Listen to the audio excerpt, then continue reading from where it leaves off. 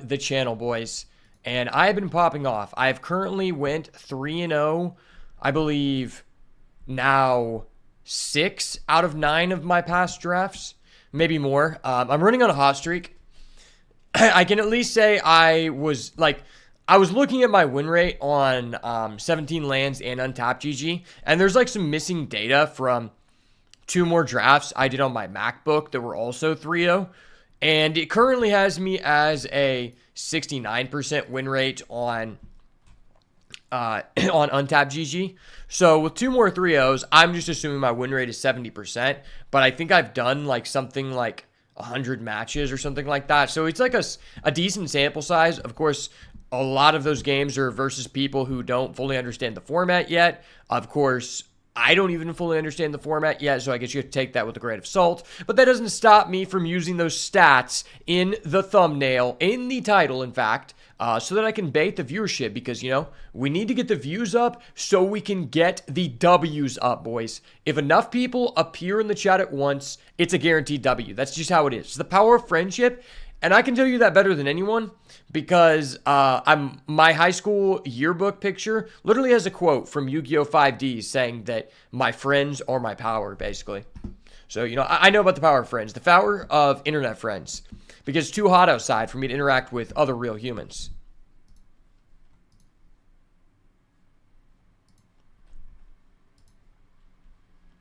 Okay, yay. YouTube didn't automatically just play back a huge reverb.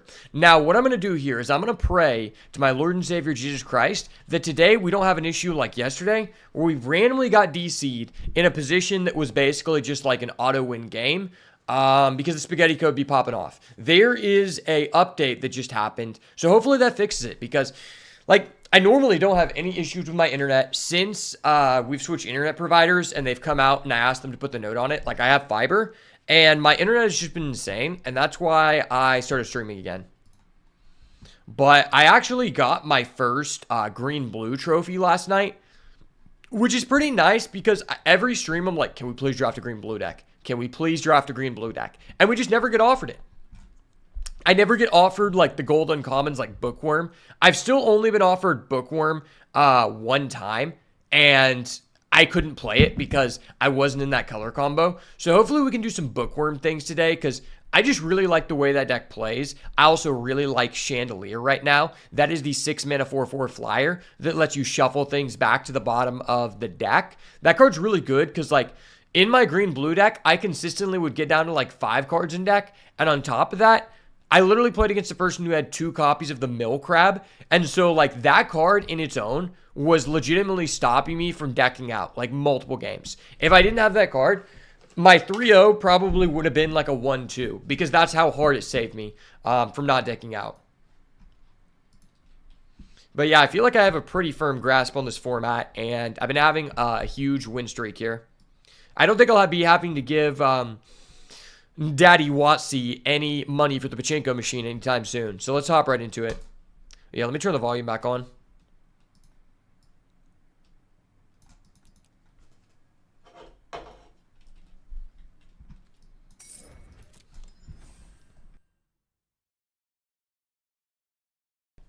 All right, let's get it, boys. First draft is underway. I'm feeling the hype. I can tell you right now. We're going to draft a red deck. I'm just feeling it. We're going to start off with the Boiler Beigles guy. The, what do you call those guys? I forget. The enchantment creature that's a bomb. The fact we got 2 of those in that one draft that video is up on the channel is ridiculous. How does that happen? I got 2 copies of the same mythic rare that's arguably a top 5 mythic in the set. Back-to-back picks. That is so unlikely.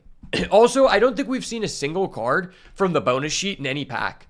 Although I do think the realistically best ones are Damnation and that 1-mana deal 4 if you have Delirium. I forget what that's called, but it's used in a lot of decks.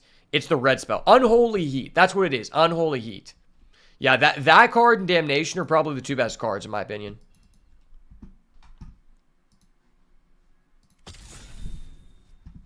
All right, let's see it, boys and girls. Let's see it. I believe. Ooh, baby. All right, welcome back to another Duskmourn draft on the channel. And we are starting off with a banger of a rare. Balustrade Worm is really, really awesome in any green deck. Just being able to buy this card back from the graveyard at 1 mana less than it already costs goes really, really hard in any deck where you have a Manifest Dread theme, because it's so easily possible for you to just cycle through your entire deck. And 5/5 Trample Haste is just great. Plus, it's good against blue decks because it can't be countered. Other than that, I would probably take this Thresher if our rare was not as good as it was. Maybe we'll get that back on the wheel, or maybe we'll end up with like a Twist Reality. I actually like this card quite a bit in green-blue, but we'll have to see. Pack one, pick one, starting off with a rare always feels nice, because if there's one thing I have to say about this set, it's that it is a Prince set. The higher rarity cards dictate your drafts and dictate your matches quite a bit of the time, and commons only become powerful when they're in the right spot with the right rares. So starting off with an insane rare definitely helps you out quite a bit.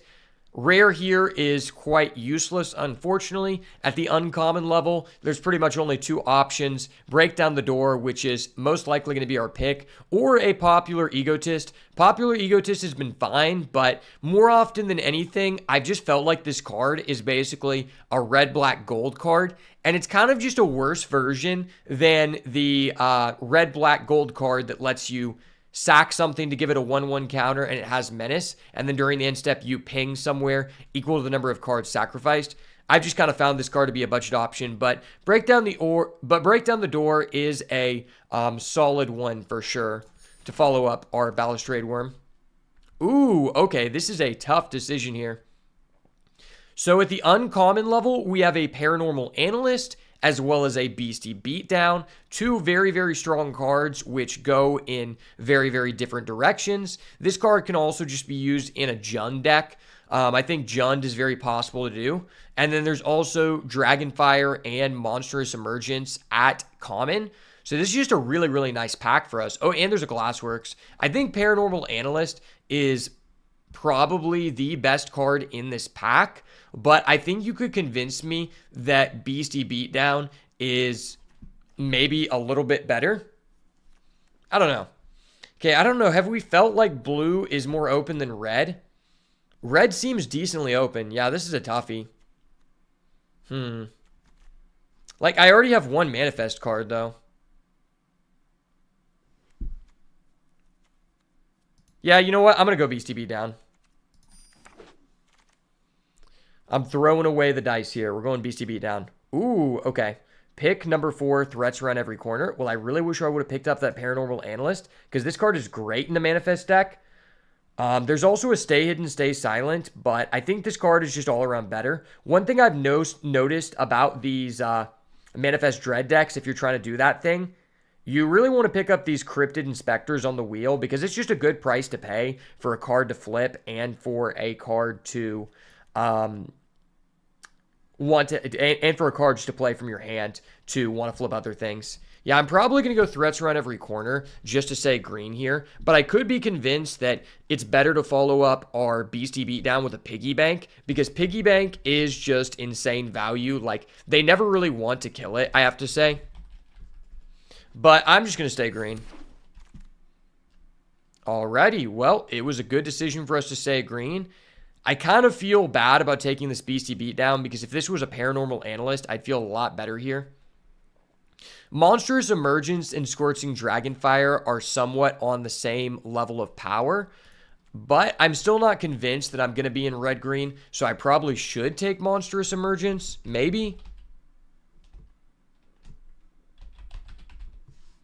Yeah, it's just like the fact this is Exile is so huge, but I still could be blue here, so I probably take Emergence.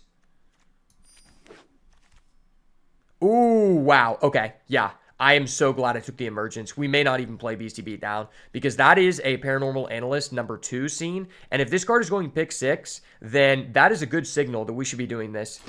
It's also very possible we could get back a Twist Reality from our first pack and just feel really, really good here. How are we feeling about this pack? I think there's nothing I'm super interested in.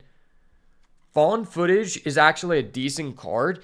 in terms of allowing you to fix your mana if you don't have any hard fixing. Other than that, I'm not very excited about anything here. Red-white land doesn't seem too interesting, and Friendly Teddy just isn't a great card either. Maybe I'll take Ragged Playmate. I don't think I'll play this card. Yeah, I don't think we're playing any of these cards. Pick number 8, last pick here before the wheel. In blue, there is a Ghostly Keybearer, but we don't have any rooms, and this deck tends to not really want to play any rooms. And in red, there is a MVS, arguably like a top 10 common in the format. Basically only worse to the premium removals such as Emergence and Scorching Dragonfire. So I'm decently happy picking that up. Could be blue, could be red. There are incentives for both. And we don't end up getting back that one card that I wanted. I forgot what that was, but there's an Anthropede, which I'm decently happy to play in these decks. More preferably in a Delirium heavy deck, not so much a Manifest heavy deck, but it's still a fine one. Not leaving a lot of stock on the table. Oh, hey, the Mind Skinner came back. That's funny. You know, I could take a Land Cycler, but I don't think you really want those in off-color. Yeah, I guess I'll just rare draft this. I mean, it's a blue card. I want to cut blue from the pack, I guess. And I haven't really seen the Snail do much. The only time I lost to a Snail was when the guy had 2, and I had already done a bunch of decking because I was playing a Manifest deck.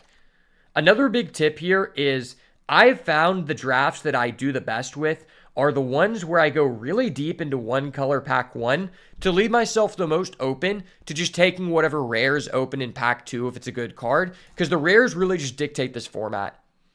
Glimmerlight isn't a great card, but it is a card that can buff up your Manifest Dread stuff, which is kind of nice. Ooh, there's a Chandelier. That's a tough pick. Chandelier versus Underwater Tunnel. I guess I'm going to go Underwater Tunnel. I mean, it's a Manifest Dread card. You do really want a Chandelier, though. Okay, I'll take the blue card. All right, so we have 2 cards for blue, 2 cards for red, and pack number 2 rewards us with a Twitching Doll. Okay, so this is a 2-mana mana dork, and then you put a counter on it when you add mana, and then you can sack it to create a 2/2 spider token with reach for every counter on this. So if you have 3 counters on it, you get 3 2/2s with reach, which is disgusting. It is also an artifact creature, which means it can be very, very relevant for setting up Delirium, and that is just a bomb of a card.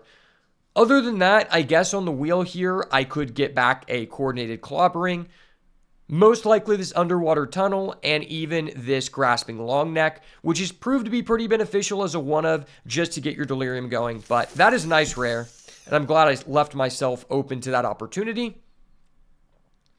Pick number 2, there is not a standout common amongst any of the 3 colors we have collected. There's not a standout uncommon amongst any of the 3 colors we have collected so far. There is a Say Its Name at common, though, and that's probably going to be my pick.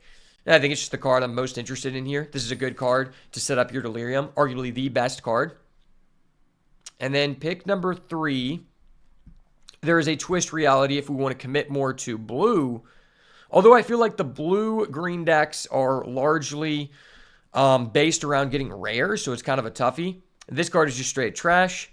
There's a Vile Mutilator.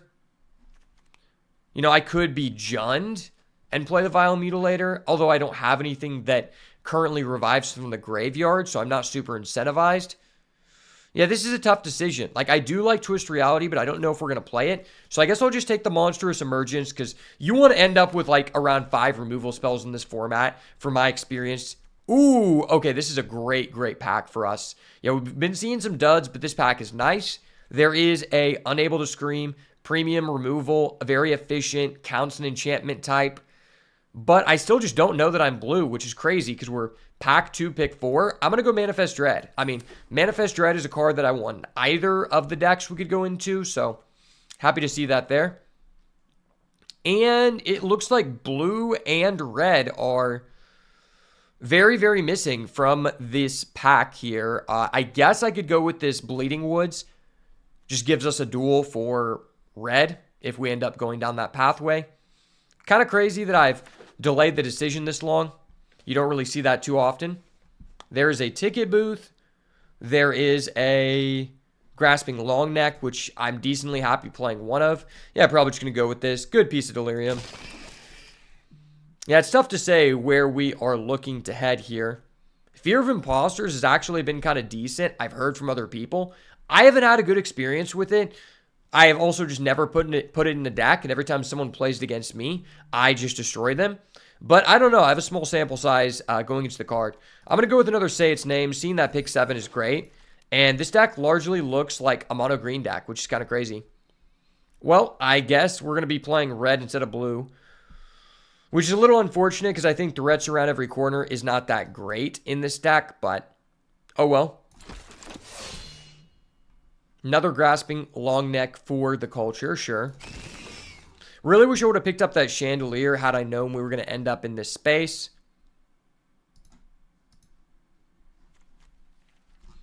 Decent position going to pack 3, but nothing super exciting thus far. I think I would like to pick up at least one copy of the 5-mana Beastie guy. Oh, wow. Patch Plaything going pick 10?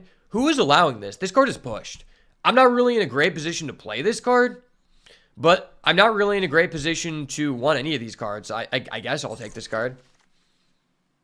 Okay, well, there's the twist reality. Now I'm just contesting myself on red and blue. Wow, okay. I'm evenly distributed in a lot of different colors here. Okay, there's a ticket booth. I'm not upset about that ticket booth. That is really good. Oh my gosh. Pack number 3 has sent us a signal from God because our rare is Valgoth's Onslaught. One of the most powerful rares in the set, arguably number 1 in my book. 9 out of 10 times you play this, if you have at least 5 mana, you're ending the game on the spot. And we happen to already be in a manifest-heavy deck. It's important to note that you can play this card in a non-green deck. I splashed it in a red-white deck with 2 sources and a basic, and it won me the game every time I saw it. It's very, very disheartening that there's also a Oblivious Bookworm in this pack, because I would totally just take that card, put in the blue cards if that was the case. But, I mean, this card is just too good, right? I think it's just the best rare in green. If we get back to Bookworm, I would literally cry. I need to count my, like, playable cards.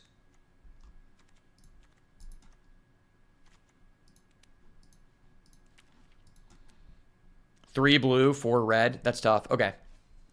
Pick number 2. Do we have any goodies in here? Well, I guess there is a Cryptid Inspector. I don't really like picking that up this early in the pack, but that might just be the play here.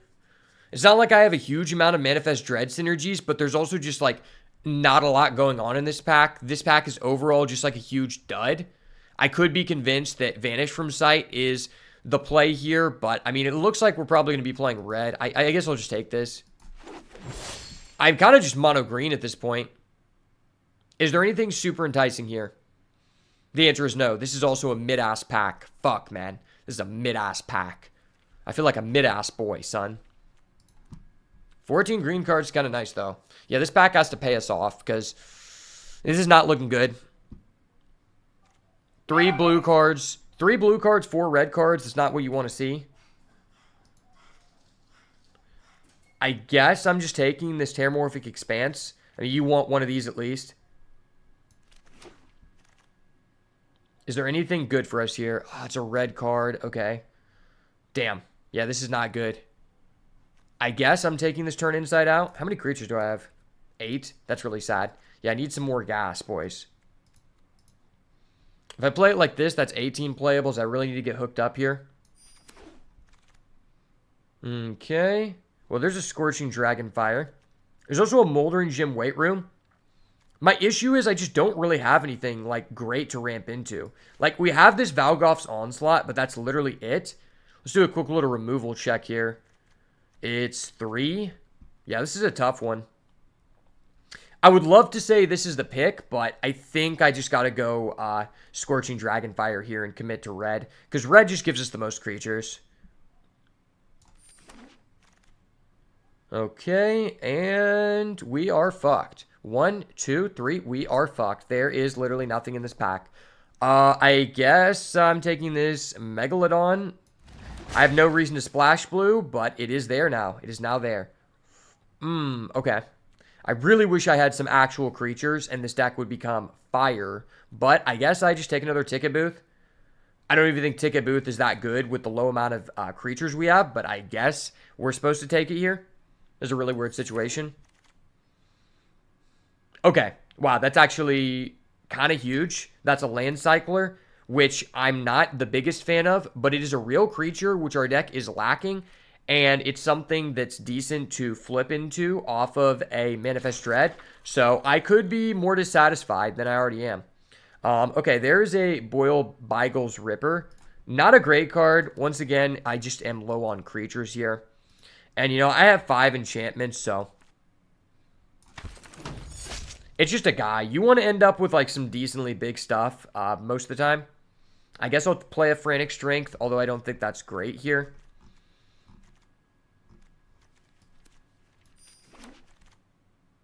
And rounding off this pack, there is a Cautious Survivor, and that's probably the last thing we'll see here. Another Frantic Strength. And I'm not playing 2 of those. And doesn't look like we're going to get any goodies last minute, but we do have some banging rares. Wow, I really wish I would have taken that 6-mana 4/4 flying artifact creature that lets us put stuff back in the bottom of the deck, because that'd be great here. And as my last card, I'll play Anthropede. Yeah, I'm going to play Anthropede. I mean, he's a decent body. He at least has, you know, decent, sizable toughness. You know, I could actually just go 16 lands because I have the land cycler. 10 total creatures, more with Manifest Dread. What is more? Oh, yeah, no, I actually have this. Yeah, I'm playing that. Fuck yeah.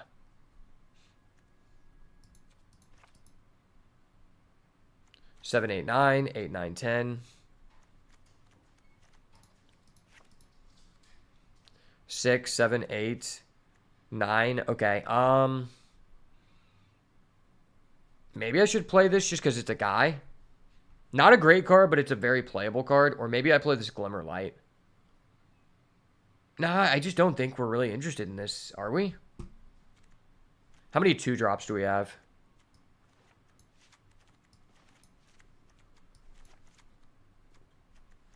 Yeah, we have almost like no 2-mana plays, which makes me think we should be playing that. Yeah, okay. Well, this deck does not look great, but there are some ways we can definitely win the game. So we're just going to have to see what we can do with this. It's the first draft of the day. I typically kind of pick up speed as the day goes on. But without further ado, let's hop into these games. May the Valgus Onslaught be with us, brother. Let's see it, boys. I believe. The Onslaught is incoming. I repeat, the Onslaught is incoming.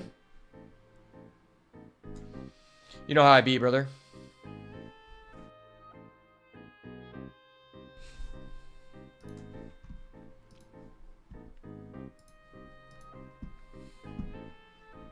Hope everyone's having a wonderful day. Mine is going just fine. I had a really good workout with my buddy who normally doesn't work out. He hit me up because I go at like 5 a.m. so I can get a lot of hours of work in. And I maxed out on chest press today. I hit 210 pounds for a total of 9 reps. And I'm only 155. So that's like really, really good for me. Let's go ahead and mold this because it's literally unplayable. This is very playable. Okay. Beep, beep, beep. This hand is actually playable. I don't automatically lose. Let's go.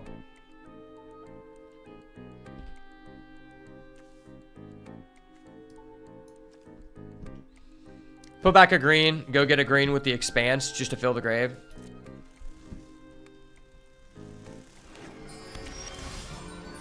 Anthropede. Okay, sir. Please just tell me you're playing a Rooms deck. I would really appreciate it. Would really appreciate that, brother. One thing I have found is that it just feels like green decks are not that great against room control. Oh, I gotta kill that. Yeah, I gotta kill that ASAP, brother.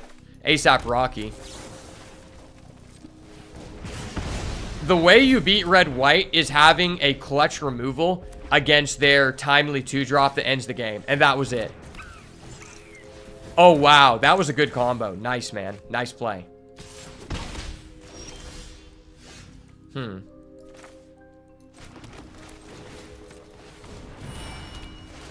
Yeah, I'm actually glad I picked up this Glimmer Light because our deck is like super light on 2s. Being light on 2s is such a weakness in this format. Oh, wow. That was really good by him.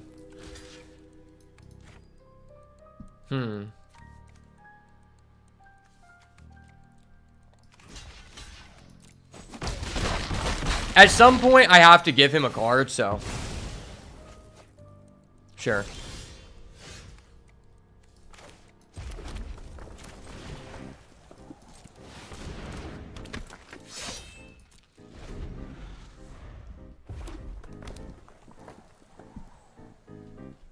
Please don't have a hasty boy.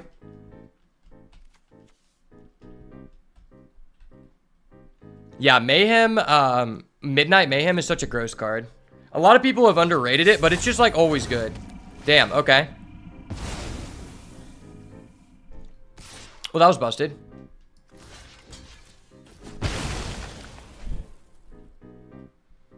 I guess having a reach creature is great. Okay, well, I'm 2 turns to play. Yeah, I probably just play this because I'm going to take damage. If this guy could destroy any enchantment, he'd be so based.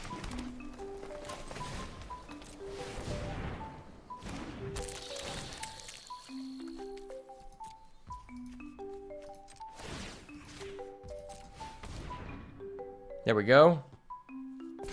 I like how much diversity there is in this set. Like, there's vehicles, which are not a huge theme, but something cool to add. There's rooms, there's delirium. Like, there's just so many cool things that actually work. Wow, that was busted. That was actually busted as shit, bro. This guy legitimately just pot of greeted.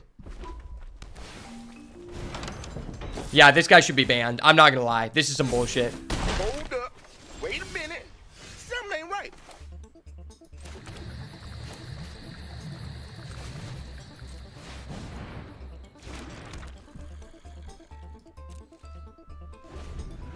Hold up. Wait a minute. This guy's doing some broken shit. Judge, we have a player in the vicinity who's doing some broken shit. Well, we need a double spell next turn or I just probably die.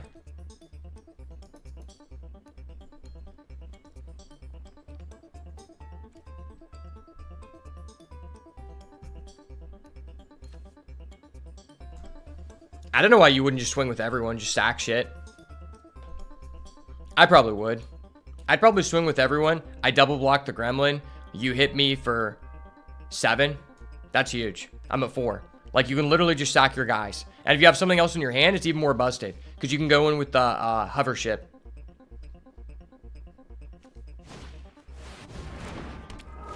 Oh my gosh. This guy's playing that in his deck? Are you kidding me? Why is that in your deck? That's like no synergy. What the hell? Alright, well, I get double spell here.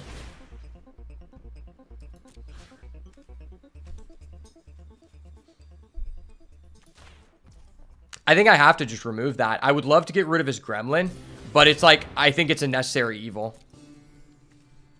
That card is just too pushed.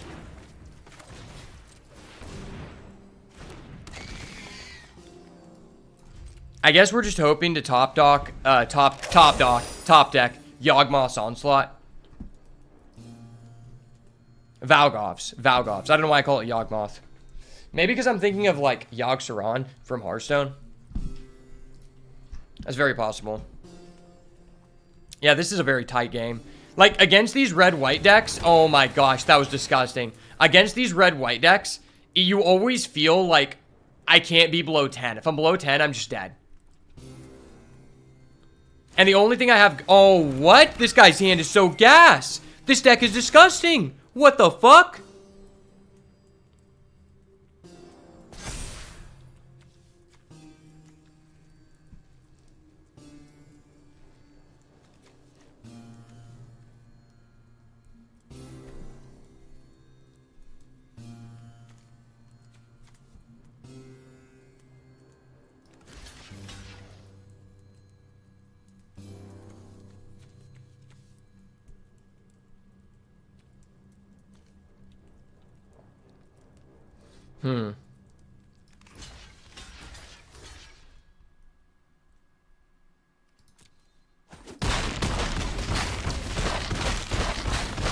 Well, I'm dead.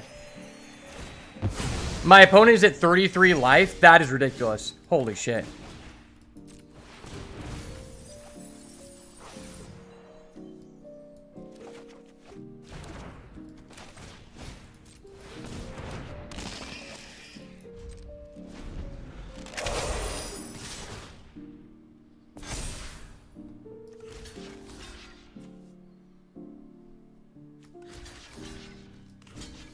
Interesting that he didn't put in his hovercraft.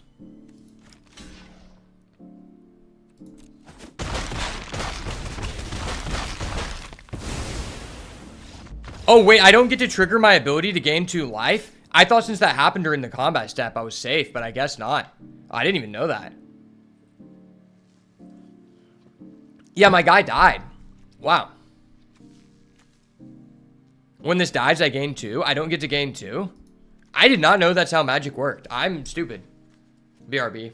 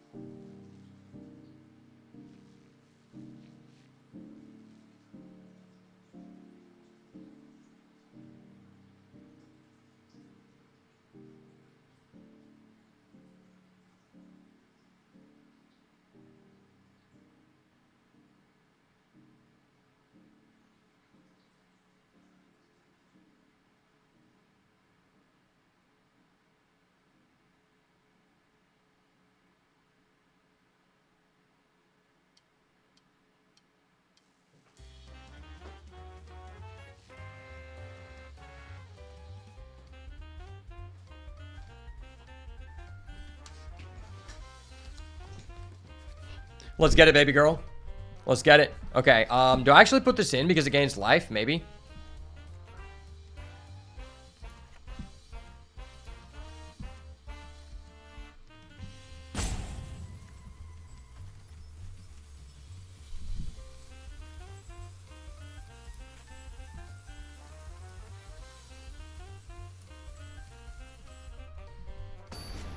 We'll see. Our deck might just be too late game oriented.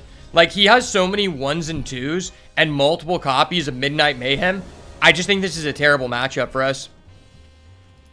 Well, this is about as good as our hand can get. I mean, we have a Manifest Dread on 2 into a Grasping Longneck to gain life. And he's got the Clockwork. I knew it. What's crazy is he still killed us so easily. And I actually had a... I had the dude that, or I had the Scorching Dragonfire for his Arabella, and it didn't matter. That was crazy.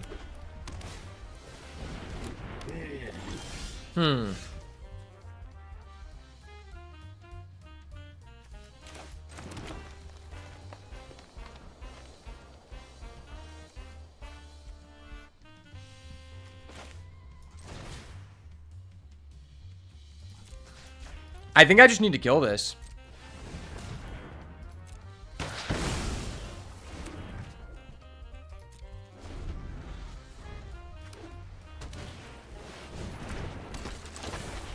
Toby, hold up. Sir, why do you have this card? This card is kind of busted in this one situation, but ass in all other situations. Are you kidding me? Like, what the fuck?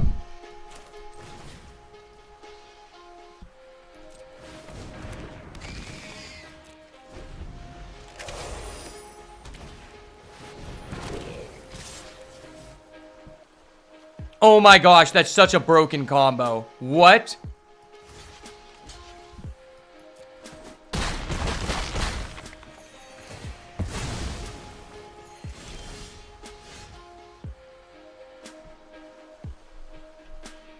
That is so disgusting. Wow.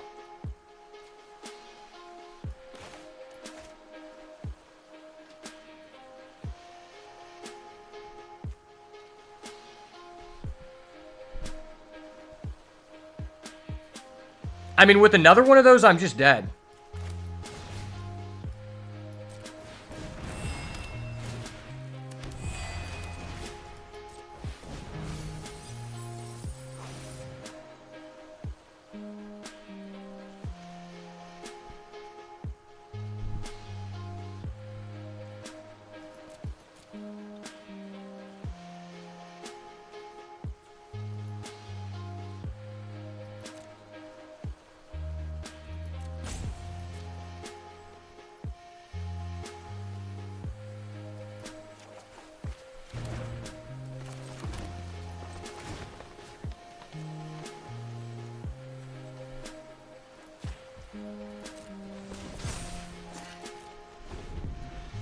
That's crazy.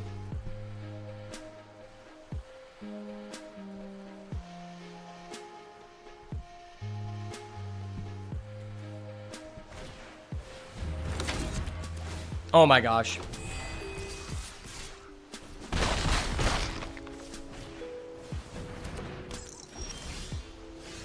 Well, damn, I need to kill both of those things, but I can't. That's so sad. And he's hitting me for 7? That's so disgusting, dude.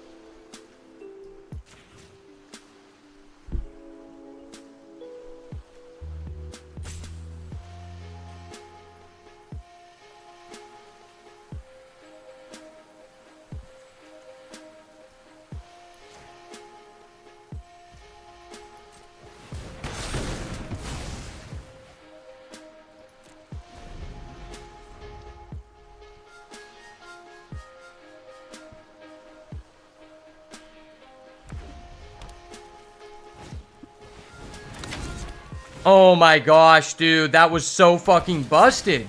Dude, this guy has a literal constructed deck. Wow. Yeah, this I've trophied with red white 4 times. But this is the most disgusting deck I have ever seen. Actually, just in the entire format. Wow.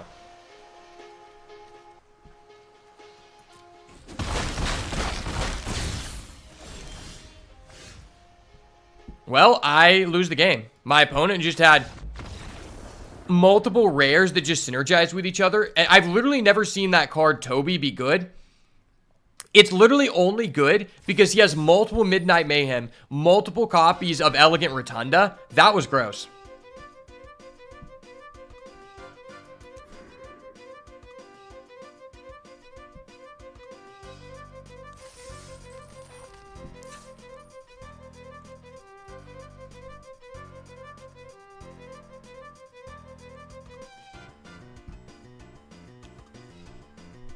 Maybe I shouldn't be playing Anthropede. I don't know. This is a tough decision.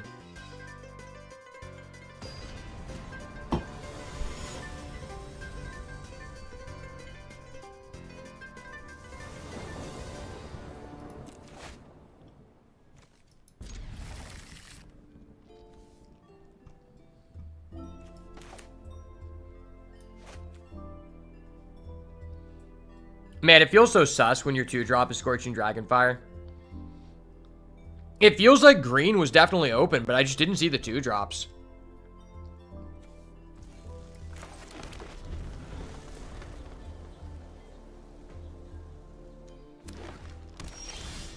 Okay, we actually drew our bomb. Imagine if we had drawn it versus that guy. It still wouldn't have mattered because of how busted his deck was.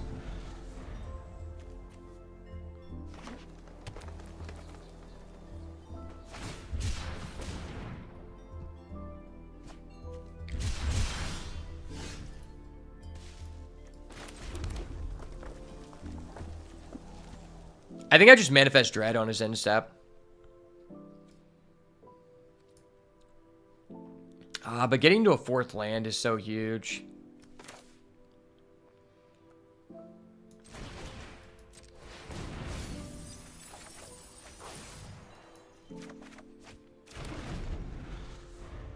I guess I'm pretty happy I did that.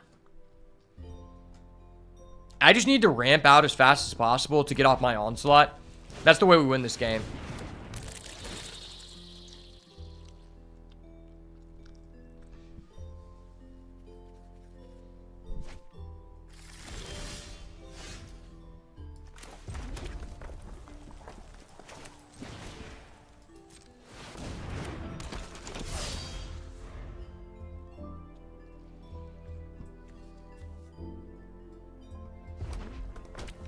Dude, I still haven't gotten a 3 say its name draft with, what's his face?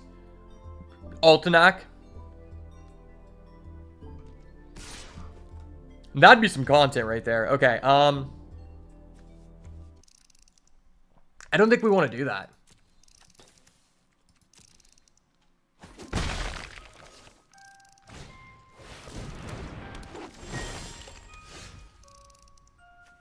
Man, not getting a 2-drop there sucks.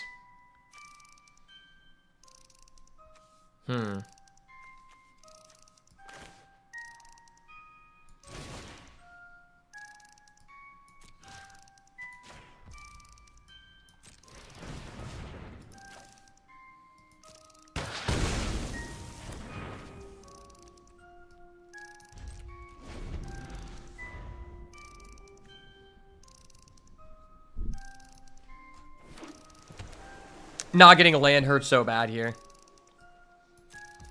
At least I'll have 3 of 4.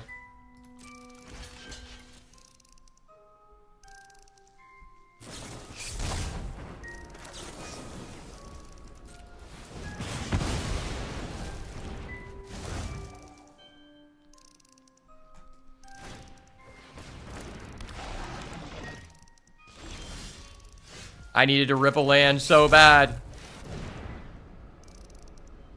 Please do not counter. Oh my gosh, she didn't counter. Thank you, Lord Jesus.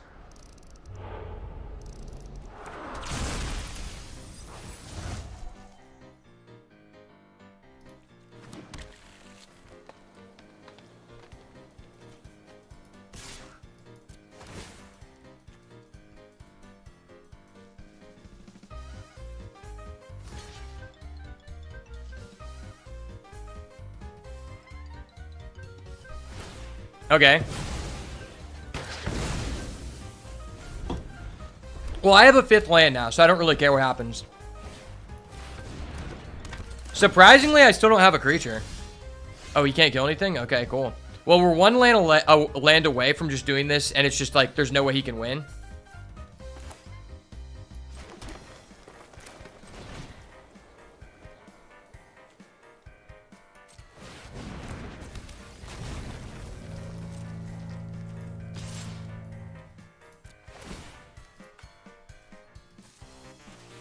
Six to the dome, baby.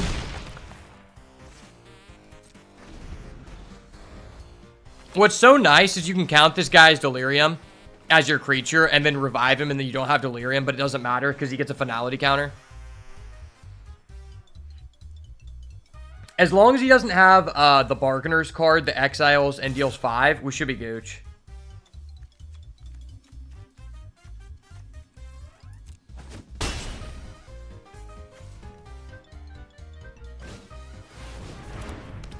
Okay. Hopefully he does not have those back-to-back. That'd be so bad. Oh, that is an enchantment. Oh, in this exiles, that's huge.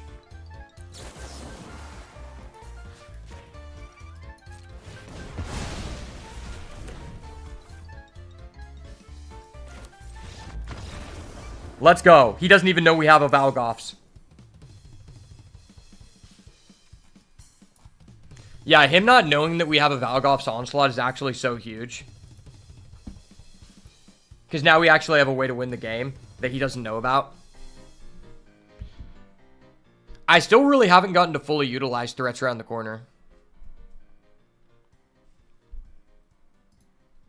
Hold up, I gotta listen to something real quick.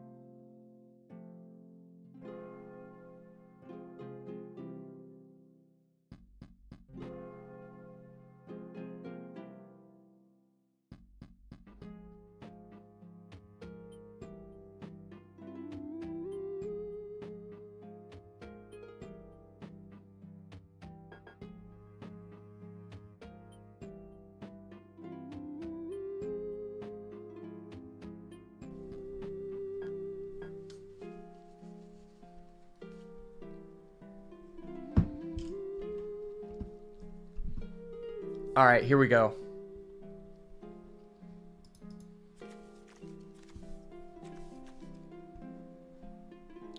Two green. I mean, if we get a third land, it's pretty good. I mean, just because we have this, I'm willing to keep.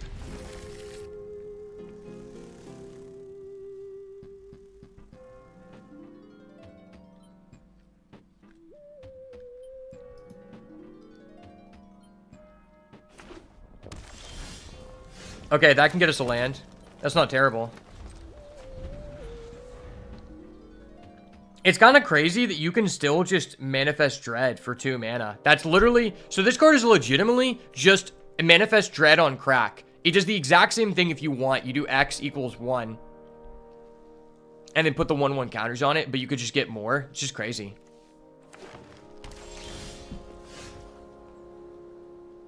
Okay, we actually get a land. Huge.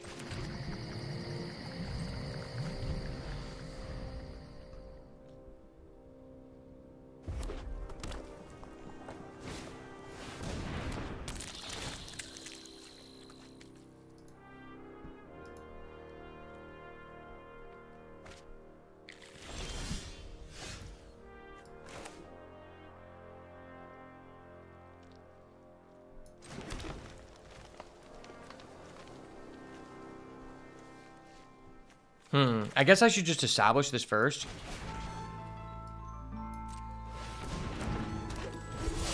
Yeah, because if we draw a land next turn, we go threats around every corner.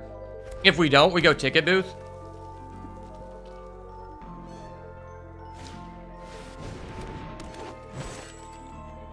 Okay. Man, getting a land here would be so huge. I could just play this, but that sounds really bad.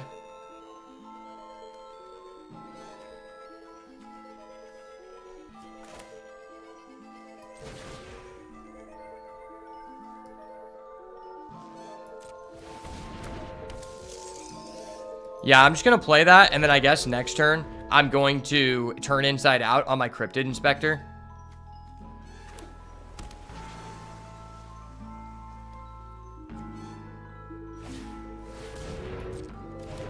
That's disgusting.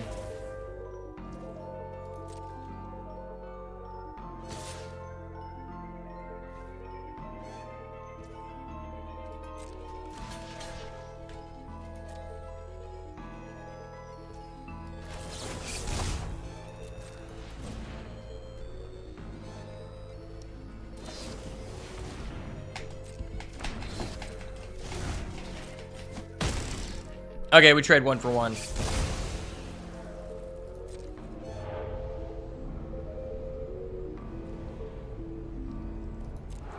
Damn, I really needed a land.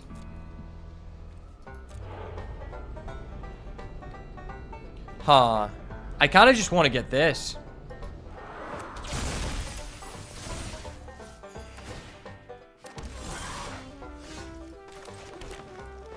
So I just need to get to 7 lands as fast as possible. There's no way I can answer that. And that's just disgusting.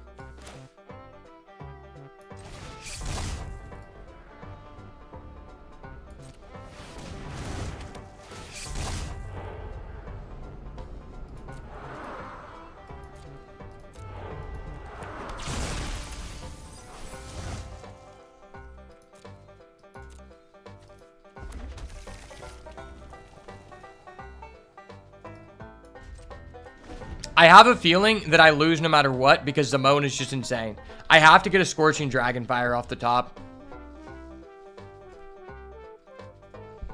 Even then, him having the token is just gross. I feel like Twitching Doll should have Death Touch, but I understand that would be too unfair. Okay, so instant creature, land.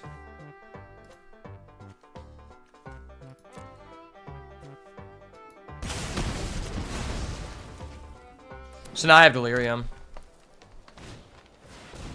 That's gross.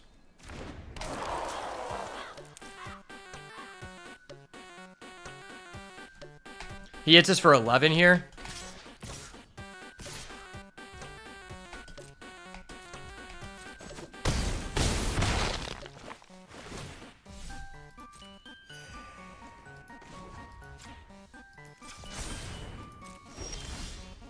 That's not a land, but I guess I can kill his Simone.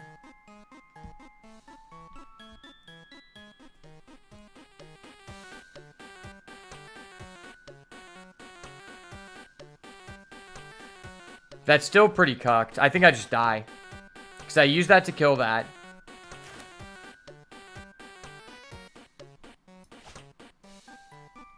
Chump, chump. Okay, maybe I'm not dead.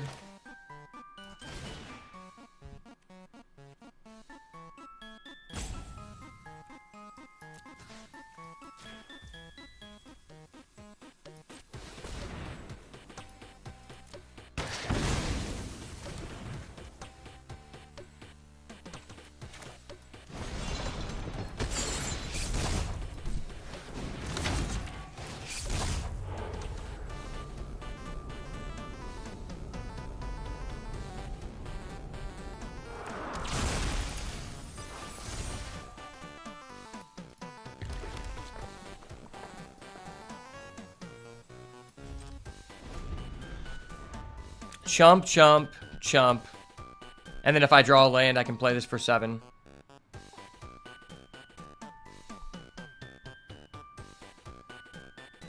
I'm not dead here, but it's still pretty fucked.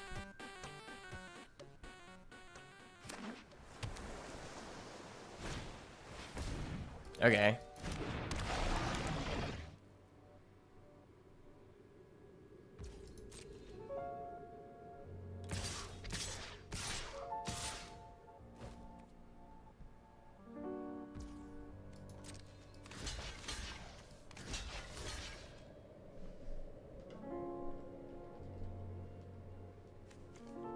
Six, okay.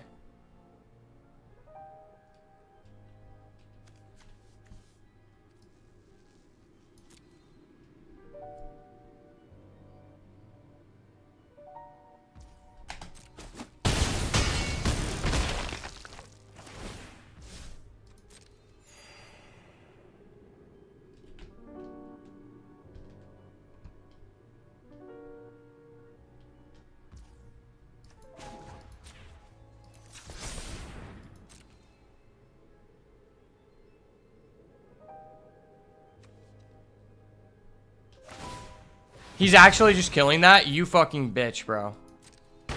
I need a land here off the top. The hard rip, please. My Lord and Savior, Jesus Christ, please. No, if it was a land, I actually just come back because I get 3/5/5s to take the 2. Wow. Wow, that's actually so sad.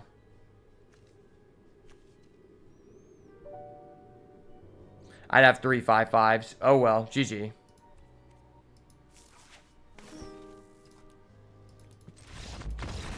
Yeah, we just get 3/5/5s there, and then we take the 2, and then I can actually come back there and stabilize, but we just got an unfortunate draw. The one time we could actually do that, that's so sus, man. That hella sucks.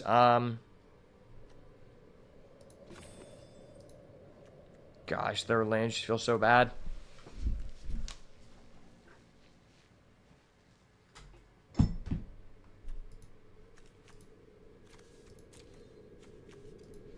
One second.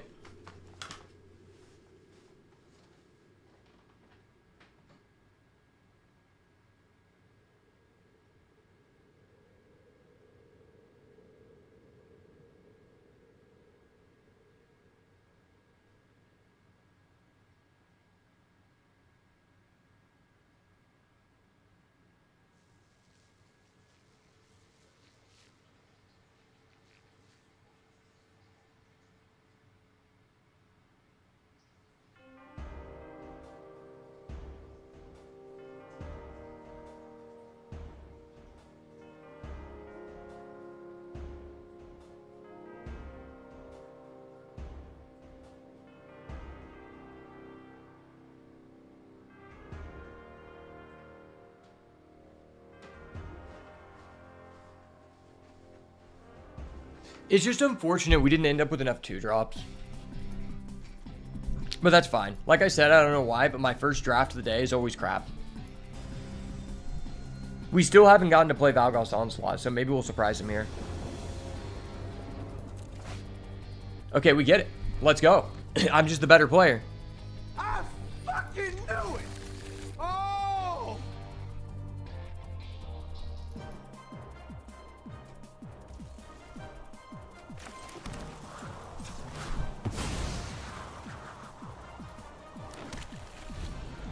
Starting off with Delirium 1.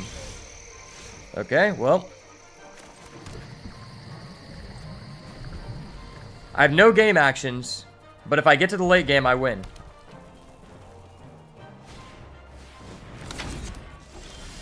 Turn 2, Gallery. That is sucky.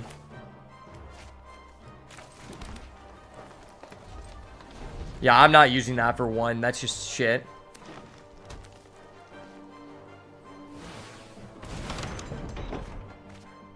Okay.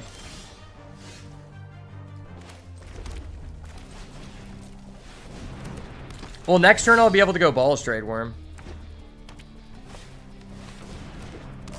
Thresher, sure.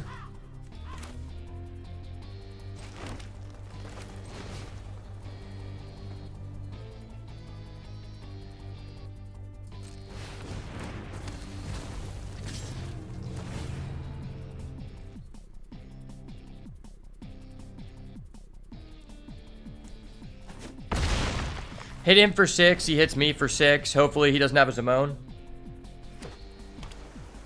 No removal. No removal. You're not that guy. Of course. Who do I want to take the 5 damage? I think actually MVS.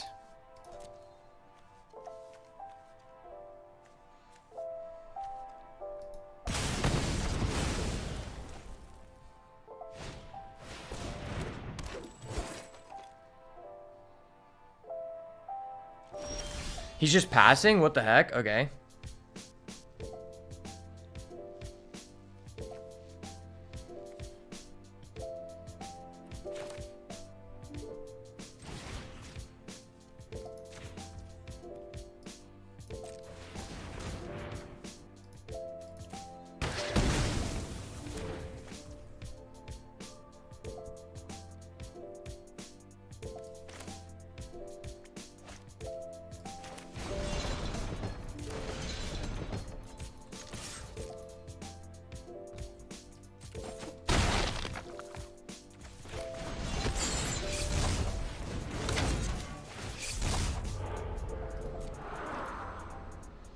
Land creature sorcery? Okay.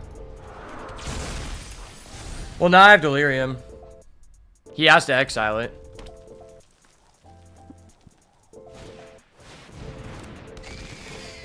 Okay.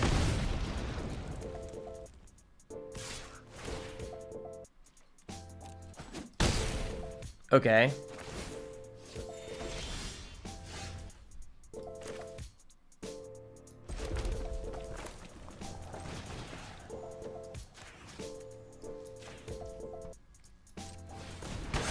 GG's, brother. GG's.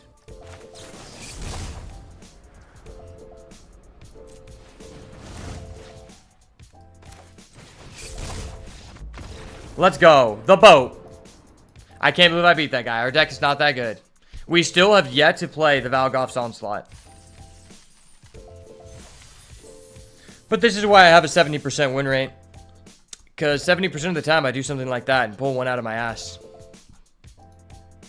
I think I've only done less than 2 wins 2 times, which is pretty crazy. I've yet to go 0-3, which is like cool, I guess. It's kind of difficult to go 0-3. You have to go against like really premium people when you have this much knowledge. I guess I can ticket booth. Our deck just has no 2-drops, and it's just so bad in that regard.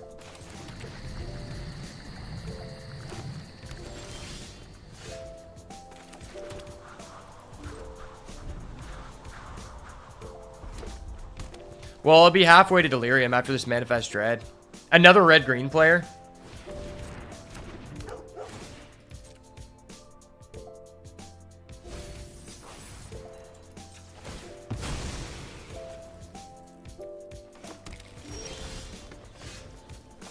It's crazy how many lands we're drawing when we only have 16.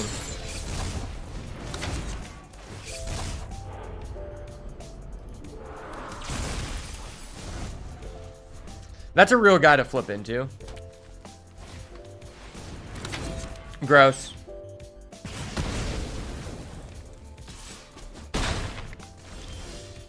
Okay. The Prophecy. Oh, no. I wanted this bad so bad. Creature, land.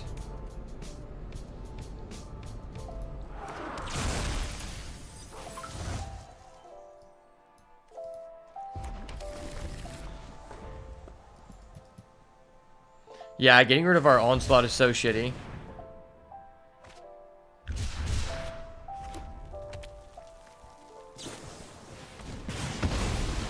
Okay.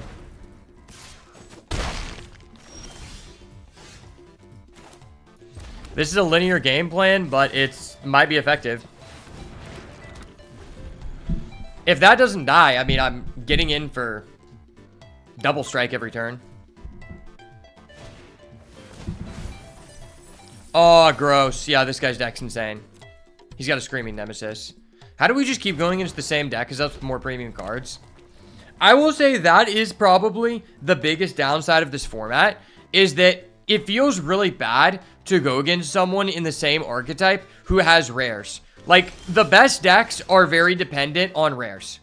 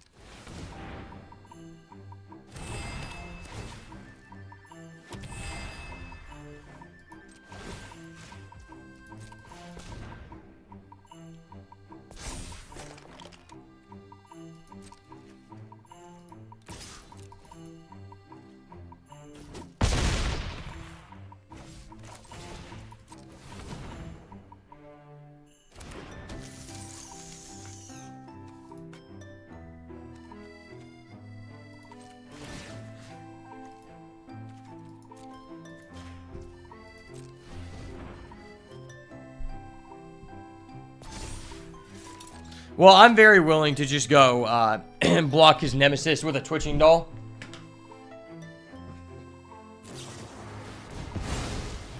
Nice. You cuckold. You fucking cuckold, you.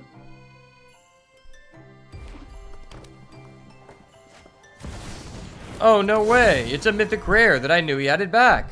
Who would have known? Not me. Oh, no way. It's another premium card. We love to see premium cards this time of year, eh?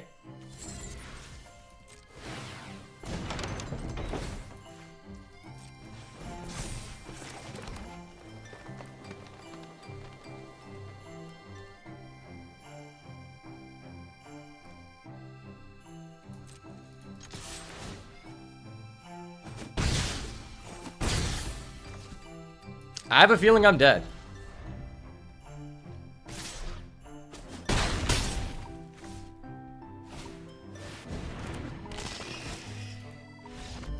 Rip, it's okay. Unfortunate.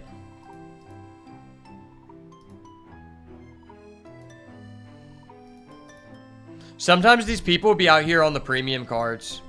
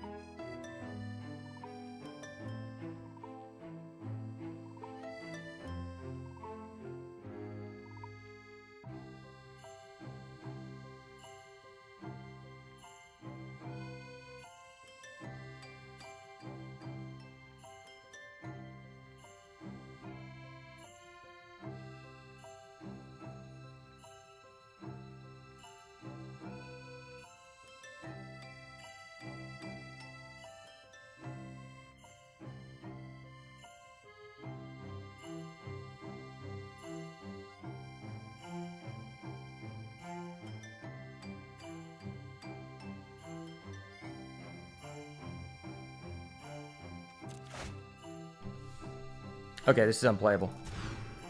Okay, this is very playable because I have the Valgauss Onslaught, the only good card in our deck. I will keep. Only good card in our deck. It's a keep. It's a keep.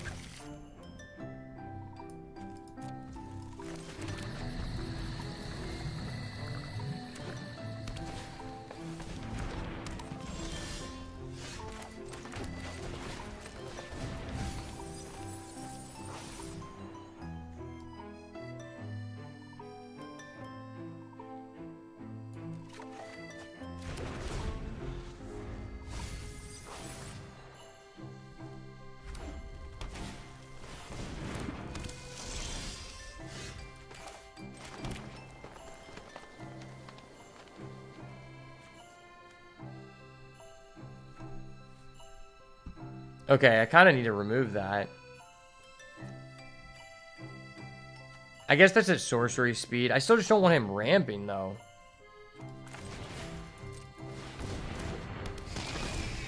How do we just go against 2 people in a row who are also on red-green, except they just have a more premium version? Like, this guy card for card is just a more premium version of what we're doing. I want to play a Rooms deck. We haven't gotten to do Room Tings in quite some time. And Rooms just seem really strong in this format. I know, because I've trophied with them several times. Yeah, Twitching Doll is pretty damn good. If he kills my guy, I get Delirium.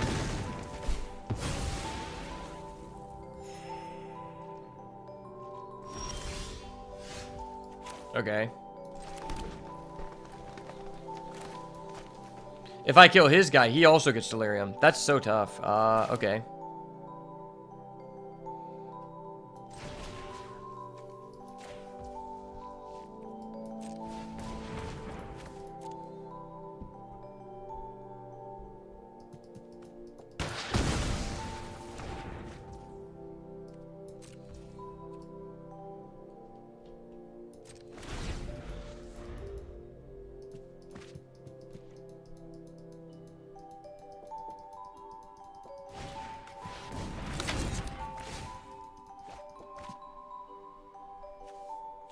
Okay, that's just disgusting. What the hell? That's so disgusting. So I just play this and I get chainsawed. Or I just play this and I just don't do anything. Okay.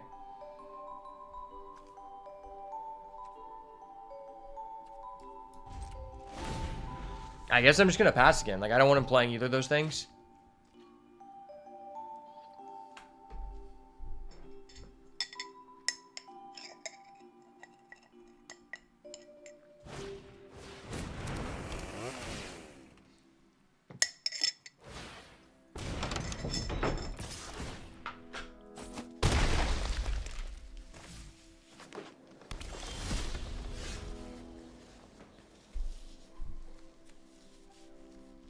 Wait, did he just pop his own creature? I think he did. What the hell? That was weird.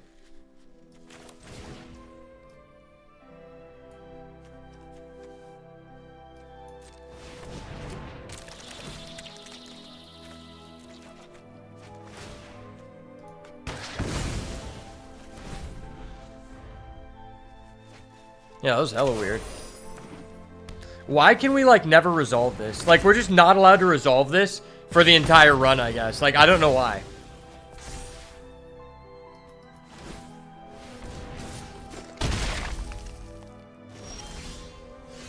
Bro, can I actually just have a land? Like, I literally can't play the game.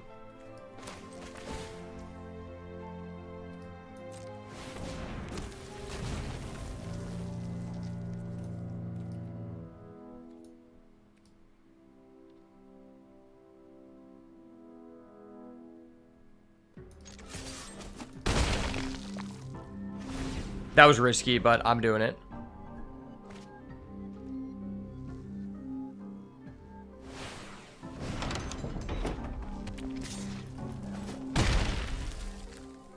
Can I have a land, please?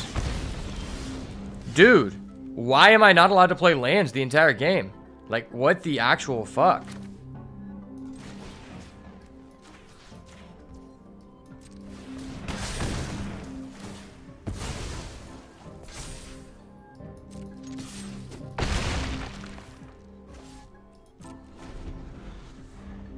This is frustrating. Of course. That is so stupid. That was such a busted top deck, bro. Oh my gosh. That was gross. That's okay, though. We got the first one out of the way.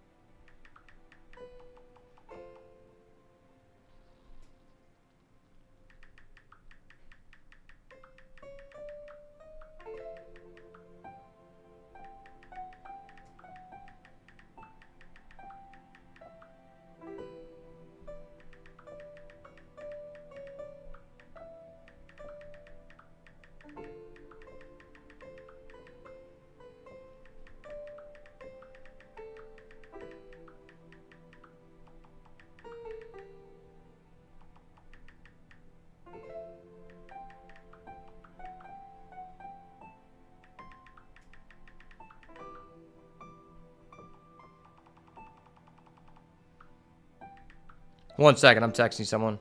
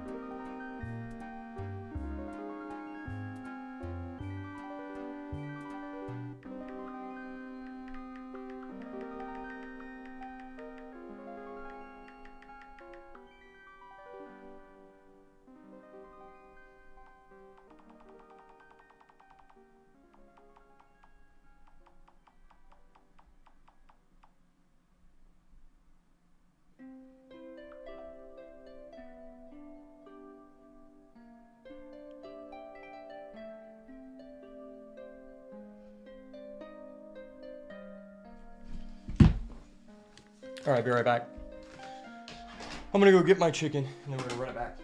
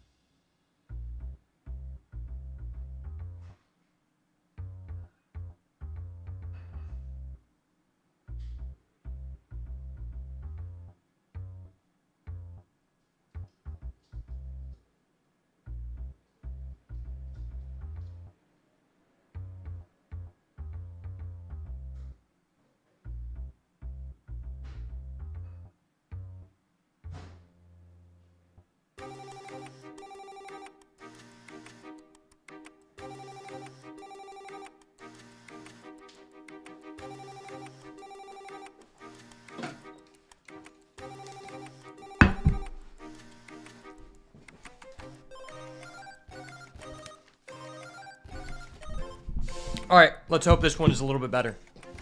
Just got my chicken. My testosterone levels are about to be raised, and we're about to pop off.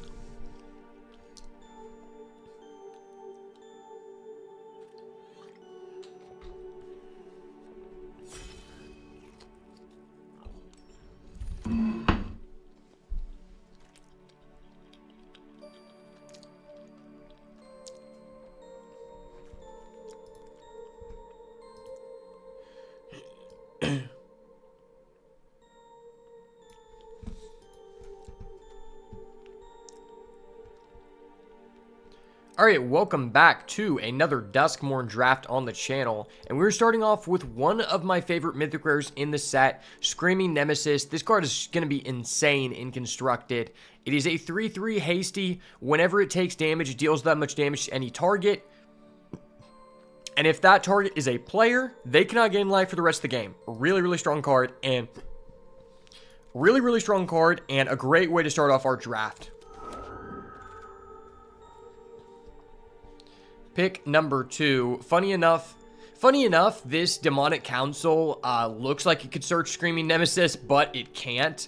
I have actually had success with this. We have a video up on the channel, the Reanimator video, in fact, where we utilize this card. So if you want to see us push this card to its maximum ceiling, make sure to go check that one out. But there's not a lot going on in this pack.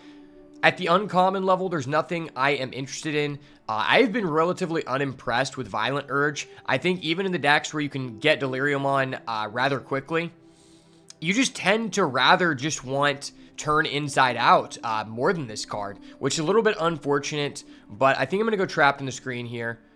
It is one of the highest win rate commons in the set, if not the highest win rate. There's also a Manifest Dread, but I think I like White-Red more than I do like Green-Red.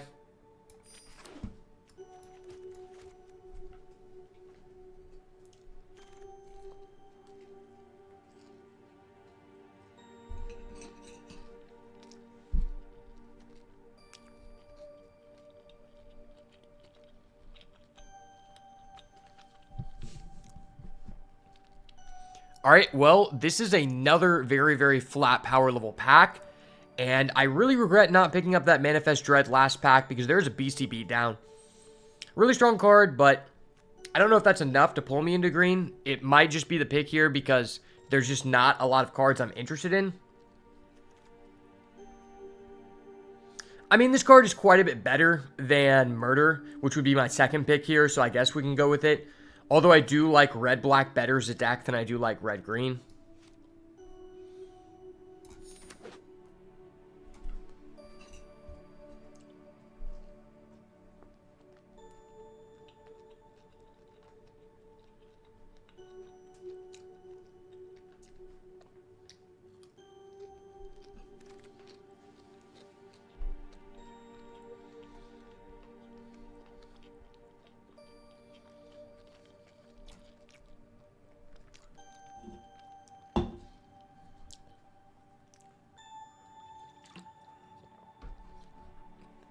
Okay, wow. There is an Arabella Abandoned Doll, and this card is so powerful that I'm willing to just throw away our aspirations of playing red-green. Because seeing this pick 4 is a good sign that this might be a decent way to start off in pack 1. I mean, this card's just insane. Yeah, okay, so it's very likely I'm going to end up red-white here. Slightly that we're going to end up red-green.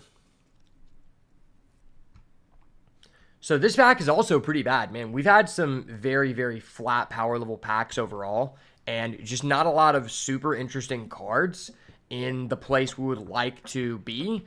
I guess I'm going to go Acrobatic Cheerleader. It's not even that great of a card in the red-white deck, but it's a 2-drop, and it's probably the card in this pack that will most likely actually make our deck. I'd rather try to play red-white as long as I can, just because Arabella is stronger than Beastie Beatdown by quite a bit. All right, well, there's an MVS. That's just going to be a good card no matter what deck we go into. So pretty happy to see that there. And it looks like green might be drying up, so might have made a good decision here, but I guess we're about to find out.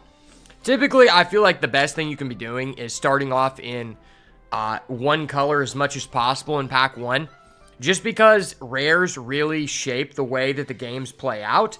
And so having the opportunity to just take whatever bomb is open for you in pack 2 is such a huge advantage. But it seems like we're going down the right path. Red-white seems somewhat open. We got a ticket booth and we got a patch plaything. I don't think ticket booth is that great outside of red-green. So I'm going to go patch plaything. This card is pretty decent in this deck. Especially if you're able to remove the -1/-1 counters. All right, I guess there is another Acrobatic Cheerleader. Not the preferred 2-drop, but it's a 2-drop nonetheless. And I feel like I'm pretty solidified inside red-white at this point.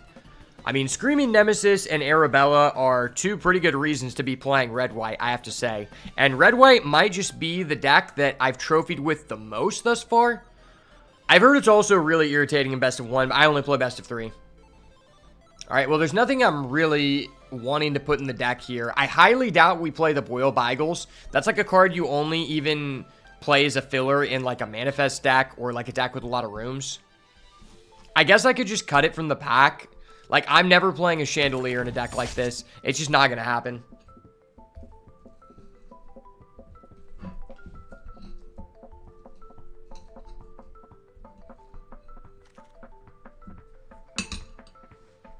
And there doesn't seem to be anything left for us here. I could go for Attack in the Box. I mean, if you can sacrifice this, it's okay. But it's just a very bad card, let's be real. I don't think you want to do that at all. And it's kind of like too late for us to go red-black. I think even in red-black, Cracked Skull isn't even a good card. Yeah, we're not getting anything here, but at least red seems somewhat open.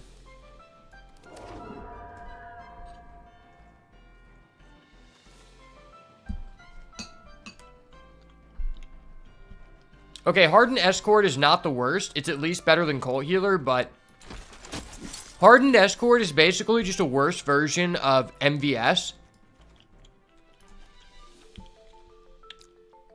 You get the same stats, but this card has to be the one to attack, which is really bad because this card is not a good attacker.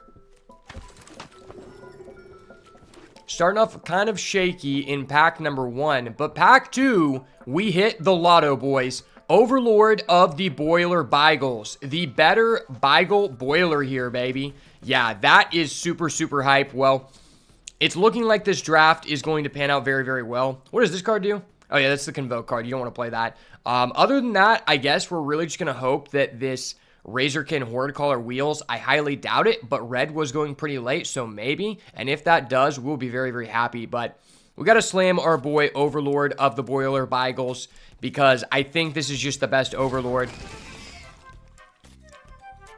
And this pack is very, very flat. Yeah, there's literally just like no cards I actually want to put into our deck here. Maybe I take Glimmerlight. Like, Glimmerlight can make attacks for our low-costed guys. And I generally think that you don't want to play Seized from Slumber in decks like this. Specifically because Seized from Slumber is a card that you're going to want in controlling decks. But in this deck, you're either the attacker or you're losing the game, which makes it pretty bad. But I think Glimmerlight is fine.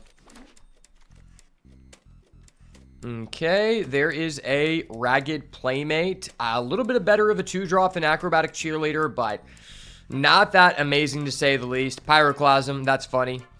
Yeah, that's not going to be a good card for anyone this draft. Okay. Well, there is a Sawblade Skin Ripper.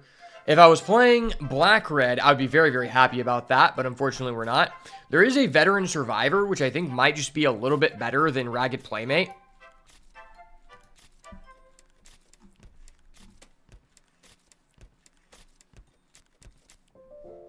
They're both kind of on the same power level, but there is just something to be said about having a couple 1-drops in a deck like this, because it just makes your hands where you get to go first and curve out 1, 2, 3 quite a bit better. And I do think if this guy goes unanswered, he inevitably just ends up winning you the game, especially if you're versus a Delirium deck.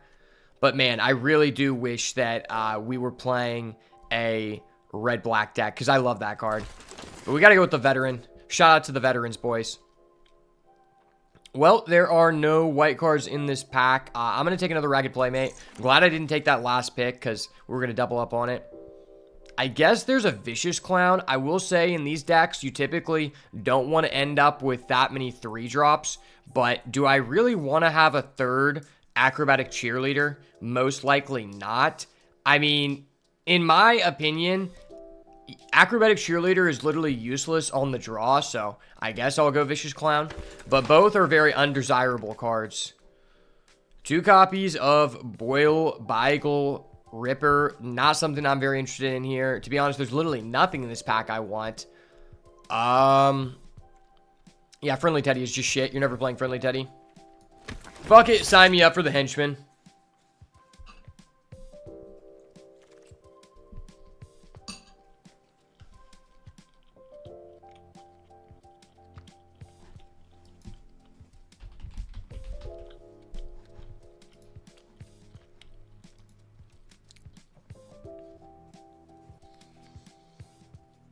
I really don't like this card that much. Yeah, I think I'm just going to go with the Acrobatic Cheerleader. Yeah, we're not getting a lot of strong cards, but maybe back 3 will hook us up for being in the right place, the right time. You know, we have 2 very, very good Mythic Rares.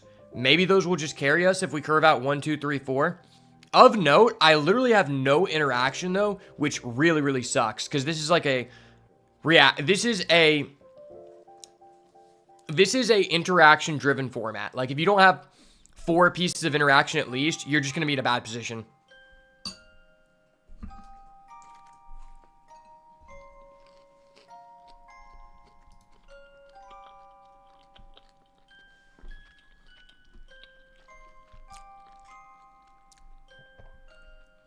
Nothing to see here, unfortunately. Nothing to see here, unfortunately. Hopefully, pack 3 hooks us up. Because this is not looking great, boys.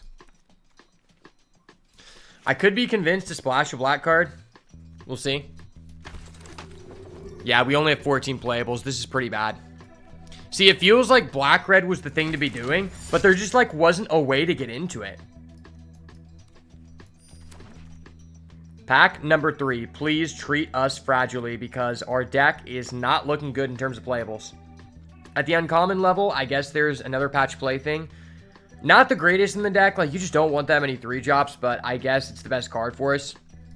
The thing about these red-white decks is, although you may not have the most exciting deck, the floor is very high for what you can end up with. Because, like, just carving out 1, 2, 3, 4 sometimes just kills your opponent.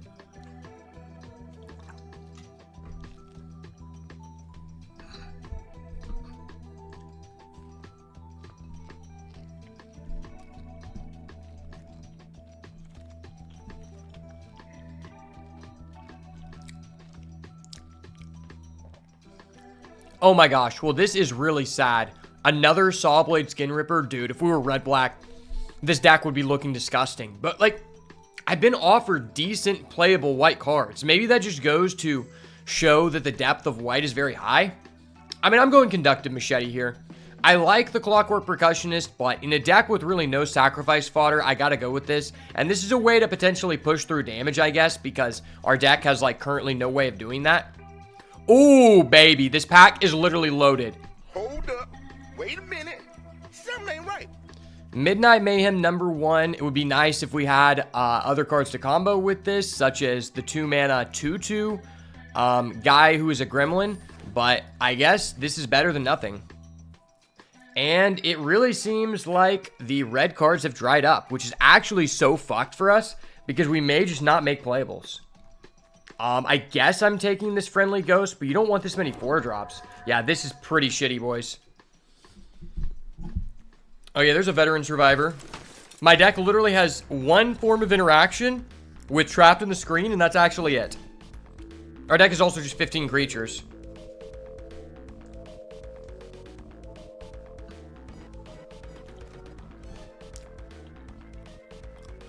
Oh wait, maybe red-white is actually open? Arabella #2, that just made our deck so much better. Holy crap.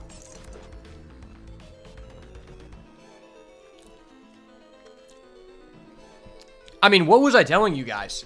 If you end up in the open lane, pack 3 can just reward you so much. Like, that's actually crazy. If that went pick 6, that means there is no other red-white drafter at the table.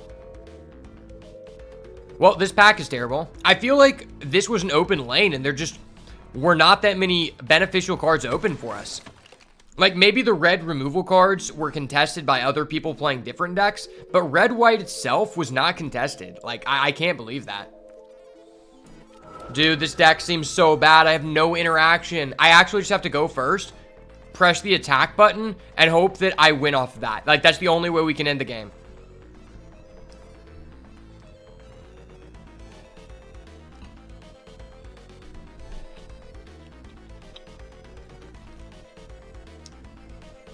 Alright, well, we did not get anything on the wheel that I'd be interested in here. And I have 19 creatures. This deck is not looking good. I mean, some hands, maybe we just aggro them out, but it's not looking great, boys. I'm playing 4 Acrobatic Cheerleader with no way to push it through. You hate to see it. Wow, and this actually ends up tabling? How? How the fuck is that tabling, dude? Okay, I mean, I'm not playing any of these cards. Let's be real. Okay, well, that's a card. Not a great card, but it substitutes as interaction, so I can cut Coal Healer.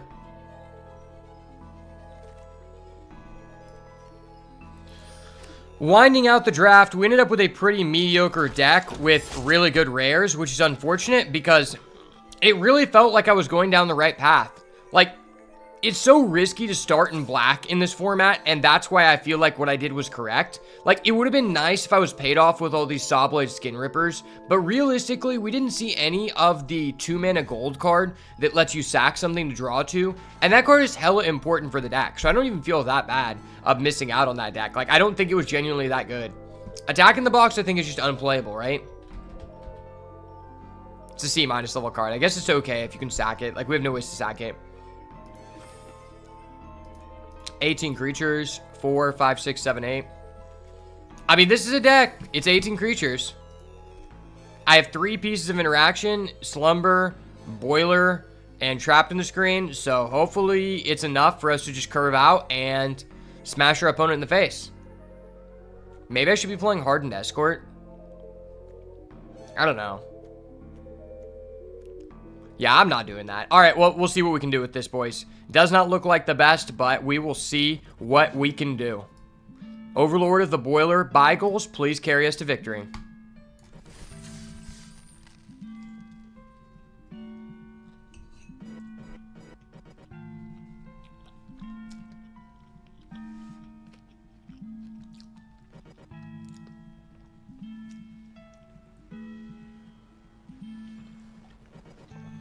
Let me go put my plate up real quick.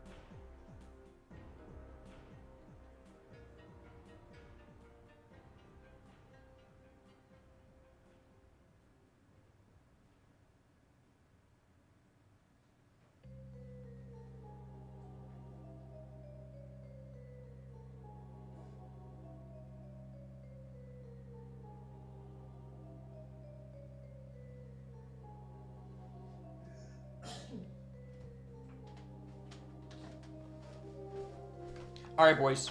My protein intake is now sufficient. The testosterone levels are high, and we're entering hyperdrive. Let's fucking go, boys. The boat is here. It's GG, brother. They can't beat us now. That 70% win rate is about to become 71. Watch out. I'm coming for you. Hold up. Wait a minute. Something ain't right.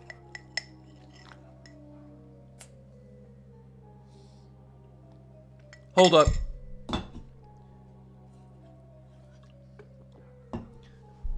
Wait a minute. Someone call the judge. How am I going second? Like, I'm supposed to go first. I'm playing aggro, bro. Come on, man. Is this hand playable on the draw? Acrobatic cheerleader's never getting through. Okay. Well, this is a 2-3-4 hand. That's nice.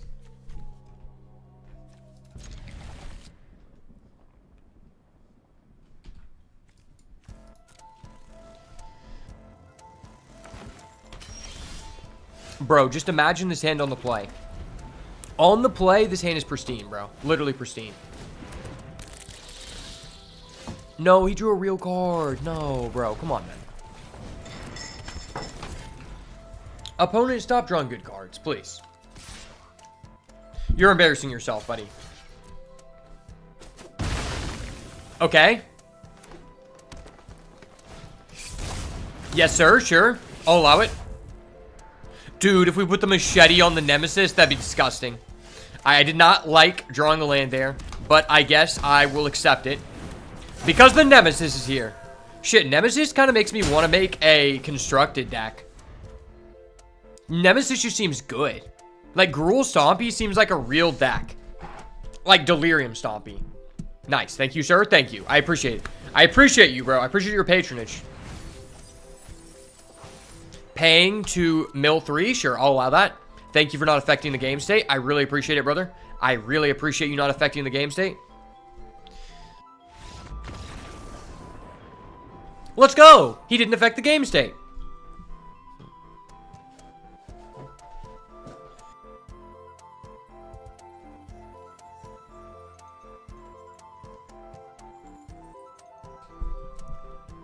Alright, well, this is nice. We're up a game, which we needed really bad because this deck's just terrible. Wait. Should I be playing 16 lands? Nah, because, like, I'm trying to get to Boiler. And, like, I need to curve out. It's so weird, like, playing 16 lands nowadays, you basically just have to have, like, your entire deck 2s and 1s.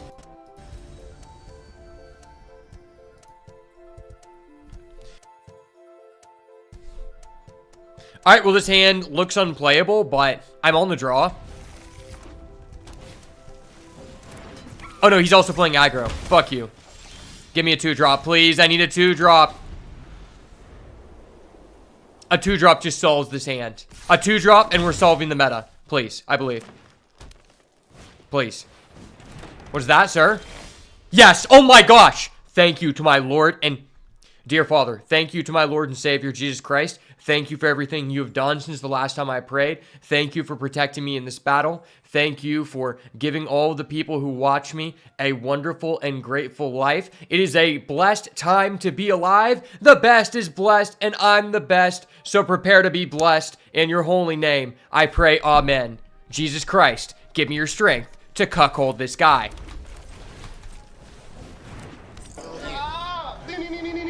Believe in Arabella. The hype is real. Don't worry, guys. I have a fear of dolls, so I'm facing my fear. Wait, hold up. I might have a new fear of Wildfire Workerfolk, because that card seems unfair. I've had this card one time, and I looked at someone's deck on Untapped GG. A dude literally had 4. Yeah, this card is going to be good in Standard. I'm telling you right now.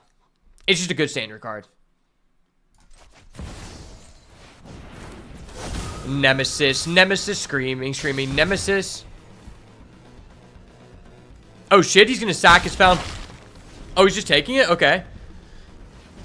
Wait, legitimately, why would you not crash with Percussionist? Because if he did that on my Arabella, he would already have an artifact creature in grave. What the hell was that?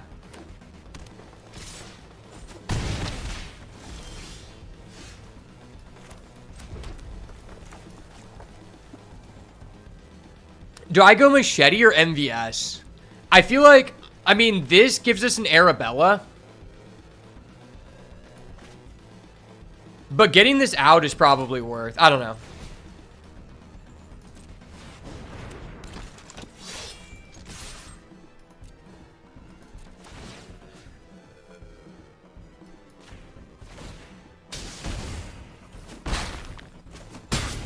I mean, that was real.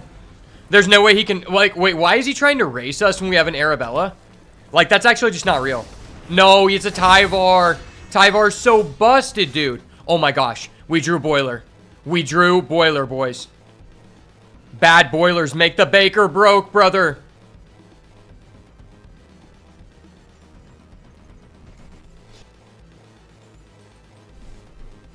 Thinking, bud. I'm thinking.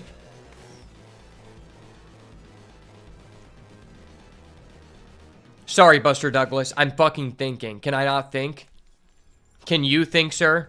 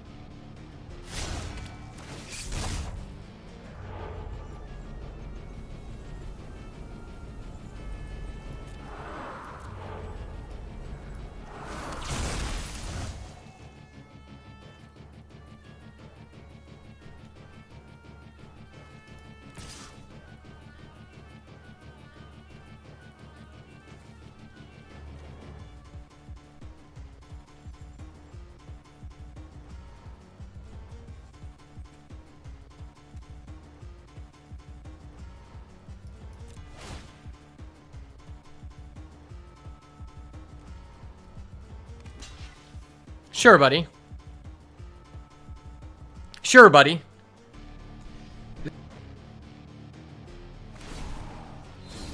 Sure, buddy.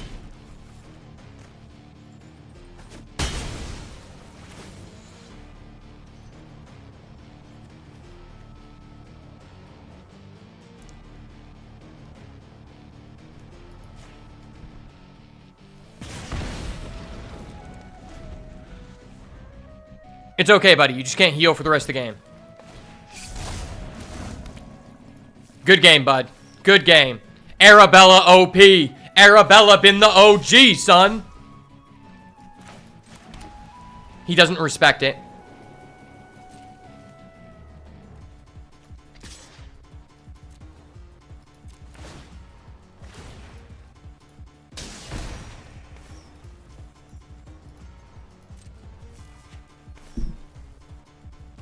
The Arabella disrespect is real, boys.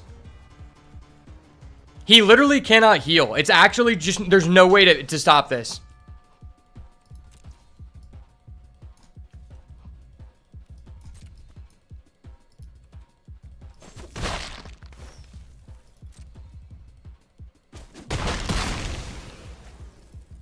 Oops. Boop. Beep, boo, boo, bop, beep, boo, boo, boo. Thank you, sir. Thank you. Beep. Let's go. The Overlord reigns supreme, baby.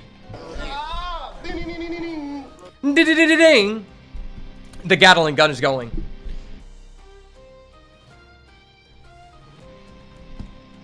Well, we sure took that guy to the boiler room. Bro, I literally told you guys, the floor on this deck is just so high. It's actually so high.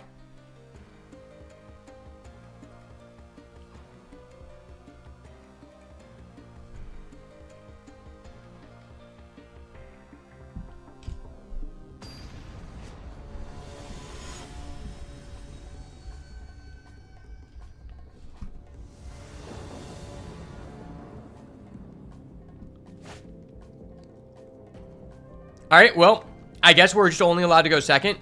That's fine. If we're only allowed to go second, I'll let Arabella do the talking. Okay. I'm beasting and feasting. The top deck goes hard. Arabella very hard. Top deck go hard.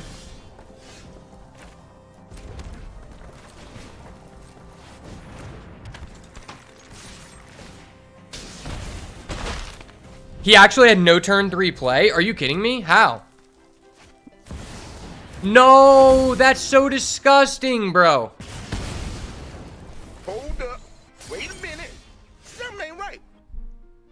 Congratulations, you get anything you want from your deck. I love that deck, man. It's so expensive, man.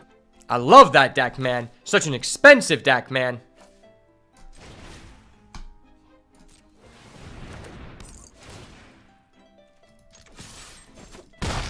I always knew the most powerful card was the credit card.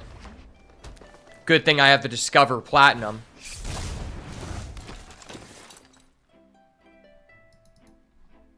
Dude, why do you actually have everything? Is this guy actually a vendor? Because he legitimately has everything.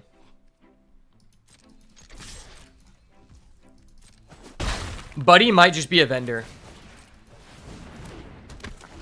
Dude, all I had to draw was a land there, and I might actually come back. But now I'm just never coming back. It's over. It's all over now. Yeah, because he manifests, and then he gets a token, and he gets a boiler. Unfortunate, but at least the games are fast with this deck. Oh, what do you know? We actually get to go first one time? That's cool. I didn't know I was allowed to go first. It's actually incredibly based.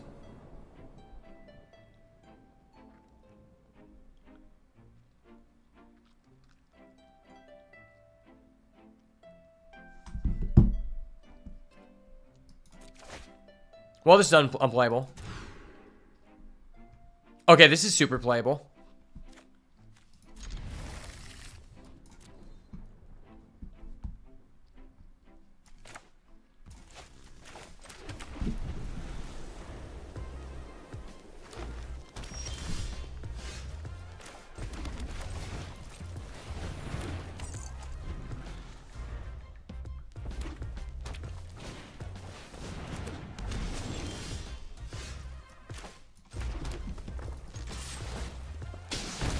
Well, this hand became less playable.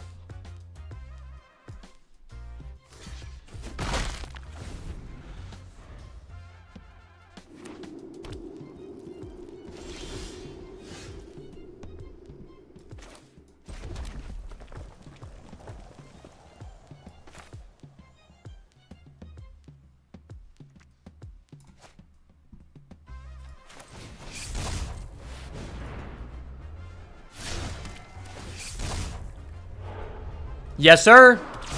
Sign me up. Take Keith. Fuck this guy up. Shout out the homie Take Keith. And he has an interaction. You dirty bastard, you. You dirty bastard, you.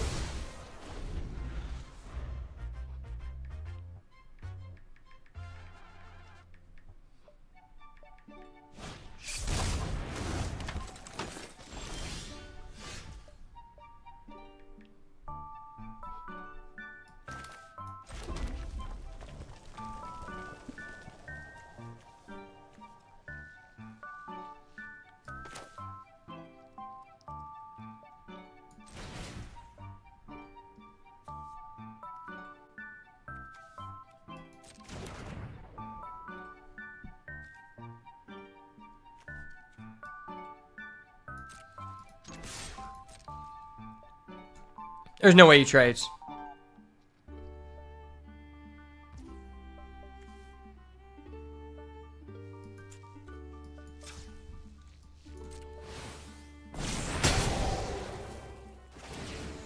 Oh my gosh, that was huge. That was actually the biggest free roll I've ever had. Holy crap, that was insane. But it still dies to the boiler guy.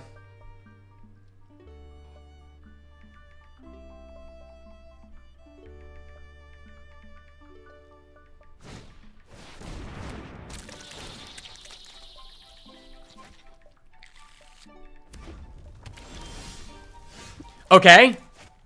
Let's go. We're about to show him who is the real boiler of the Beagles, baby. It's Mr. Jonathan Ashby, Beats by Ash, best of all time, baby. Mr. 1,000 bands in the chat. Let's go. Okay? 1,000 bands in this bitch. A. Run it up. Screaming Nemesis. A. Wow. It turns out when you have a shitty deck, but you draw both your mythics, you win the game.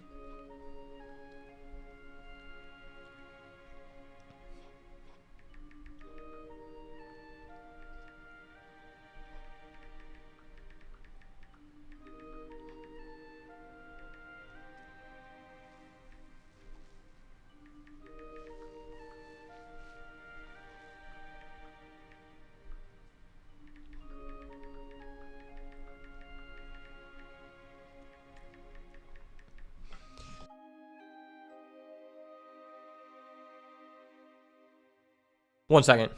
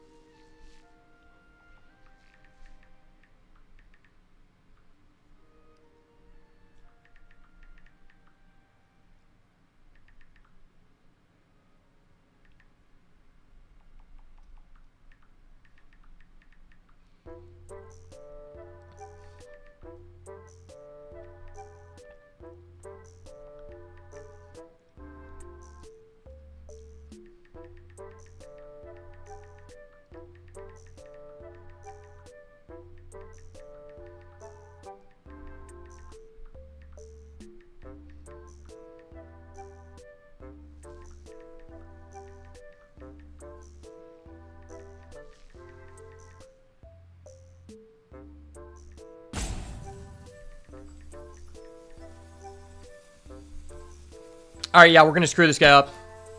We're going second, which sucks, but maybe we'll just curve out.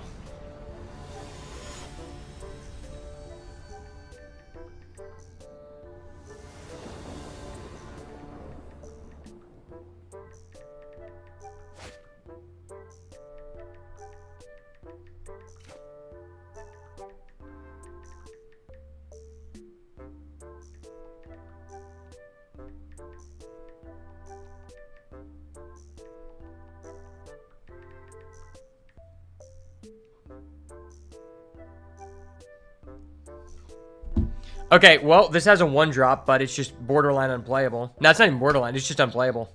All right, let's draw the boiler again, and let's hit 2 lands. That's not greedy to say. Okay, well, you know, it's not great, but I think in order to beat this guy, I have to have a really strong hand, so I think I'm going to keep.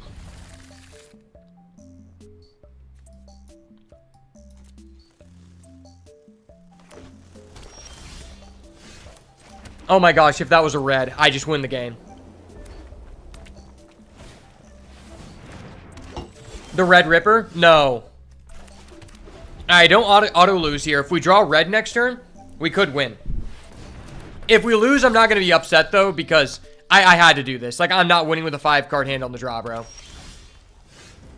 Well, Ripperonis.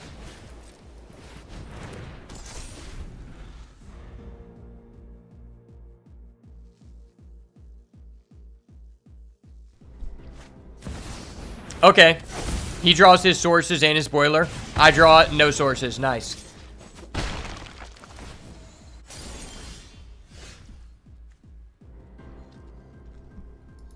Well, GG. Yeah, that was just... There's nothing I could do there. That draft just didn't end up very well. I had none of the interaction that you would want to have in this deck, and then we got land screwed in the end, which is fine, I guess. Wow.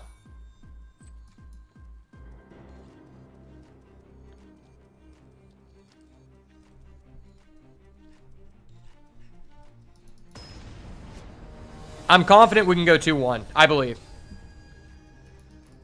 I was just so excited to draft as many games as possible today because, like, I've had a lot of stuff to work on. And just being immersed in this has made me feel so good. All right, so 2-3-3. That's not terrible.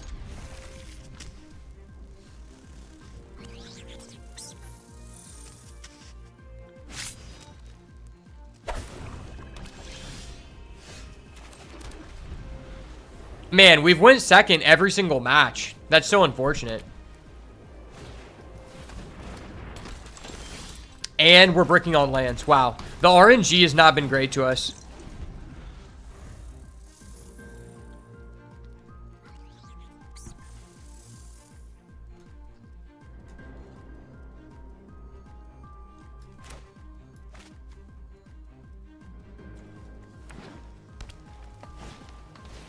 Okay.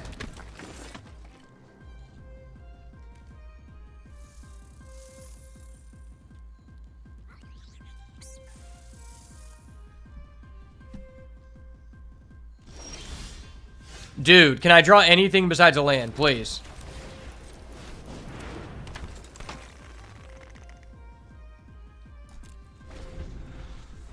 This is not cool.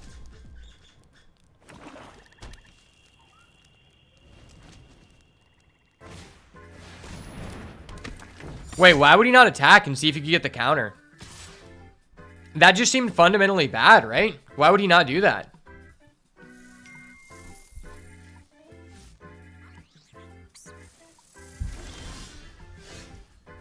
I mean, that's a card. It's just not very beneficial.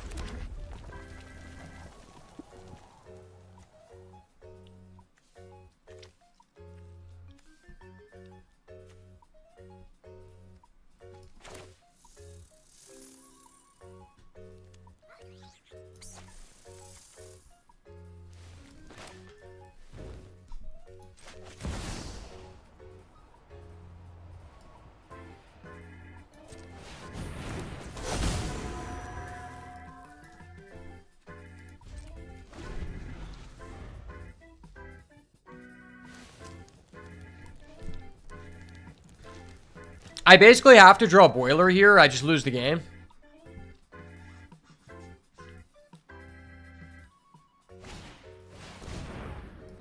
Oh, shit. I'm yet to lose to a person who plays this card. This card just seems fundamentally bad. Like, I don't think you want fixing in a black-white deck, right? Oh my gosh, we actually drew it. I fucking knew it. Oh. It's actually so based.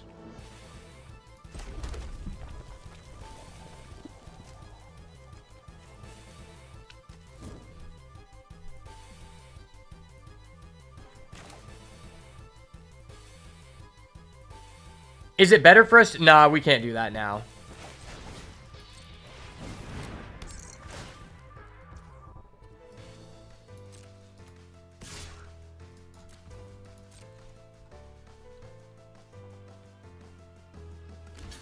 Yeah.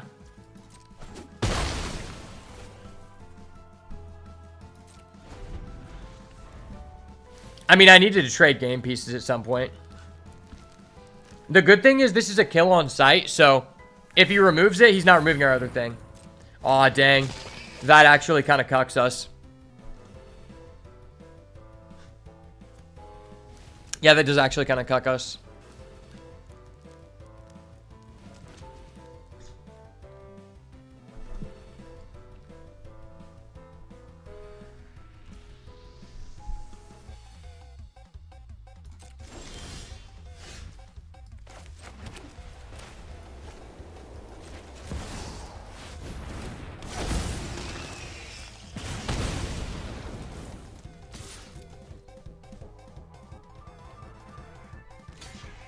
Okay.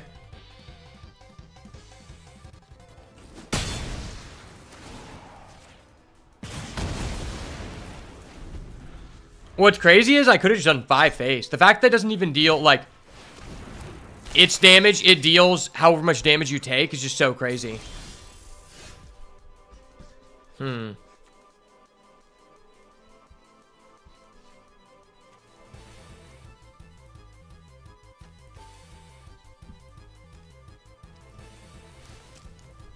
Am I just supposed to trade game pieces? Probably. Like, I have very few outs to that board.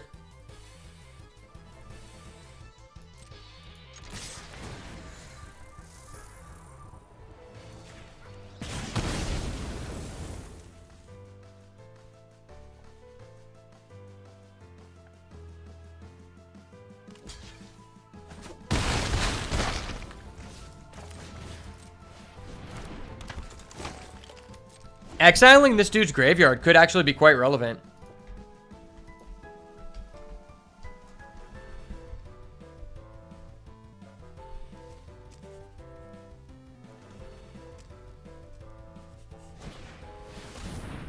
Wait, he's going, what? He's going double haunted screen?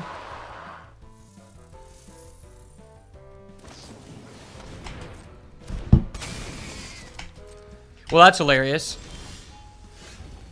It's not a good card, but okay.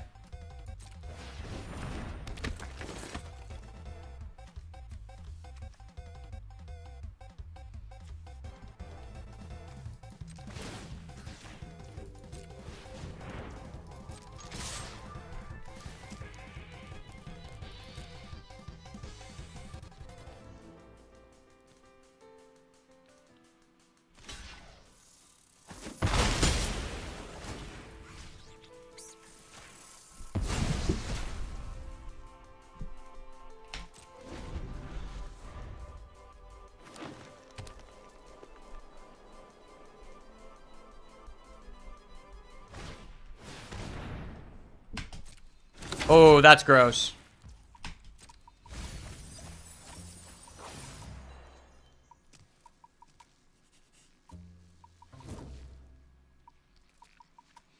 The fact Rickety Gazebo doesn't allow you to add from the cards in your graveyard, just the ones you milled, is kind of stupid.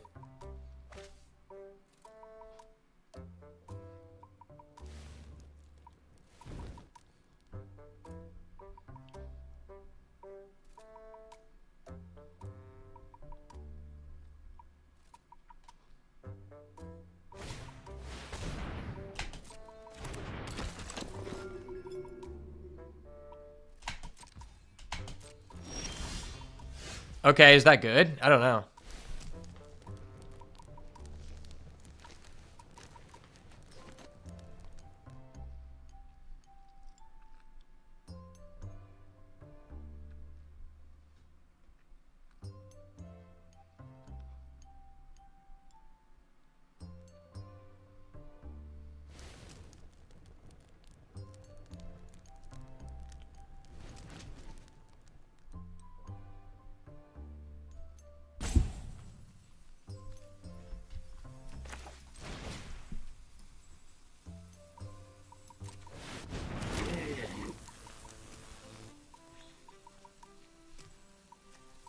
Maybe I'm just supposed to attack with everyone and say fuck this. No.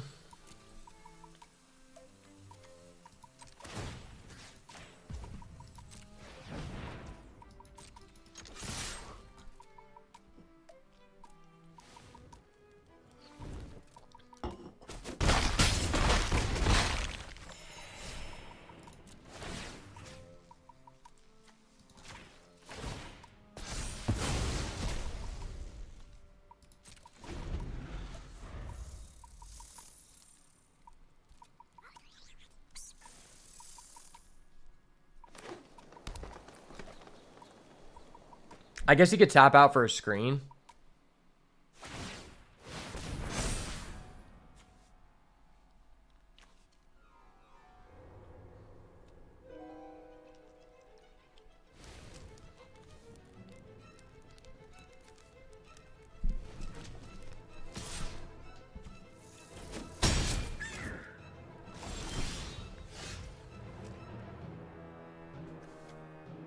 That sucks.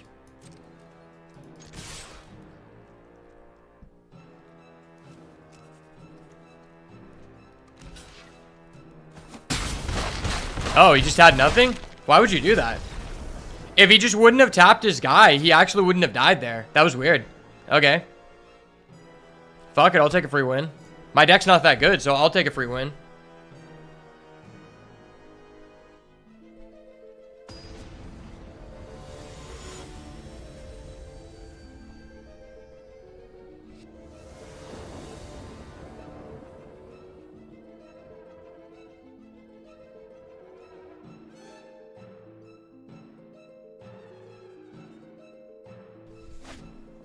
Okay, this is literally the best hand we've seen all day.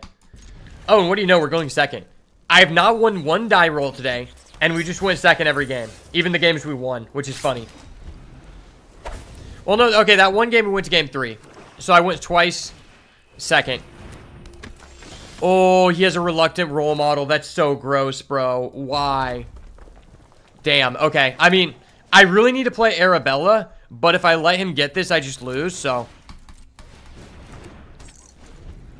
I'm probably cooked. Imagine if Arabella was a gremlin. That'd be stupid. Yeah, he just has a removal spell and we just lose the game. Yep, GG.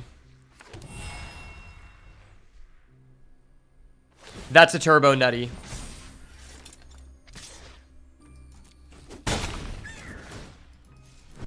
Wow.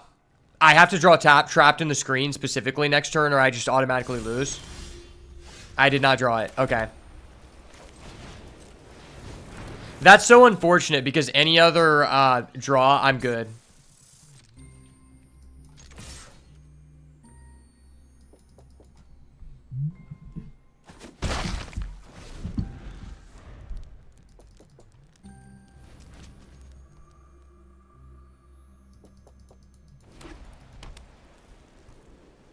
Any other draw, and I would be Gucci. I mean, any other situation. If he didn't have this, like, I would just steamroll. Any other draw, and they'd be calling me Matt Frivola the Steamroller. It's a UFC fighter, if anyone doesn't know. Oh, wait, that's a real card. I can actually... No, fuck. He can put counters on another creature. Dude, why? Why?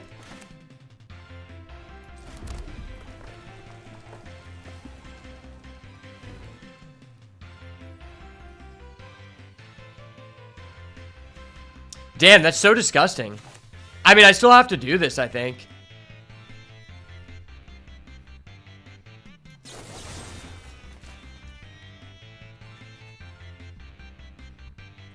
Maybe I wait until his turn for when he attacks, though.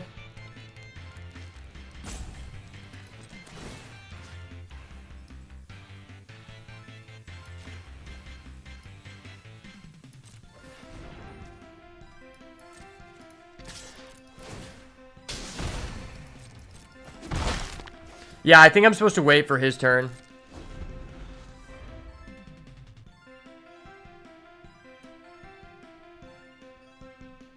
Reluctant Role Model is basically just like more steamrolly, Reluctant Role Model. I mean, yeah, it's just more steamrolly Acrobatic Cheerleader. Acrobatic Cheerleader is already a steamroll card, and so is like the survival mechanic, since all the guys are just kind of understated, but...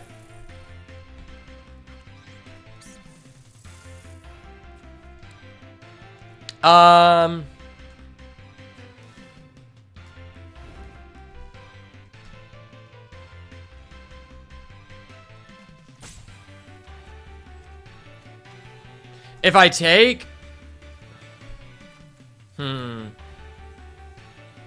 If after I take the... No, I can't. Yeah, I have to do this.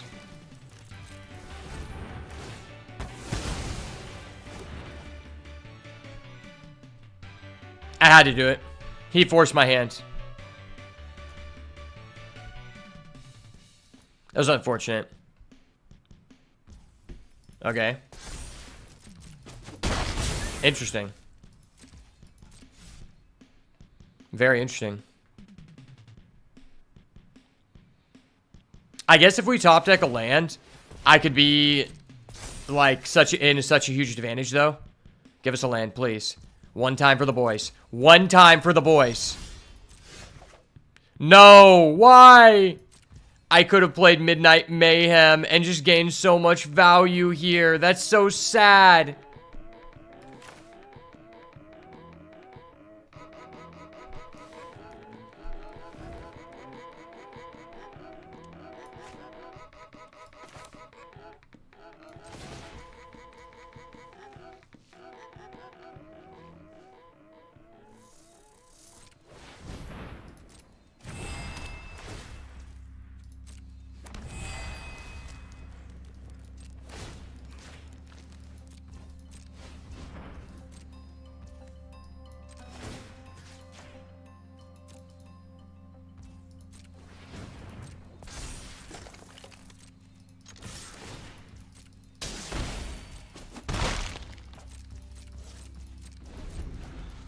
I mean, I'm screwed.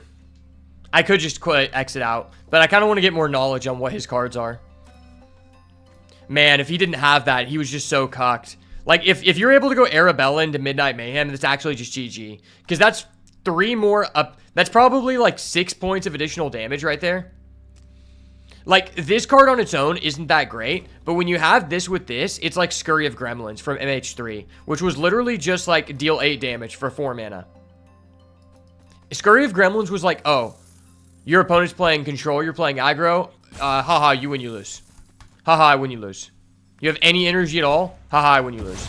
Brother, do not do me like this. Brother, I will be forced to call the judge here. I will call the judge. So this is 7 points of damage, which puts me at 8. I have a 2-turn clock. If I block this, I go to 11.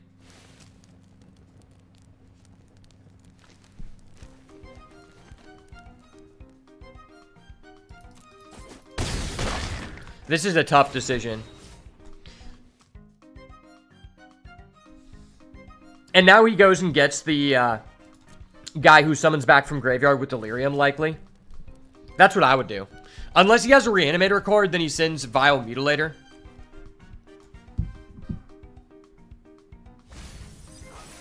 Yeah, he did send the Resurrected Cultist. I knew it.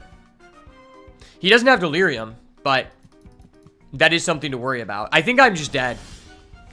Okay, that's like a real card, I guess.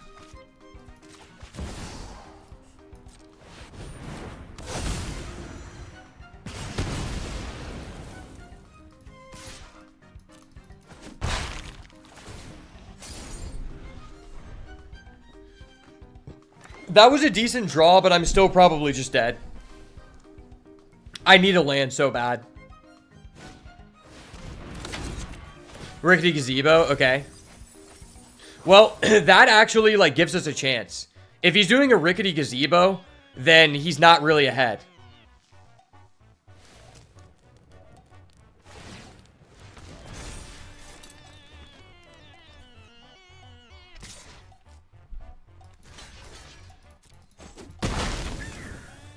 Land up the top, dude. Where the fuck are my lands?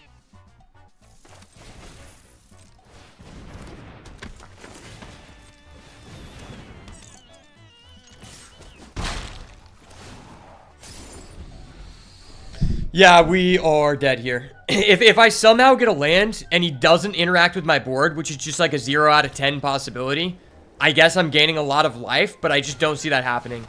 Yeah, he just taps down my Arabella and I just cry. I'm crying. I'm not crying. You're crying. We're both crying. Nice, man. That was a high elo play.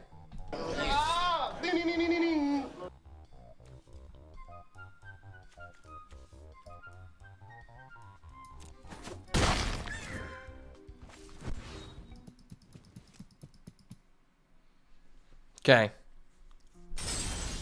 I don't draw a land. Are you fucking with me? They're fucking with me, boys. They're literally fucking with me, boys. Boys. They're actually just fucking with me. Could I please draw a land card, please? Judge, I need to draw a land card here, please.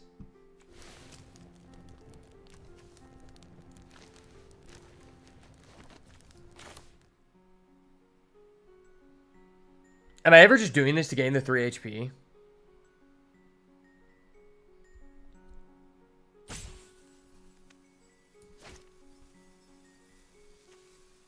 What if I remove that guy?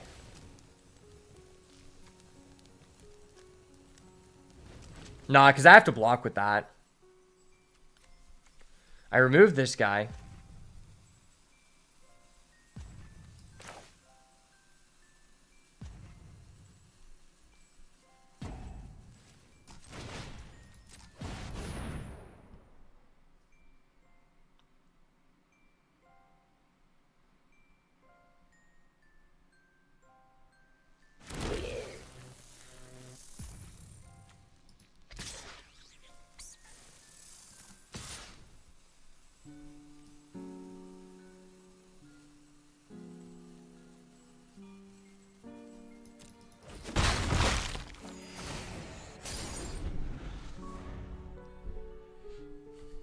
Okay. Well, I guess if I survive one turn, I could win the game, but it's unlikely.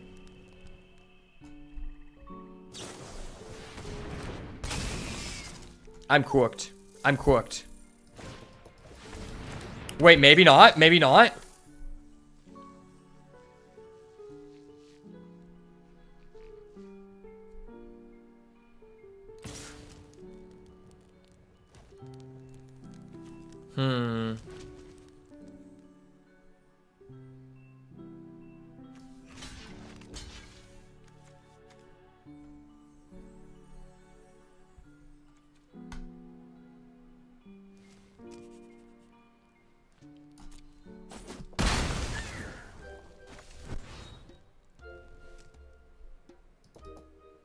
Does he have it? Does he have the 2-mana kill spell? Or am I in it to win it? Yes, please equip the Glimmer Light. That'd be great. Yes, equip the Glimmer Light, bro. You got this, bro. I believe in you. I believe in you. There's no way we beat this guy. If we actually beat this guy, I am the Chad to end all Chads. I'm the Chad to end all Chads. It's GG, brother. GG, brother. I fucking knew it! Oh!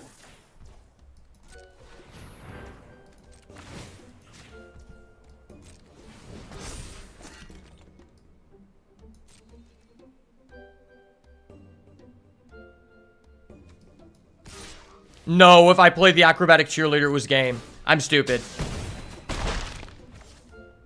I actually just missed lethal. Why? Why did I do that? What the fuck? Why am I actually so bad at life? I'm actually just so garbage at life. What the hell? Okay, he gives it to us anyway. I'm actually insane. Ha ha ha. Ah, ding, ding, ding, ding, ding. The boat. Back at it again, brother. Back at it again. I did not deserve it, but we hit. Sometimes you just hit because you're a 70% win rate player. Alright, well that wasn't terrible. We're currently only down 1k right now, so not bad, not bad. Pity packs, pity packs. 85% done with the set. Leyline of Transformation, didn't need that. Entity Tracker, good. Entity Tracker might actually be a good card. I think Silent Hall Creeper will actually be used in Standard in Mono Blue Tempo, but Entity Tracker might also be. I think Entity Tracker's insane in Commander. Like, the fact Eerie is not once per turn just sets it up for, like, abusability. Because anytime you can just, like, play a bunch of enchantments for 0 or get enchantment tokens, that's just not fair. Shit is not fair. Alright, 1 second.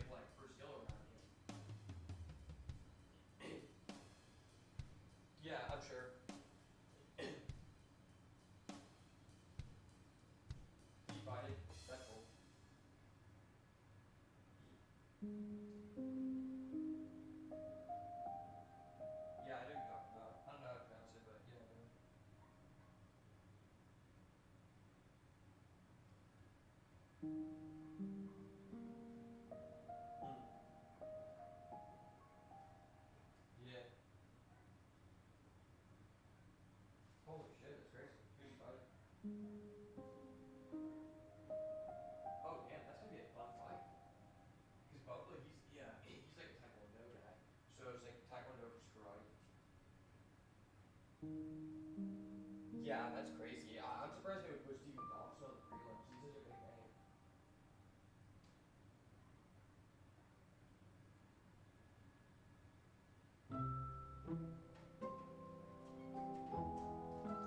All right, I'll let you know, bro. I'm about to get back to doing this. All right, see you later, man.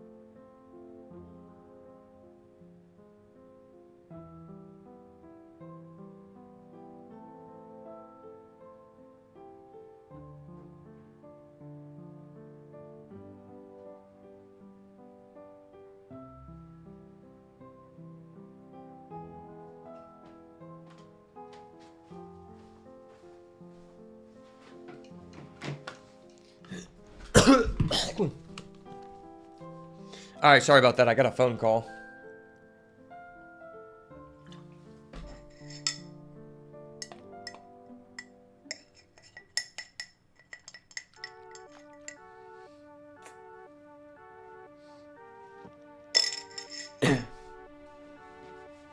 But I just found out that Iran attacked Israel today, and a bunch of missiles weren't intercepted. So, like, we might be going to war. I wouldn't be surprised if there ends up being a draft in the next, like, 5 or 6 months, and I would very easily get drafted.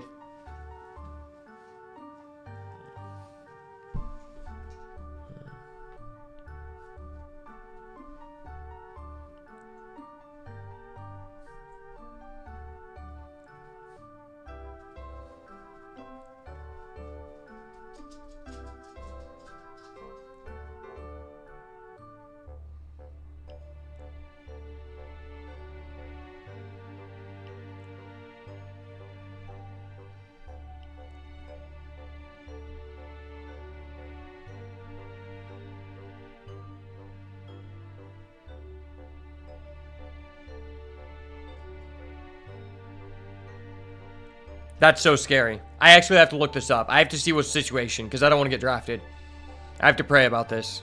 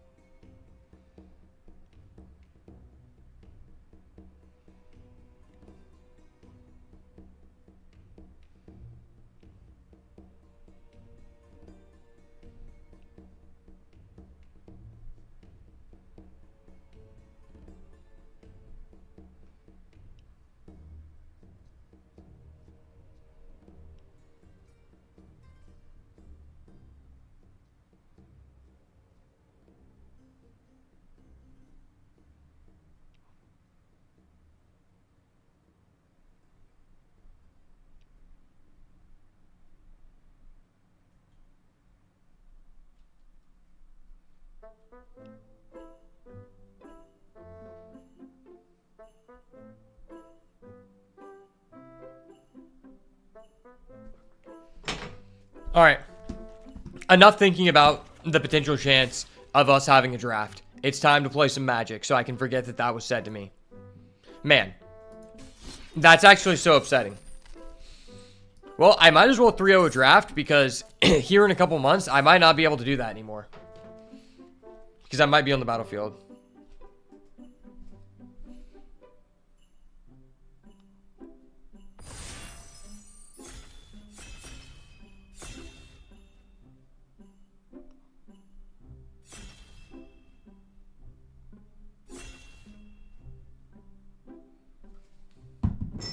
Make sure to gas up your cars today, boys, because this war could make things expensive.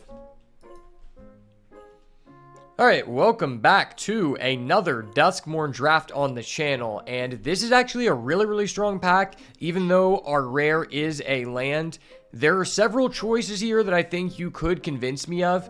At uncommon, we have 3 bangers, Nowhere to Run, Patchwork Beastie, and Gremlin Tamer. I think Gremlin Tamer is by far the best, then probably Nowhere to Run, Patchwork Beastie, and then you've got Glassworks here. But I think this card is just so insane that it's difficult to pass on. Like, even if I was handed this pick 3, I'd still probably pick it. So let's start off that. Yeah, blue-white is just the best deck in the format, undoubtedly. And if you're able to solidify yourself in that space, you're pretty dang happy. All right, well, to follow that up here, we have another good opportunity to move into the room space. We have Smoky Lounge, Misty Salon, probably the most important card to be playing. Probably the most important card to stake your claim inside of blue-red rooms control. But I will say it's been more difficult to do that this past 5 days. Because now everyone just realizes the good rooms you want in the rooms deck are just good cards. And people just take them for their own respective deck. So the possibility of ending up in a situation like that has become very difficult. Like, I don't feel like I've even seen one Drowned Diner in 5 drafts now, which is actually ridiculous. There's also a piggy bank, but, you know, this is a card that we could end up playing in this deck with our Gremlin Tamer, so I got to go for it. Now, at this point, we just want to pick as many enchantments as possible. Okay, there is quite a bit of a drop in power level here.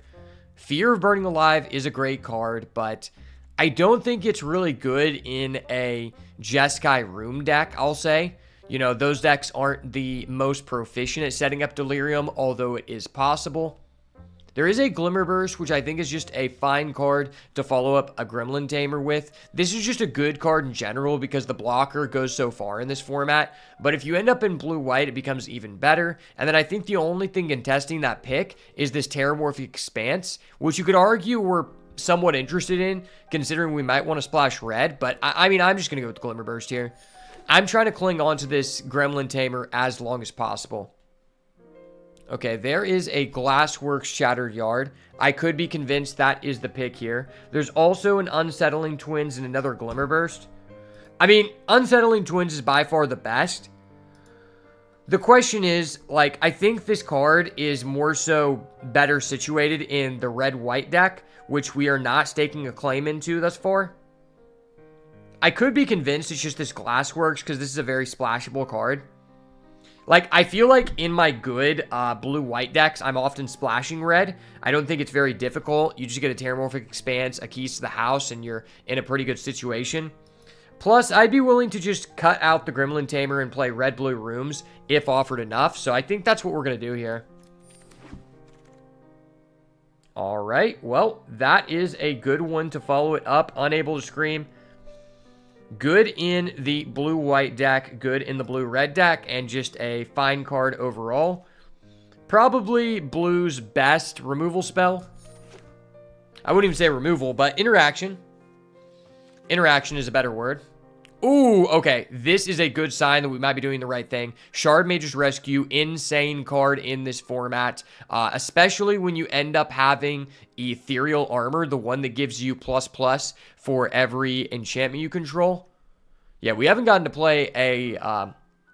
we haven't gotten to play an Eerie deck in, I feel like, 15 drafts. So this is shaping up to be very good. There's also a Fear of Surveillance, but I think this card is just too premium. I'm not passing this.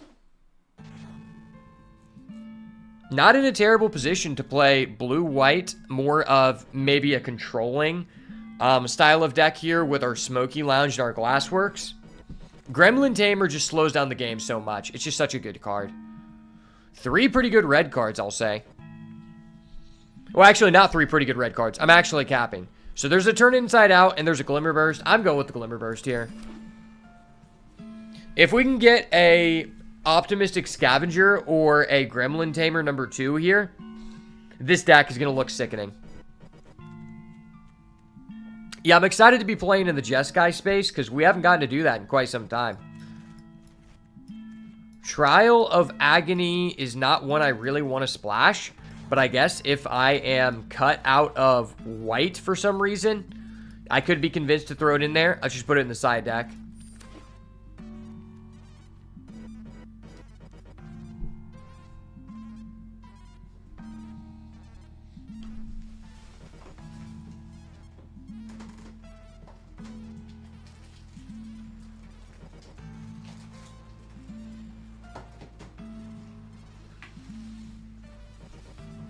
All right, and on the wheel, we get a Glimmer Light and a Creeping Peeper. Man, that is a tough one.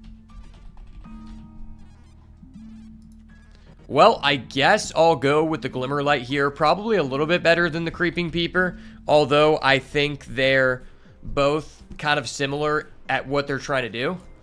I just like the additional body here. Unwanted Remake, Friendly Ghost, Stalked Researcher. I'll go Stalked Researcher. Yeah, Stalked Researcher is fine. I really don't think you want to play Unwanted Remake. There's just too much of a downside. Don't Make a Sound or Friendly Ghost. I mean, this seems to be more of a proactive deck, so I'm going to take the Friendly Ghost here. I don't think that Don't Make a Sound is that great of a card. Friendly Ghost isn't the greatest either, but it is decent. As long as your deck's assertive, you're decently happy with it. And we'll take the Chandelier. Doubt will play that, though. Okay, we get an Intruding Soul Rager. That's kind of funny. Pack number 2. Please hook us up with some eerie goodies. Oh my gosh. Our rare is Entity Tracker, and this is exactly what we were looking for. I think that's basically just better than opening another Gremlin Tamer. So this was probably the best case scenario for us. And on the wheel, we have a couple of good cards that could come back here. Exercise, Machete, Vanish from Sight are all cards I'd be decently happy for us to see, but nothing is stopping the Entity Tracker pick here. Ooh, baby. There is a Kaido Bane of Nightmares. Am I actually about to just like cut red from this deck and just play Kaido? I mean, Kaido is pretty damn good, right?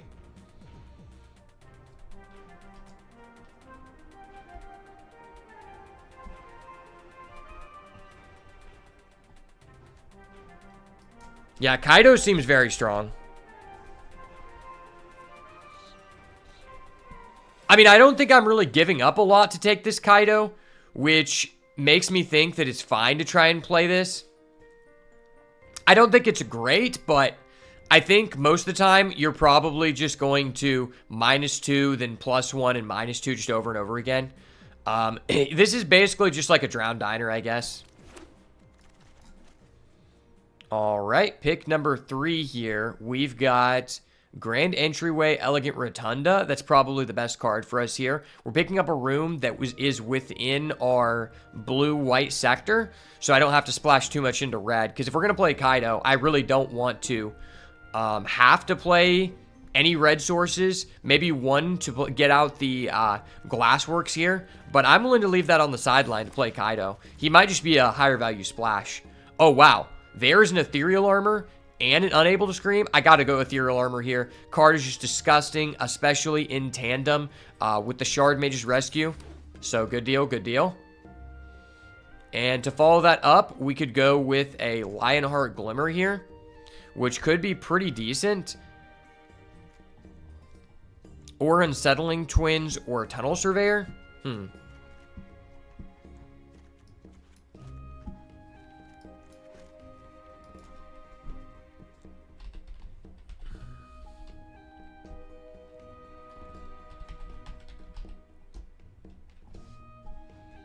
I think I should just go Unsettling Twins here, but I could be convinced it's Tunnel Surveyor.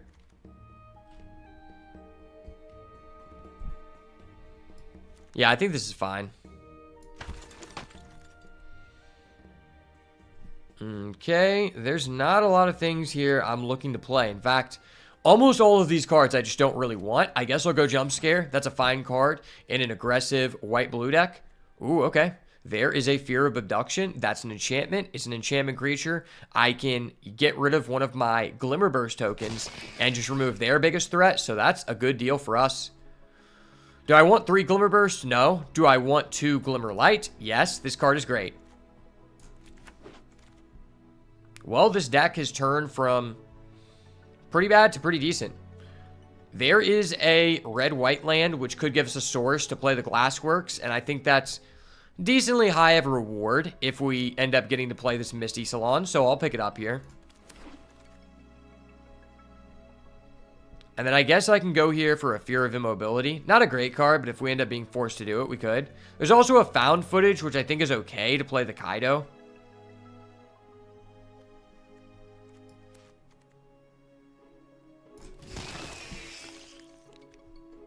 And there's not a lot I'm really looking to get here. Yeah, this pack is just terrible. I guess I'll take the Soul Rager just because I already have one. It'll be fun. And we'll leave someone with that prize. I'm handing out the prizes here. Second Friendly Ghost, not making it today. All right, going into pack 3, we have a decent chance to get something going here. Rare is Balustrade Worm, cool card, but unfortunately we're not in the right place at the right time. At Uncommon, there's a Flood Pit's Drowner, which you can sign me up for immediately. That card is great. At Common, there is Elegant Rotunda and Underwater Tunnel. Hopefully we get one of those back on the wheel. Would be pretty nice. And then if we could get a Neglected Manor, that would also be good because it gives us a reason to play Kaido. Yeah, let's just go Flood Pit's Drowner. I'm going to take out Kaido for now because I don't know if he's going to make it into the deck. Wow, this pack could not be worse for us. I guess I'm just taking Fear of Surveillance. At least it's a enchantment, a decent 2-drop. Kind of hurting on interaction here, and just rooms in general. Wow. The potential for blue-red here feels like it could have been insane, because that is a Waltz of Rage. I have yet to be able to play a deck that sufficiently makes use of this, and we're not going to be able to do that today either.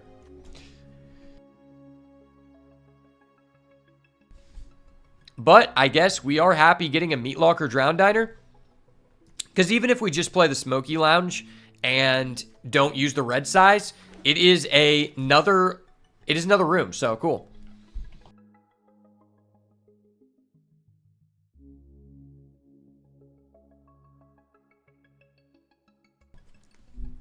Yeah, I think the chances of us playing Kaido are pretty low at this point. Well, we're pretty decently supported on playables here. For that reason, maybe I should go with this Valgoth's Lair.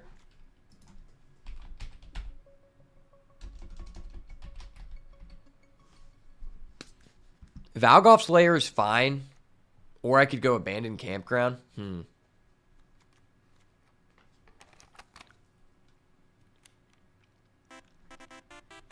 Yeah, I think I'm going to go Valgoth's Lair. I've yet to get to use this card, but I guess today will be our day. Comes into play tapped, but it can be anything, so that's kind of nice.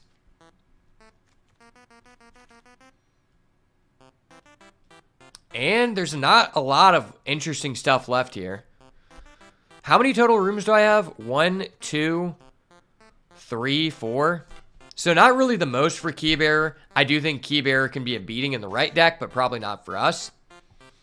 I guess I'll pick up the Tunnel Surveyor. It is a good way to trigger Eerie, and we kind of want 3s. Ooh, baby, there's another Misty Salon Smoky Lounge. That's something I'm definitely interested in. Would love to get this black-blue land, but probably not going to happen. Man, if we could get one more room in our color, we'd be super hyped here.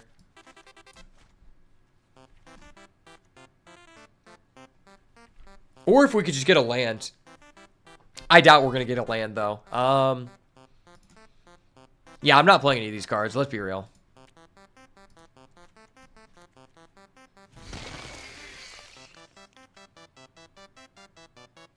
Yep, that's looking like this is going to be the draft. There is an underwater tunnel. Pick 8, though. That is pretty nice. Because an additional room here goes a long way with the 2 Misty Salons, so I'm pretty hype about that. Ooh, okay. This is actually a tough situation because Found Footage is a good card for fixing in a 3-color deck, but this is a black-white land to potentially play Kaido. Yeah, this is tough. I don't think Kaido's going to make it. Unfortunate. Maybe I should have taken the Found Footage. I don't know. Let me know down below in the comments.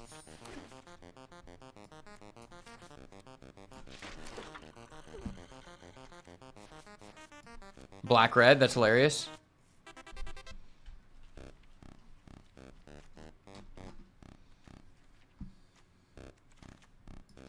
And that's going to be the draft.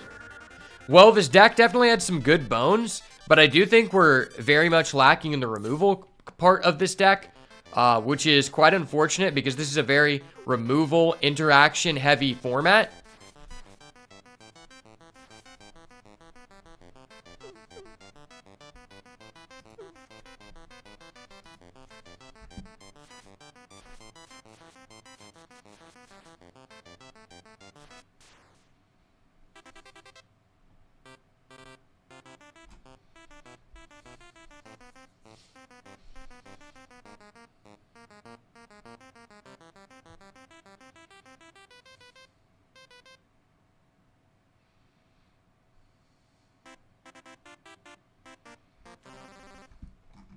Yeah, I do really like Kaido, but I don't know if it's going to make it into our deck. How many rooms do I have total?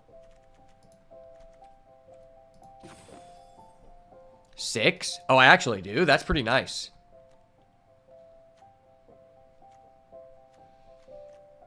If I cut this, we have 5 rooms. Man, getting that blue-white land would have been so good for our deck.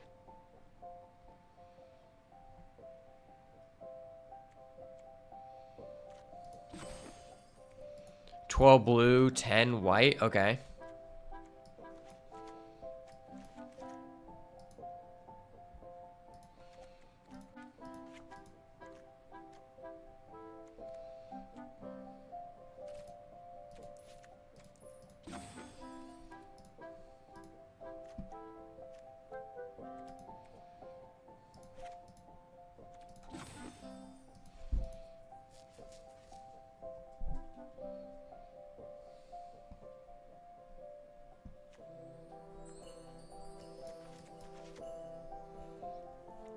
Yeah, I don't think Kaido makes much sense here.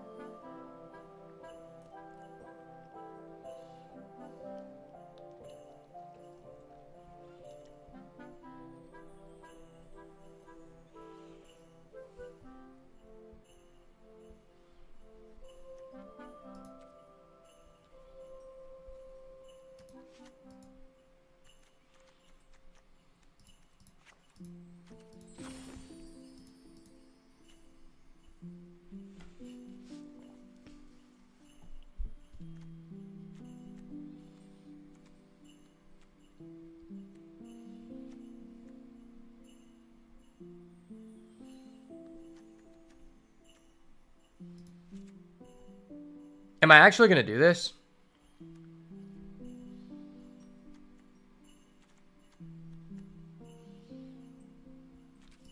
I might actually just do this. This is crazy. I'm actually doing some insane things. So if I play it like this, that means we're going to have 3 black sources. We're also going to have 3 red sources, 8 white sources, and 9 blue sources. That seems pretty legit. I'm not going to lie.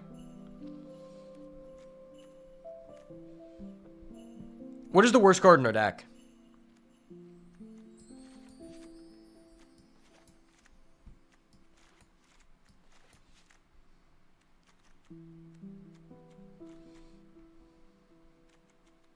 Maybe Fear of Immobility.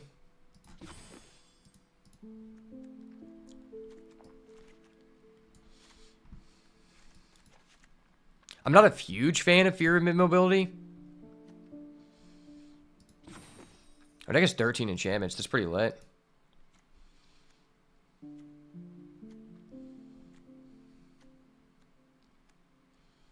Maybe it's actually Friendly Ghost? I don't know.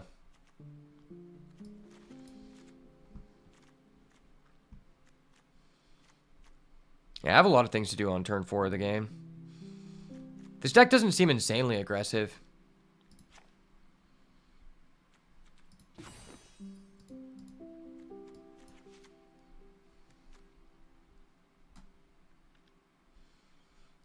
All right, well, this might just be the coolest 4-color deck I have ever played.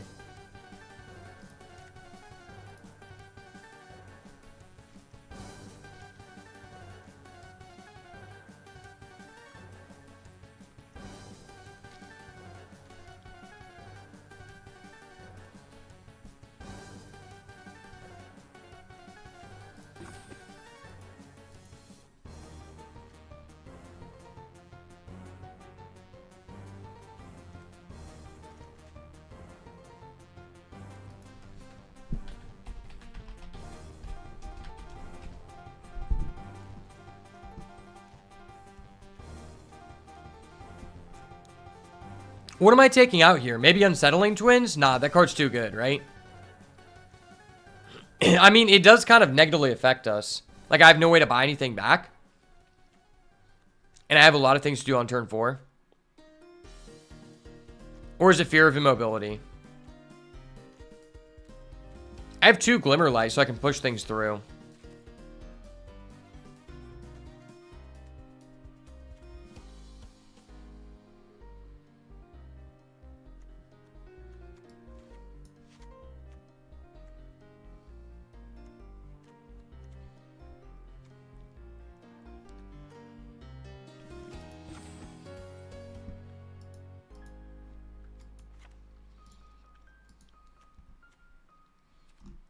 All right, we're going to try it like this. All right, well, we just ended up with one of the coolest 4-color decks. The only 4-color deck I have ever been able to construct in this format. Our mana sources ended up being pretty awesome because of the lands we got. We have 3 red sources, 3 black sources, 8 because of the lands we got and this Valgos Lair being an awesome gem. We have 3 red sources, 3 black sources for our Kaido. We ended up with 3 black sources for our Kaido, 3 red sources for mainly our Glassworks, and maybe if we want a Smoky Lounge, 9 blue sources and 8 white. And then we've also just got a total of 6 rooms with double Smoky Lounge Misty Salon, which is really, really cool. A Gremlin Tamer, 2 Glimmerlight, and an Entity Tracker to top all of that off with a total of 12 enchantments. Man, this deck just looks like a lot of fun. And I'm excited to see what happens when you jam a bunch of colors together and you have too many tapped lands in your deck. I'm wondering if that's going to be an issue, that I'm just playing too many tapped lands. So it'll be exciting to find out because this definitely looks like a fun one. And I just want to see if Kaido is a good enough card because to me, this card seems insane in Standard, but will it hold up in Draft? Now is the time to find out. So let's hop into these games. I don't know about you guys, but I feel like I'm cooking. Hold up, let me change the cover card to Kaido so we draw it. Can I change the cover card to Kaido? Please draw Kaido and sources. Let's go. All right. Please draw Kaido and sources. That is the hidden code name for this video. Let's see if we can do it. Man, this just looks really cool.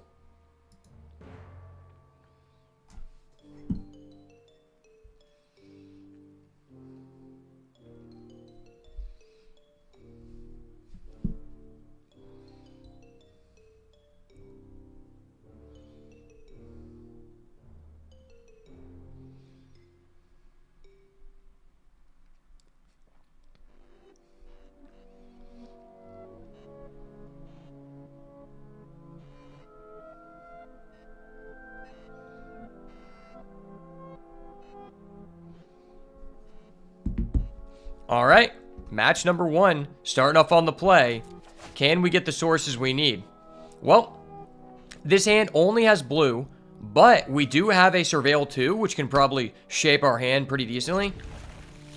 And we have the stocked Researcher to be able to hopefully fend off some damage here. We're looking for some lands. Maybe we want this, actually.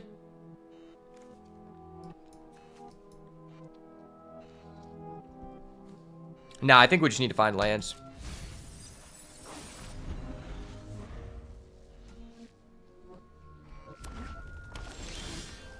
That's a white. That's a great start. Well, we're getting on board early, at least.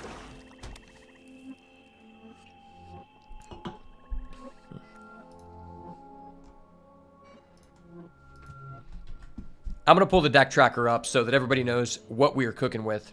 We got that one Kaido. I'm feeling it, baby. And we top deck the Misty Salon. Okay. Not a great draw, but, you know, if we hit one more land here and we're able to Glimmer Burst, things could really change tides. He's playing red-black, so very aggressive style deck. Hopefully we can stave off here, but we're going to need to draw lands.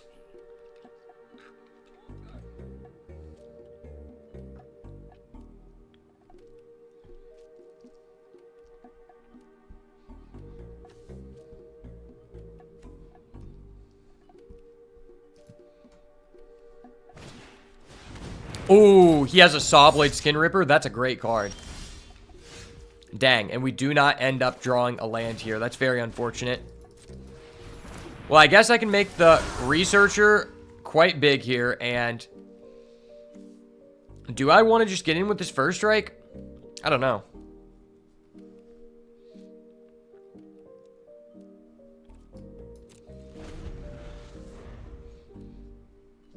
I feel pretty confident if he removes this, we're going to game 2. And honestly, with how aggressive this guy's deck is, I think I actually take out Kaido just to make our mana faster.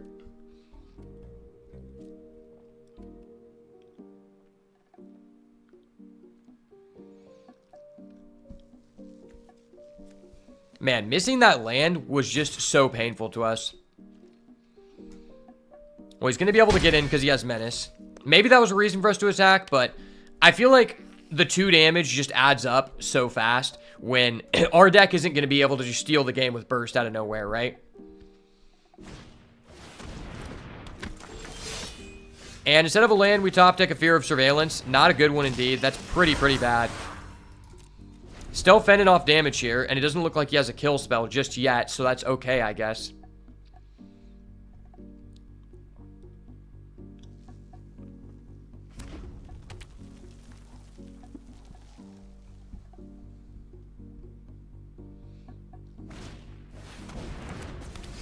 Fear of being hunted? Well, that's a scary one.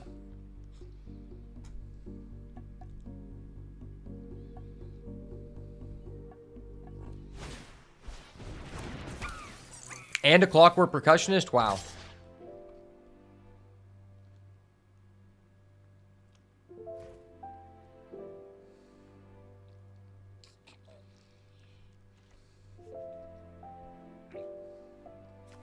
I mean, that's a free sack fodder, so... I might as well give that to him. Okay, if you were going to do that, I don't know why you did that, okay. Oh, that's gross. Which one did he get off of this? Hopefully this is the one that ends at the... if this is the one that's destroyed at the end of the turn, no, it's not that one. Dude, and I don't draw a land. Yeah, I'm just dead here.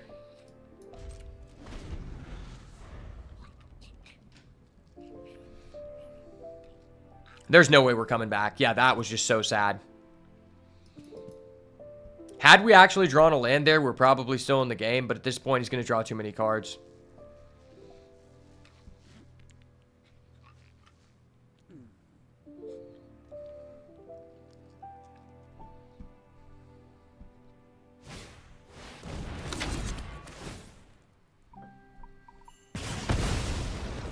Okay.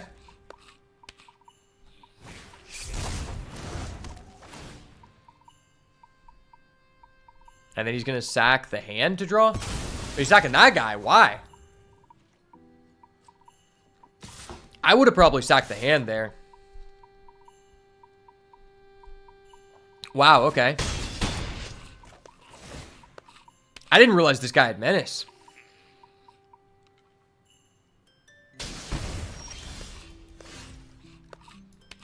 Well, that was unfortunate. I used a surveil too, and we still didn't hit a land. That was bad.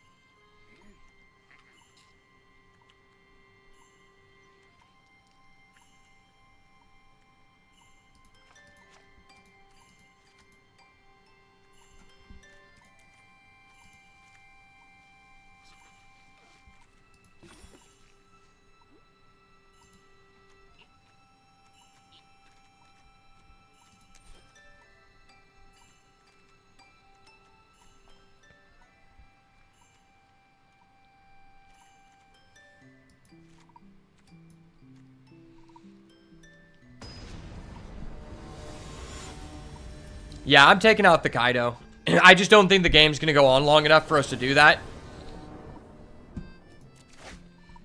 Alright, well, this hand actually has a sufficient enough amount of land, so maybe that'll get us somewhere, maybe not.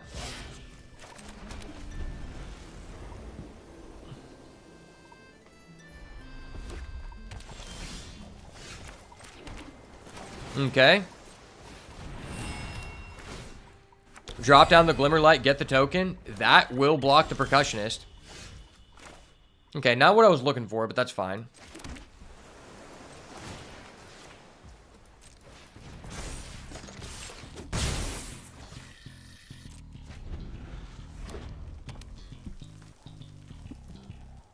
Fear of missing out, maybe? Hit us for 4.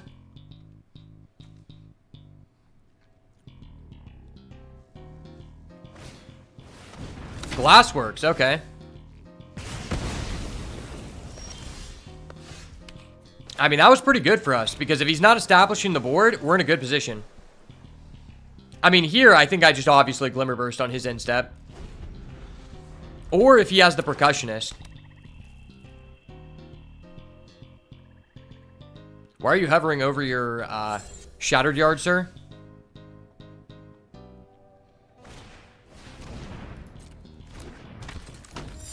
Drops down the Skin Ripper, okay.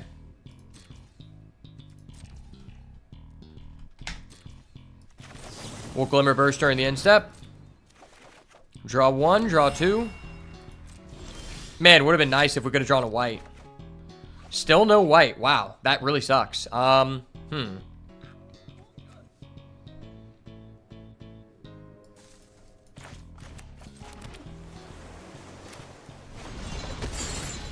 Well, I guess let's go ahead and lock that down. And then I can throw down the Fear of Surveillance. If we get a white, I'll be able to Fear of Abduction, get rid of my Glimmer token, so I lose nothing. Oh, wow. Yeah, that really sucks.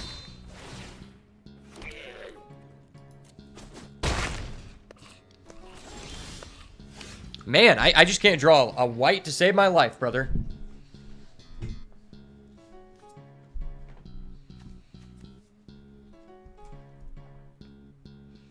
Well, I guess I'm always doing this, right?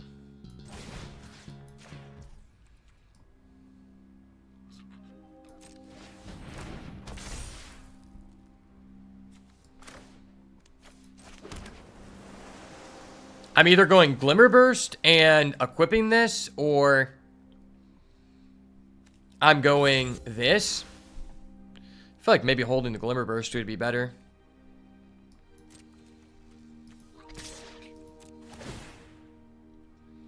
I don't think I need a red right now.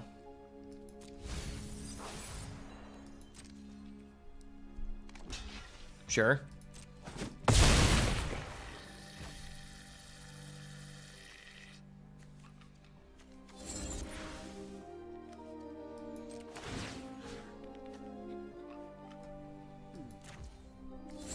Maybe I should just do this.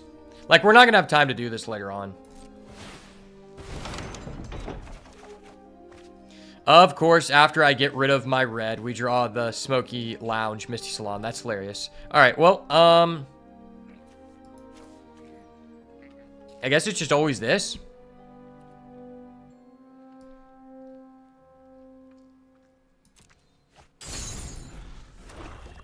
Tough situation.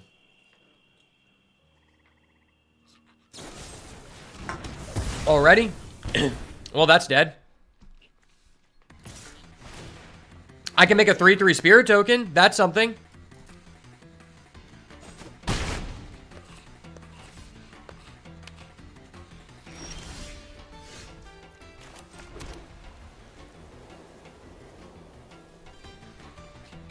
Could go ahead and make a 3/3 spirit.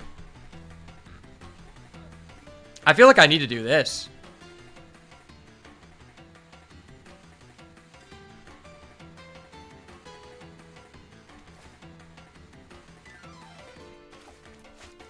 Or I just tap that down with this and then go with the Glimmer Burst. Maybe that's a little bit better.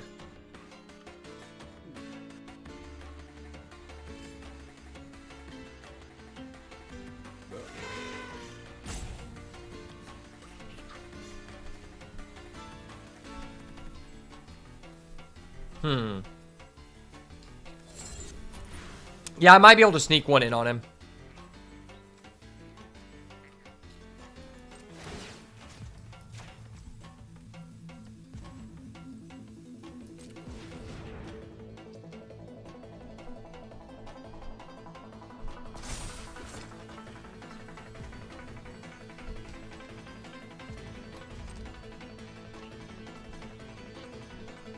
Put a stop during his main phase.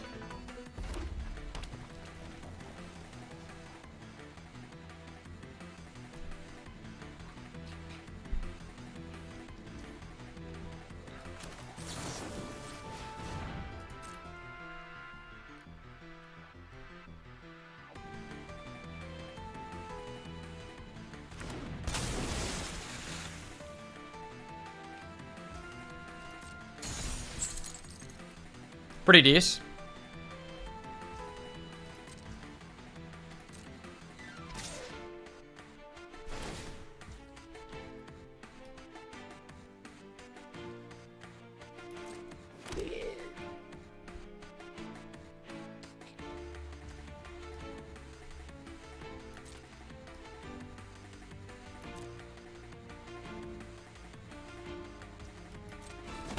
Sure.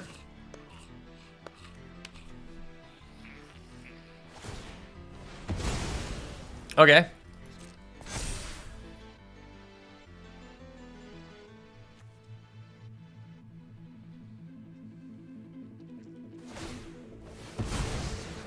Okay, sure. Well, that'll be easy for me to eat up here.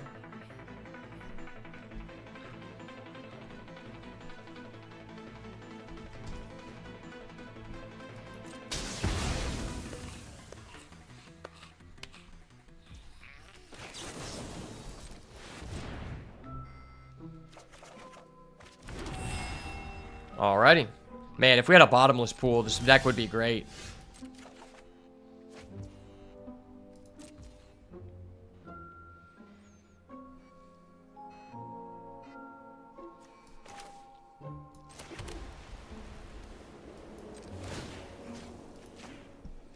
I'm just gonna do this now.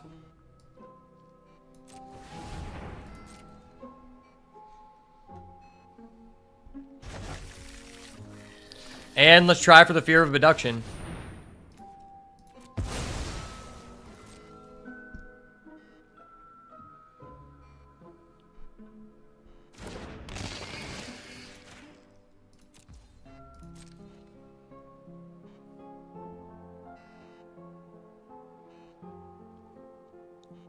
Do you have it? Does he have another Withering Torment? Okay, he doesn't have it. Cool. Yeah, because if he had a Withering Torment or a Murder there, he would 100% use it. Because then this would never trigger and he would keep his 1/1s. Aftershocks? Okay. I don't know why I call that Aftershock, but I'm going to call it Aftershock. Valgos Faithful. Reviving your Withering Torment. Nice. That's funny. Well, I'm down to 10. That is another Misty Salon.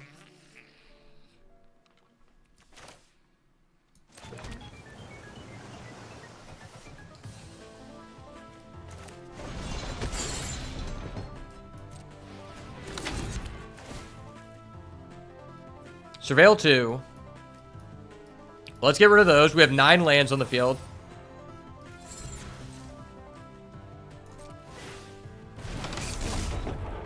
Okay, that's great. And then we're going to pay 4 for a 5/5 Spirit. Sign me up for that. 5/5 Spirits are incredibly based.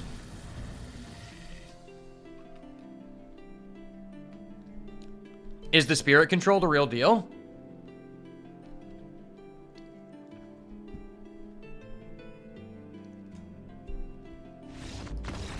The Spirit Control was the real deal, baby. Let's go.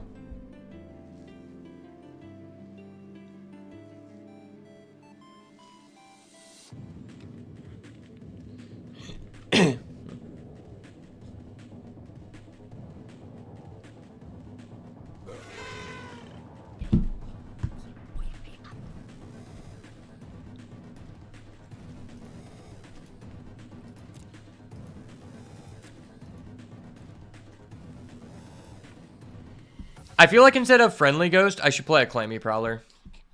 Clammy Prowler is a decent defensive option. Like, having 5 toughness is difficult for the opponent to get through.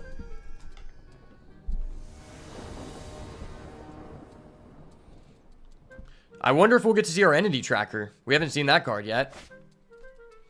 It doesn't look like we're going to be seeing it today. I mean, it's a blue and a white with the option to Surveil. I'll keep.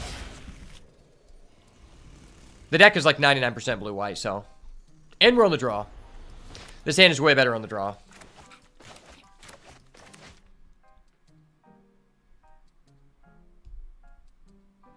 I feel like Shard Mage's Rescue is so good in this matchup because we already know he has multiple kill spells, which we do not have, which is really putting us at disadvantage here.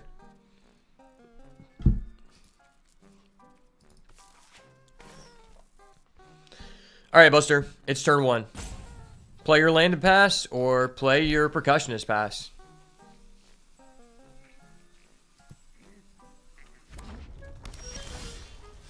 Ooh, that's nice. Find another land here?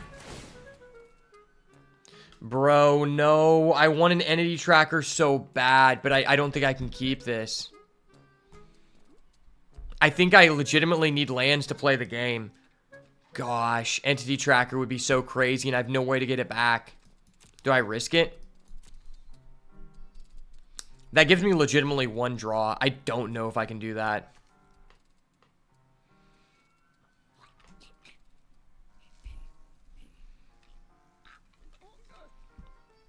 Next turn I play this. Yeah, that really hurts. Because if my next card isn't a land, I just lose. That's so bad. Holy shit. Yeah, that was our best card, and it's just gone now. Wow. That is unfortunate. Maybe that was a throw. Maybe I should have kept the Unable to Scream. I don't know. I feel like just hitting lands is so much more important here, because I think our deck just naturally outvalues him. But not drawing lands is just an auto loss. It's now a 50-50 chance for us to hit a land, though. And we hit. Okay. Wow. If I would have kept the entity tracker on top, we actually would have been safe, but that was a risky deal. I was not going to do that. Well, let's go Fear of Surveillance. Get the Surveil going.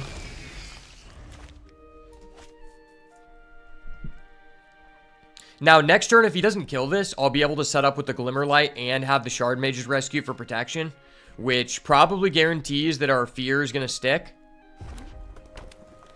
Does he have the Skin Ripper? Is he that guy? Is he Himothy? I don't believe so. He's not that guy. Brother, you're not that guy. Calm down. This should scare you that I put an entity tracker in the graveyard. That tells you that I'm either sexist or my hand is really insane to do that.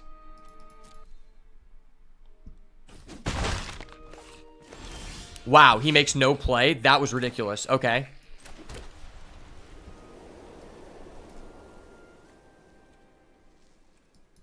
I mean, okay.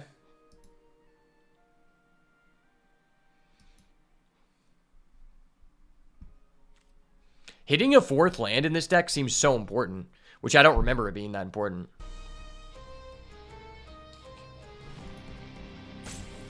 It always scares me when the other person is roping, because randomly the spaghetti code will just DC me on arena, because, like, I don't know why. That is a 4th land. I'm willing to keep it. I mean, it's a red land, so.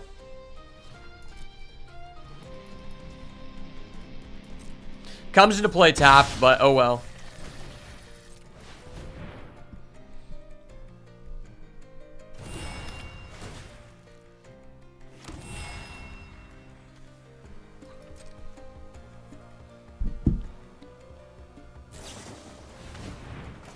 Not today, Buster. Gotcha, bitch. Not today. The fear of surveillance continues to prevail, brother. Fear the surveillance. The eyes are watching you, brother. And so am I.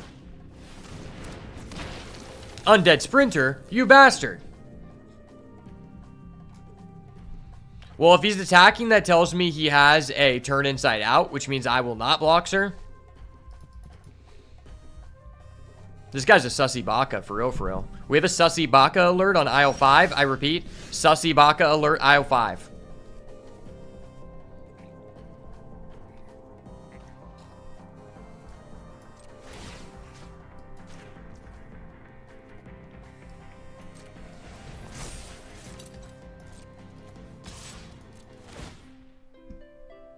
Ooh, okay. How much do I care about a 5th land?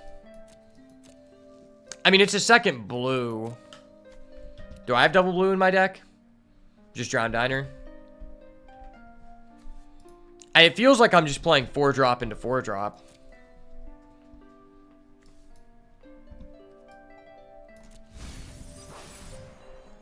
Yeah, I feel like that's not necessary. Does he double block? He doesn't. Okay, cool.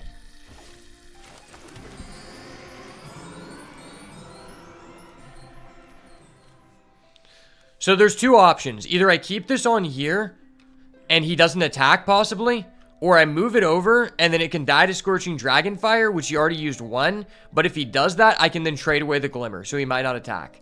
I'm going to do that.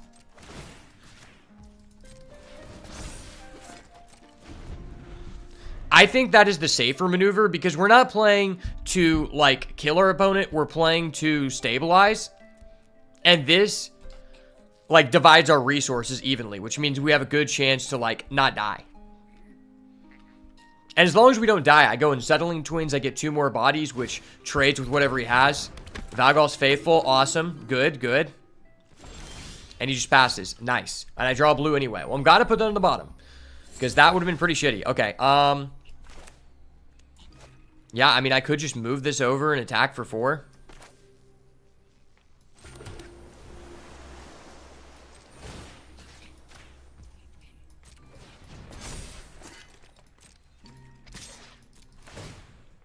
Get the Surveil going. That seems great. I mean, I already have a Misty Salon, so that seems great. Yeah.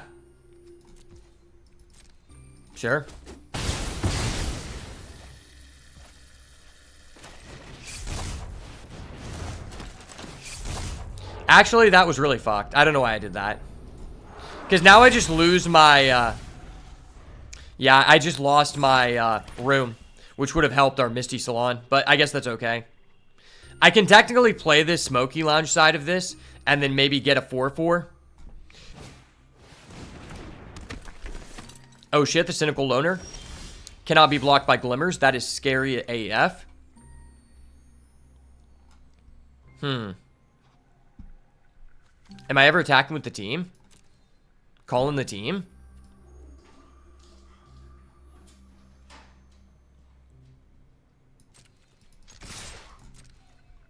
Calling in the team, baby.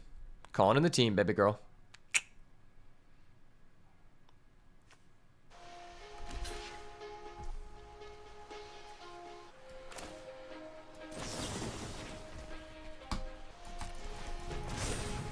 Ayo. We are pushing the envelope, baby. Do I want to do this and just unlock the room because it makes this better, or do I want to draw? I think I want to draw.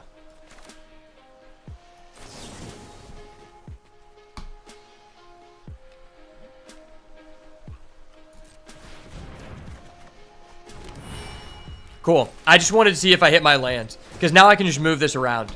I can put that on him. Excuse me. Yeah, I think that was worth. It paid off anyway. Especially if we top deck a land here, because then I'll be able to go double room. Is he going to sack that? Okay. Nice. I'm okay with him sacking that. He has 2 mana. What is he going to do? Just play his runner? Sure. I will say Runner is a disgusting card, and I actually think there's an opportunity for this card to be played in Standard, potentially, because this is kind of just like a better version of Gravecrawler. If you guys remember Gravecrawler, this is kind of just like a better version.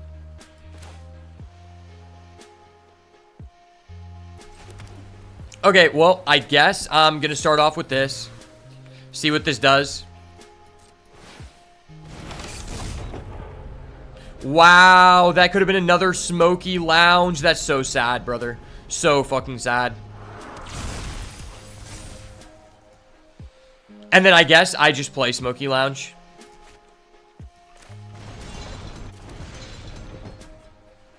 I get him for 5 if I swing with everyone, which puts him at 6. I lose a unit, and then he blocks this, and then I'm threatening for 6.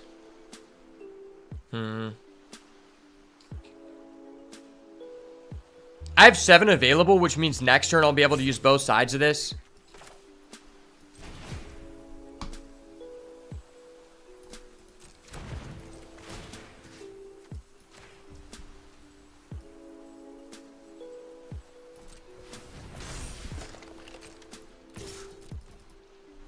Tradesies? No tradesies? Okay, damage confirmed. Throw down this guy. Next turn, we make a 4/4 flyer. And then if we draw another land, I can put the Glimmer on it to make it 5. MVS? Okay, that's scary. I mean, I'm at 18, though, so he can't attack. That's a land, but not the one we would like to see here. Okay, so we just go Smoky Lounge. It's sad that we're out of Misty Salon, because that card is gross. Man, if I had 1 mana here, we just amp this up. And then, yeah, we make that 4/4 and attack him. I think it's legitimately just better to, like, unlock this room, though. Oh, this is an enchantment. So if I hold this till next turn, that becomes online. That's huge. I didn't realize that. That's actually amazing.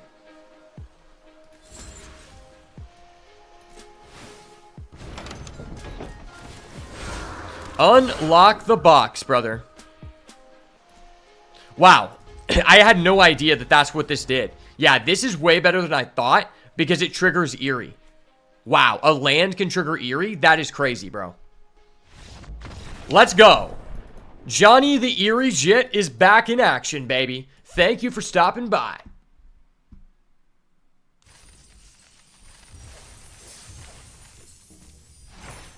All right, I have to go feed my dog. I will be right back.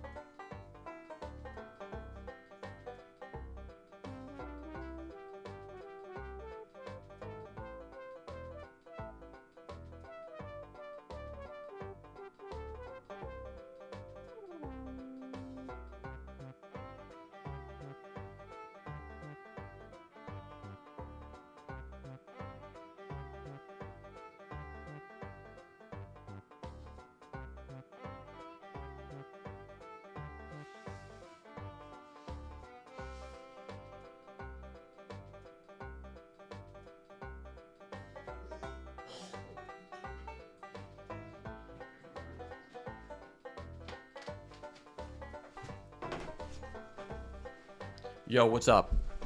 We are back. Okay. Part of me feels like this Kaido is just not necessary.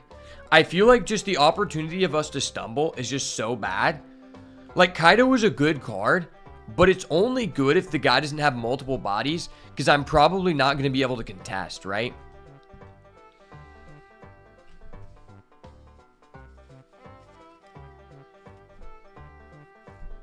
Yeah, I think I'm going to legitimately, like, take out... No, we'll try it. Screw it. We're going to try it.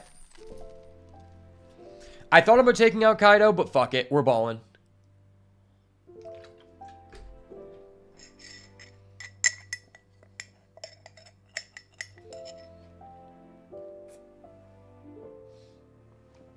Oh, yeah. Saturday was National Kratom Day, which is nice.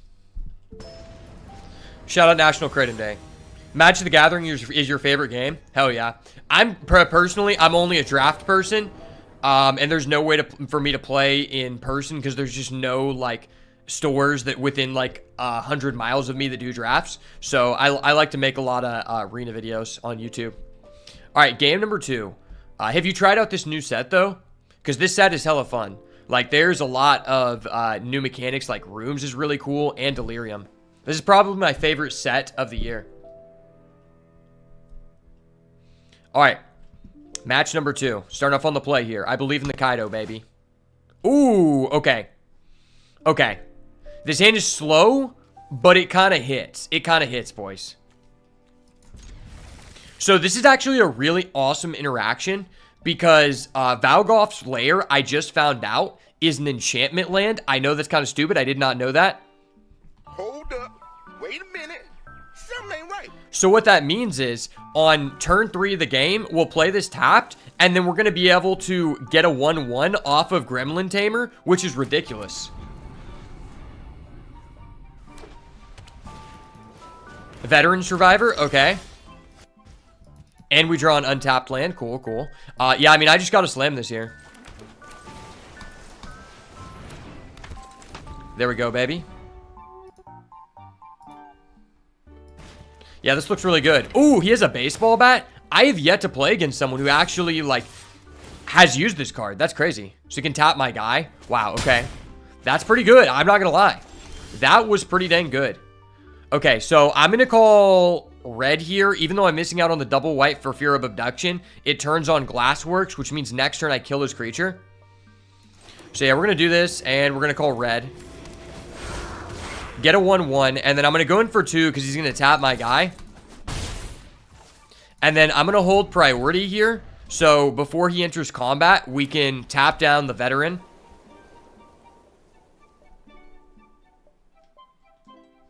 I mean, or I can kill whatever he plays. We'll see if he plays something first. Should I just take the 3? This creature isn't that great. I feel like I just take the damage here. Now, I don't really care about that guy, though. He would have to pay to re-equip. That is a huge cost to him.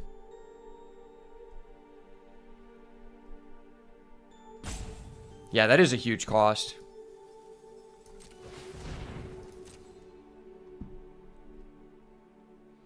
We play the Floodblitz Drowner.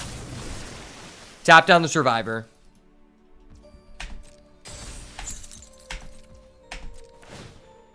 Nice, you don't get to exile anything. Cool. Plays the Hardened Escort. Okay, the perfect target for our Glassworks. Thank you, sir. Thank you, thank you. Not a great land in this situation, but I guess if we draw a Kaido, it's online.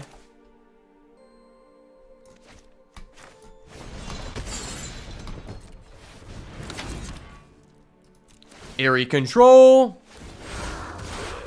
Gotcha, bitch. Let's go.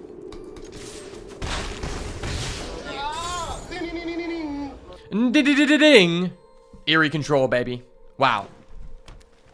Yeah, we just turned that situation into such a flip here.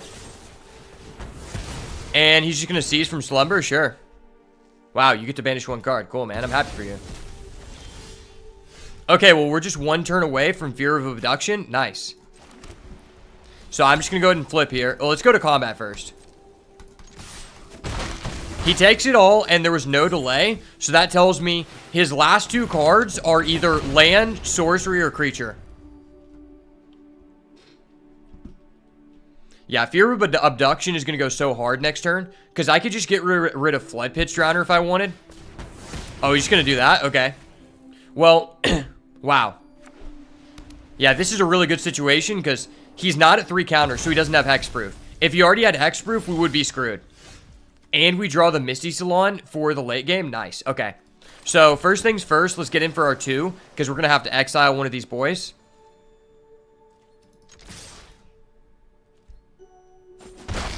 And he's not playing blue, so he can't counter. So, this should just be game. Get rid of that boy. Ayo. The fear is real. Yeah, that was nice. That was really nice. Hey, we didn't brick on the Kaido, though.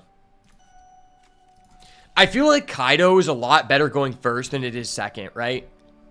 Like, this is a good card, but there's such a hefty cost in our deck to having so many tap lands on the draw versus an extremely aggressive strategy that I think I actually am going to cut it out. So we're going to go +1 white, take out both of these, and then we're going to go +1 red, and then we're going to take out Kaido, and then I'm going to put in a Clammy Prowler because it's just the best defensive card I have available, and that's what we're going to do, right? So we have 6, 7, 8 white, and then 9 blue, and that's good with me. Pro strats here, boys. Pro strats. He doesn't know, baby. He doesn't know. Brother doesn't know about the pro strats. All right. Well, we opened up with a pretty balanced hand. I'll keep all day. Yeah, I did not know that Valgoth's Lair actually is an enchantment. That actually changes my entire opinion on the card because I thought it was on level with the common dual lands. I was like, it comes in tapped automatically. It's not that great. And then I realized, oh no, it is an enchantment, which triggers Eerie, which makes me think that that's actually like better than a dual land in the Jeskai colors. Because like, if you have an entity tracker, let's say, then that's a land that draws a card. Or if you have the Gremlin Tamer, that's a land that gives you a 1/1. You're not supposed to get any value from a land. Oh my gosh, he has a baseball bat number 2. Brother, don't do me like this. Like, you get anything you want from your deck. I love that deck, man. It's so expensive, man. I love that deck, man. So expensive, man. Such a nice deck, man. I wish my mom would buy me that deck, but I can't afford that deck, son.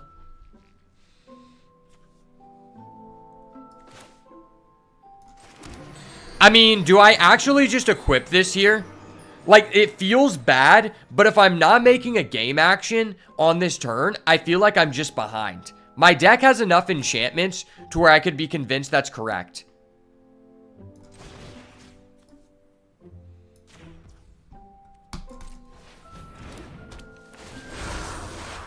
And then I'm also getting in for 4, so like I'm not necessarily behind in the race now.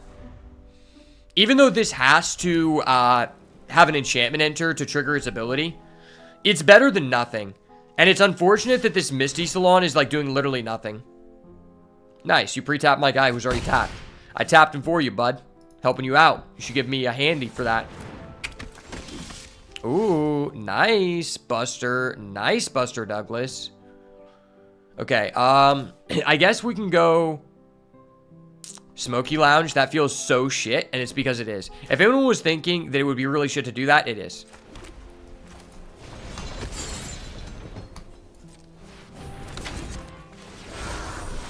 Although, I will say, it is increasing our damage output.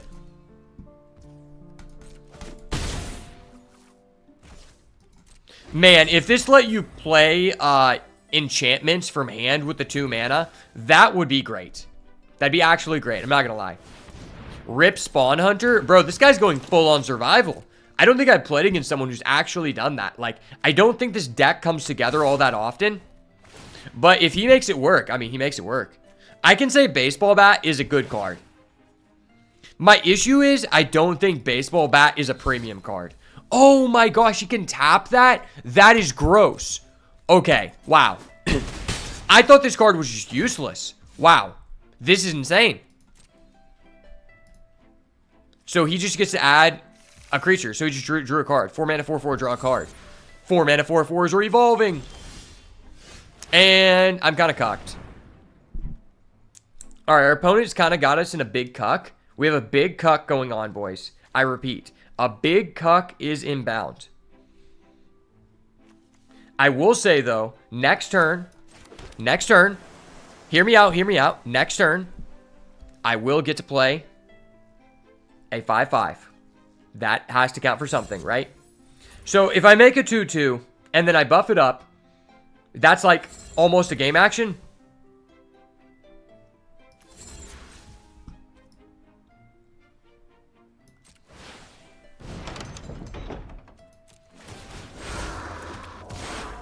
So we do this, okay? Hear me out. We do this, and then I'll play Unable to Scream. It's unfortunate because this Hardened Escort is actually just going to make our trick useless here. But this is the biggest threat. We're taking the most damage from this. And now, if I wanted to attack here, I'm taking 5 next turn. Yeah, maybe that isn't that good. And he could tap down his guy. So he taps my guy, and then his guy gets indestructible. Does my guy get lifelink? Nah, it doesn't.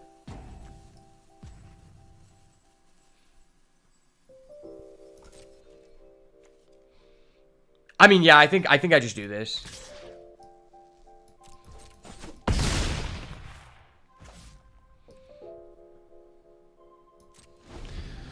So I guess there's a slight chance here that maybe he just swings with the team, and then next turn I could jump scare, top deck an enchantment, and maybe I'm in the game.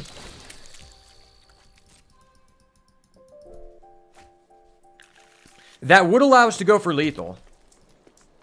And he didn't go for the 4-mana 4/4 tap down his guy play, which is what I thought he was doing. So if he doesn't have a combat trick, I might actually win this one.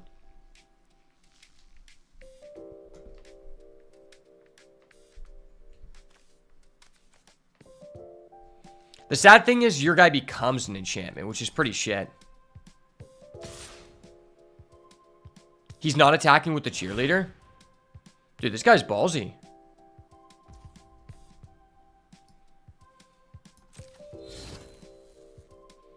What the hell?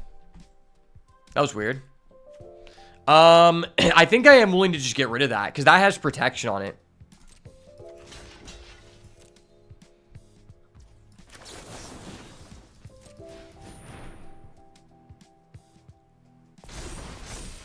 Tradesies. Why you always in the mood? I just want to trade with you. Ooh. That's actually dirty. That's a dirt boy play right there. All my boys is grimy, son. All I do is grind, grind, grind, grind. It's unfortunate I have to lose my Spectre, though. I have to do it. I have to make a game action. It's sad. Big sad. Big sad in the chat, boys. Well, we're getting rid of that boy. Because he had not. And then we're going to go in for a 7-piece with a soda. 7-piece with a soda. Would you like to pick it up with the Ghost Collector? Ghost Vacuum coming in. Sold to the person with the Ghost Vacuum, who replaced the original Ghostbusters with a gay female lead. Nice. Gotcha, bitch. Oh shit, he's land cycling? That's actually sussy baka as fuck. Bro has 3 cards in the grave and they're all the same type for Delirium. That's hilarious. If I'm somehow not dead, I actually just win. That's crazy. And this is only game 2. It feels like we've been in this game a long time. Like, there's just been a lot of decisions, but I guess I'm just, like, processing really fast because they don't call me Johnny the Jet for nothing.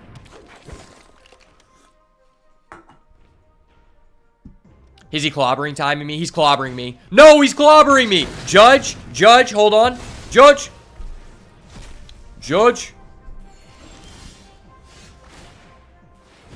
I'm sorry, Buster Douglas. I had to do this to you. I had to do this to you, brother. It's not my fault. I'm not a bad guy. I'm just misunderstood, okay? Ayo.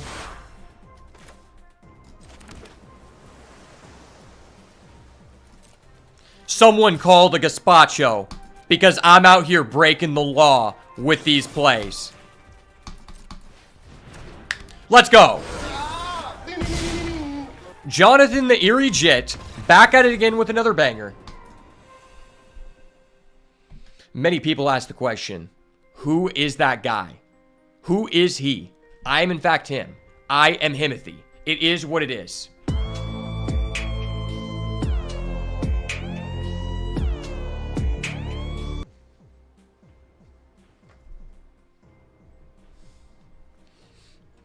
It turns out I'm Himothy. It's fine.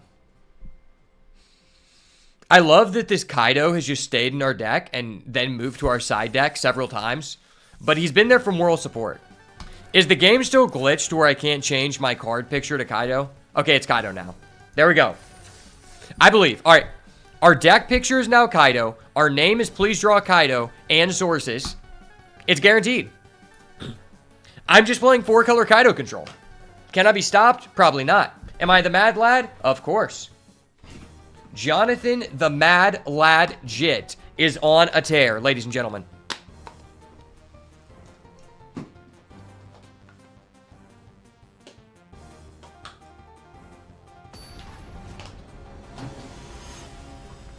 I believe. We're going to draw Kaido, and we're going to draw the correct sources and be on the play. That's all I ask. That's only like 5 things.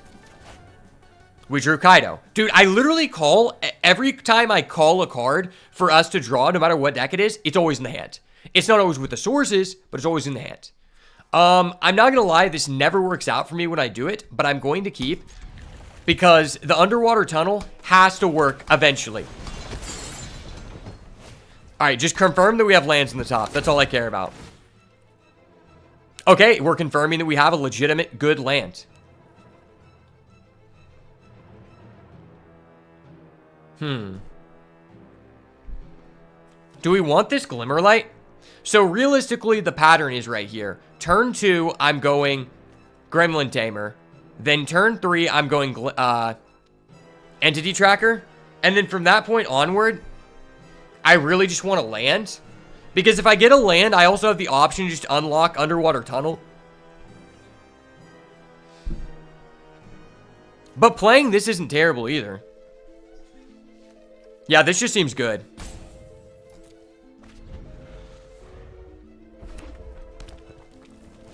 Yeah, being on the play here is just so huge.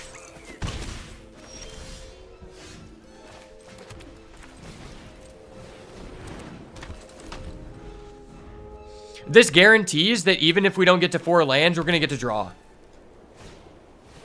Oh no, he also has a Glimmer Light. It's the battle of the Glimmers. Who will glim brighter? Imagine if this guy was also an enchantment, how stupid that would be.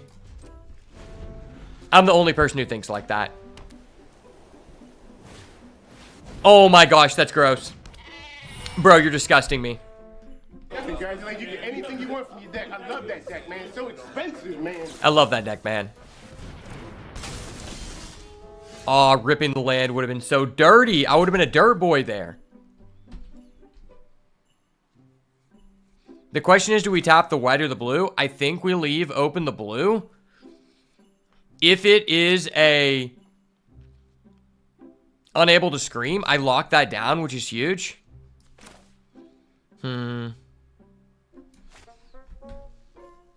I guess it's higher likelihood that it's a white card. We have 3 cards that we could draw that are white. You know what they say, white is right. Maybe in this situation, maybe not. Who knows? I believe. Big Gambas in the chat. Big Gambas. It's a land. I told you. White is right. White is right. Oh, your card draws you a card? I'm sorry. Your card is locked at once per turn, sir. That's unfortunate, sir. Why was that such an incredibly base sequence? I feel like I just pot of greeted 3 times because I actually did. And like, even if he kills my entity tracker, I'm just up 3 cards. The amount of rectangles I have is like unquestionable. Oh, nice. Welcome to the club. You finally drew your first card. I'm happy for you. Do I have a way to kill enchantments?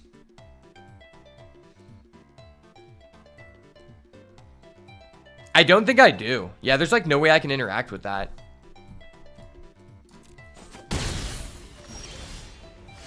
Okay.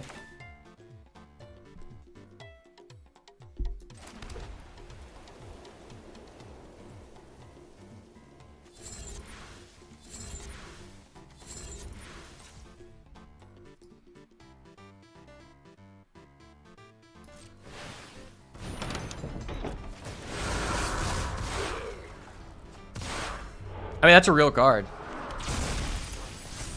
And if he didn't have a removal before, he doesn't have one now.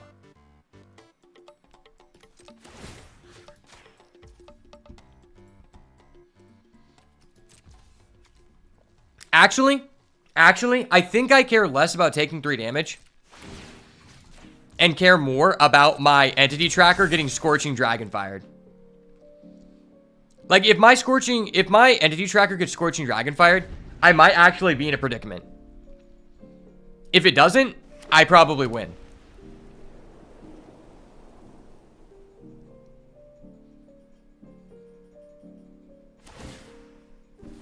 Okay.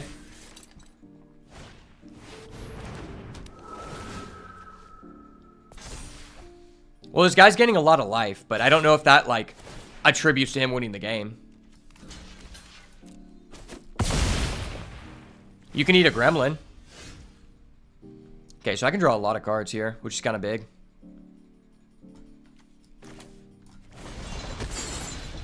Draw cards, get tokens, win game. I'm Pot of Greeting. I'm drawing 2. Wow. I don't think I've ever chained this many Eerie effects back to back.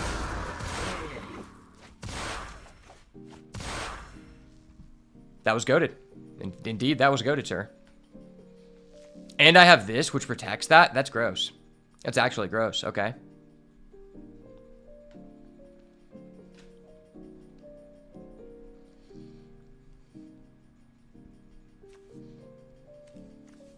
How do we feel about also just tapping his guy down? Like tap, tap, tap-a-roo. Tap, tap, and coming to you. Attacking feels like it doesn't have like a lot of merit. But doing this does.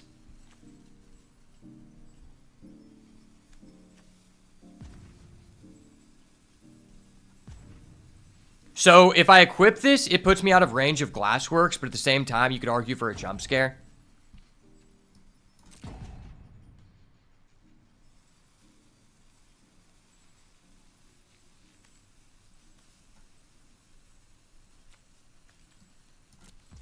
I'm actually just going to hold off here.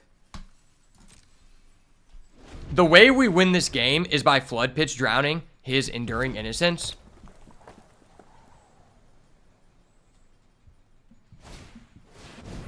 Okay, sure.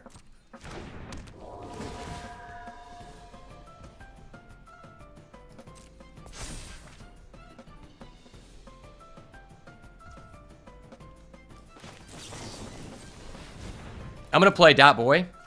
Dat Boy. If you didn't have a removal for my Enduring Tracker, the chance of you having a removal for my 2-1 is very low. I mean, even if he's Scorching Dragonfire... Wait, he's playing that? Okay. Well, that's funny. Yeah, that's just funny. Dude, this guy has the laughs, for real.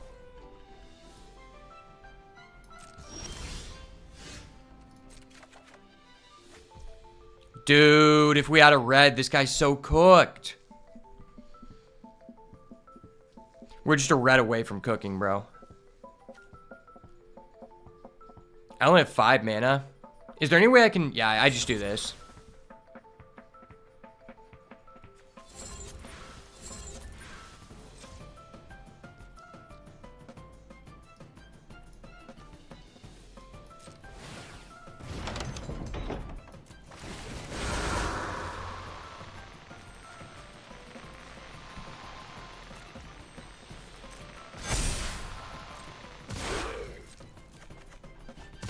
That's a land.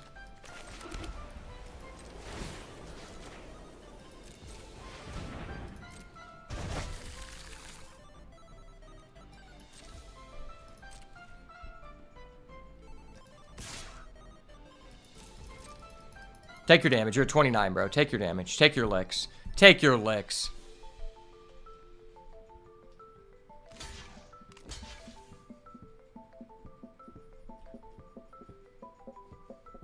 Do I just trade off with one of those?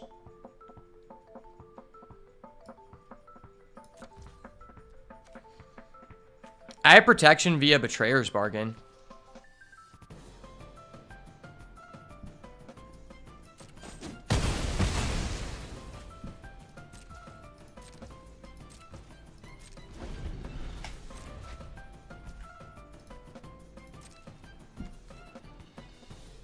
Yeah, this is a close game. That's so gross. His Arabella is draining for 7.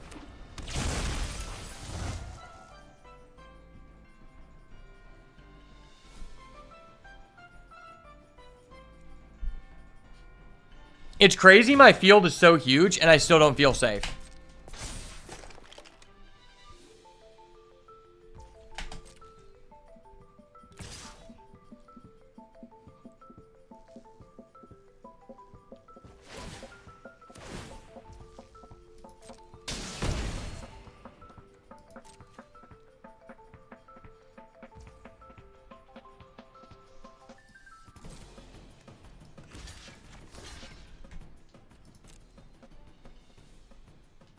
Did he have turn inside out?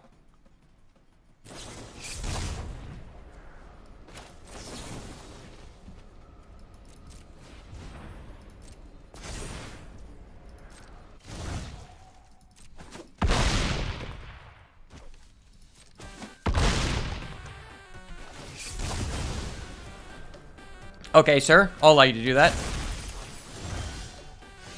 Dude, can I please just fucking draw an actual source I can use here?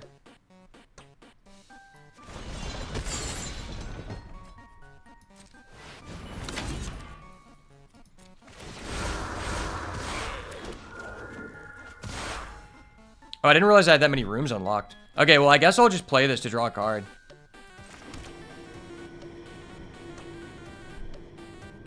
Do I want a red or a black?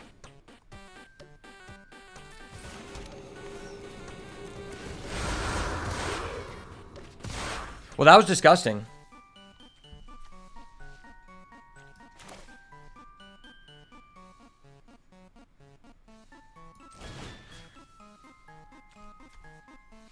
Dude, what if I hold this and just go in the air? That's like plus 1,000,000 damage.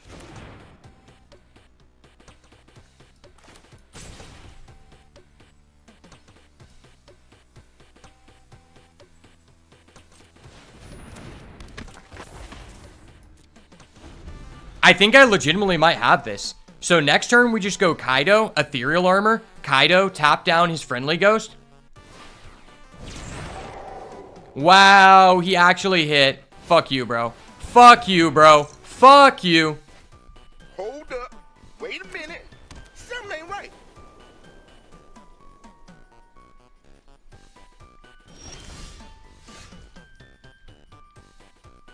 Fuck you, bro. Actually, fuck you.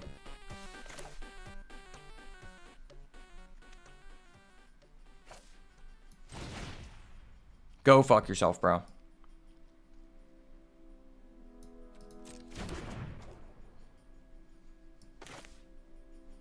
One, 2, 3, 4, 5, 6, 7, 8, 9.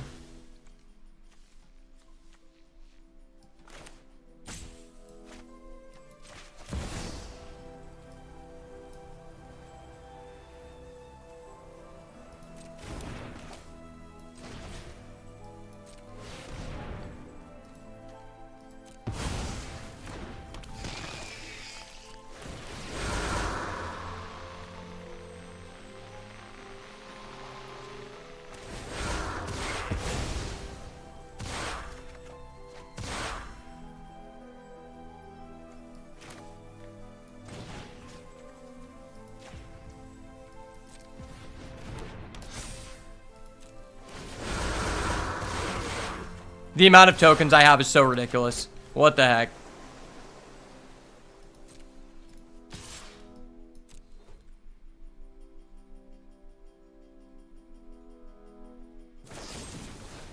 Bro, you actually have that? That's so stupid.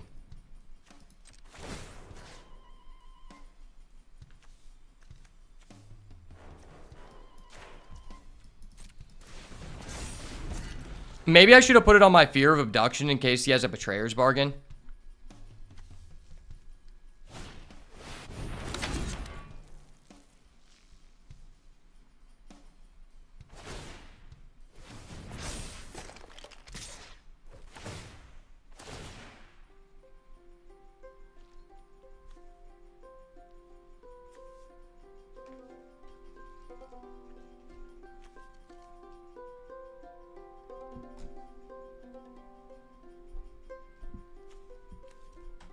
If I block that, he adds it back to his hand.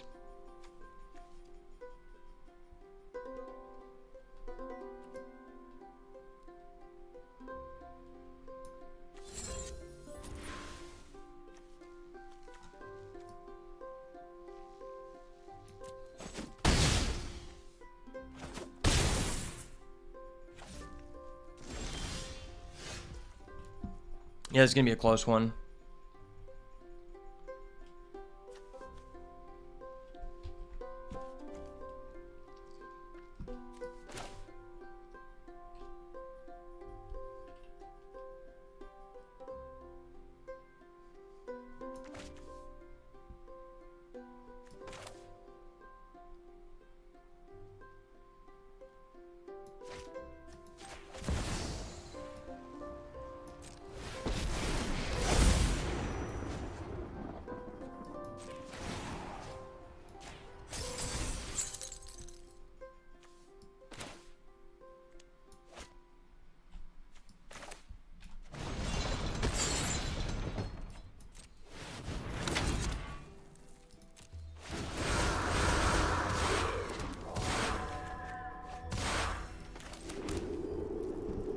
I have so many units, I can't even see them.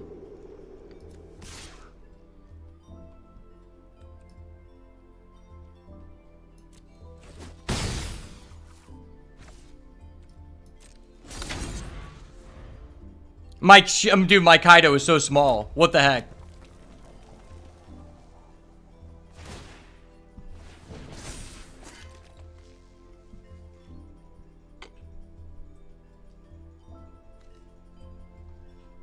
This is legitimately game one. That's so funny.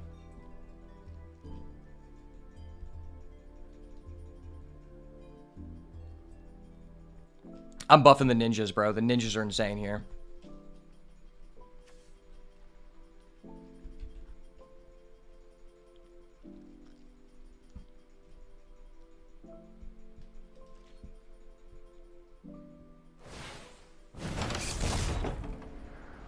Okay.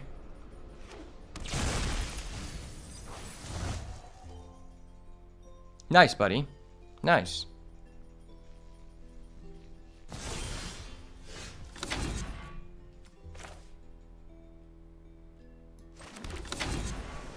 If I draw a Shard Mage's Rescue, it's probably over.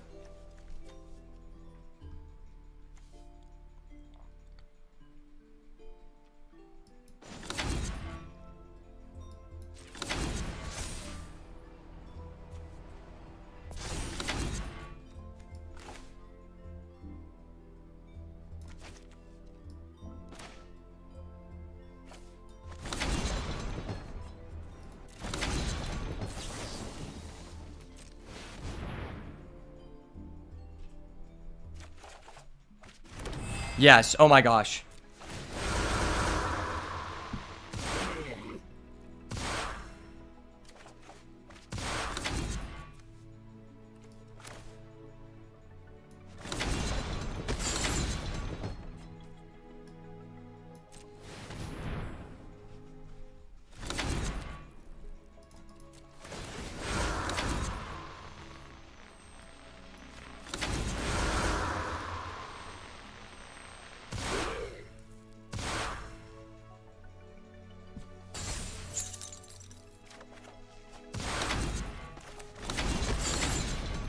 This is ridiculous.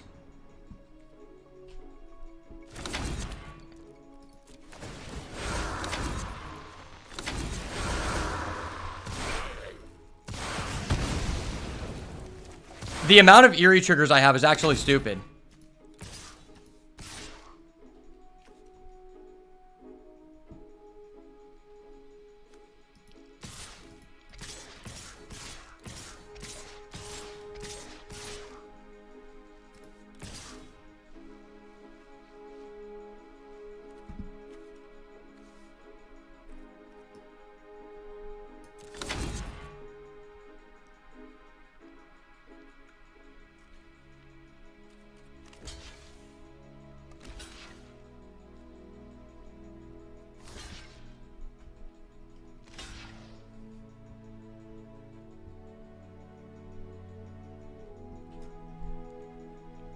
I have 9 creatures untapped.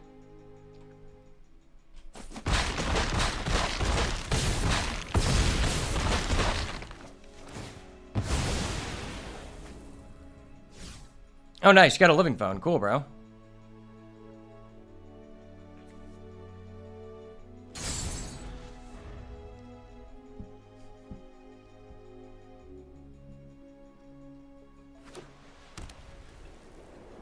Well, is that GG? Do you have a creature with trample? If he flips an Arabella, I'm actually going to be so triggered. That would be so disgusting. Because then he just wasted all this time and could have killed us.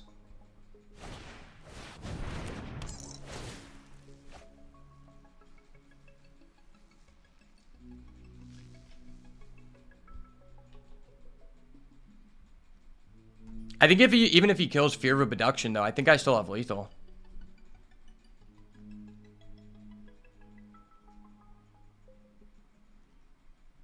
Bro, I literally have to press an arrow button to look at my field. My Kaido is literally hidden. I actually can't view it on the screen. What the fuck? That was literally the most game objects I've ever seen in a game of Magic the Gathering.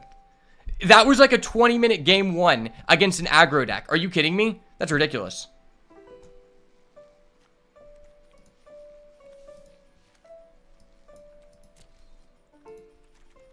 That guy was playing aggro. How did we just grind so long with him?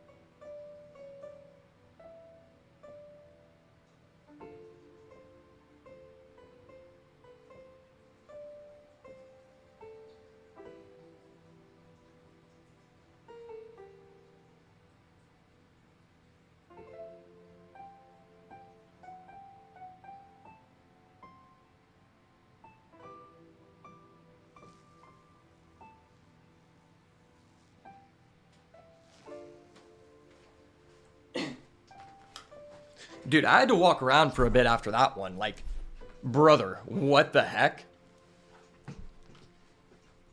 Legitimately, that was a over 20-minute game. That was ridiculous.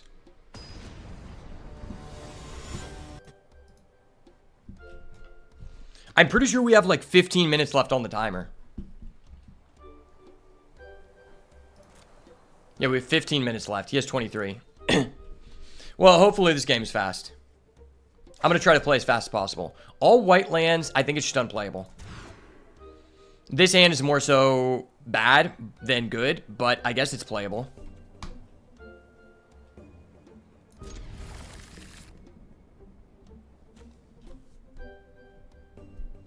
I mean, I already have a red source.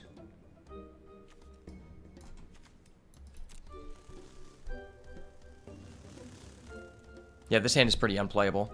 But this game will probably be fast because we're going to lose fast.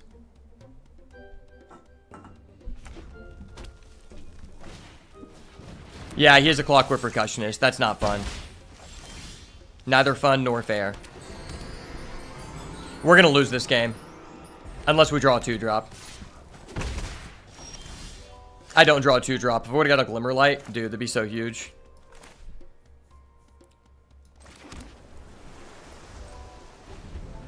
I'm actually gonna go turn 3 Smoky Lounge into an aggro deck.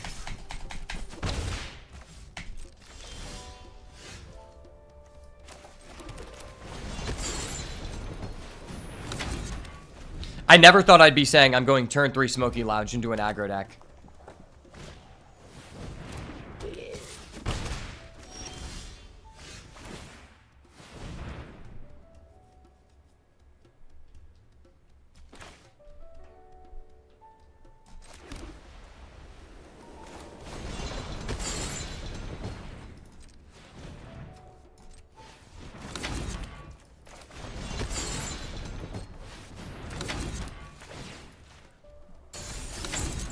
Well, I have 3 rooms unlocked. I'm floating 4 mana next turn.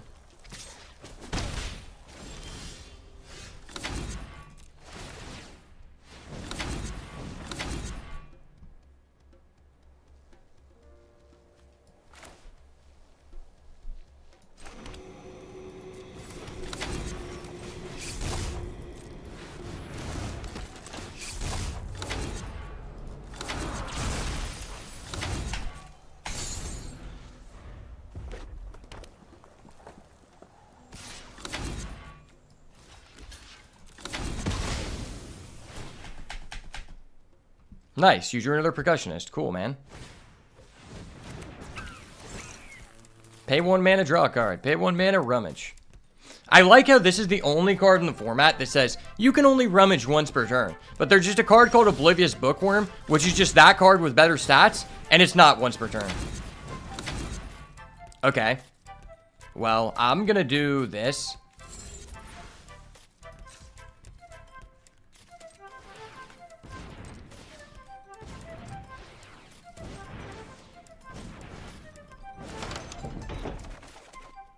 That was pretty fucking broke.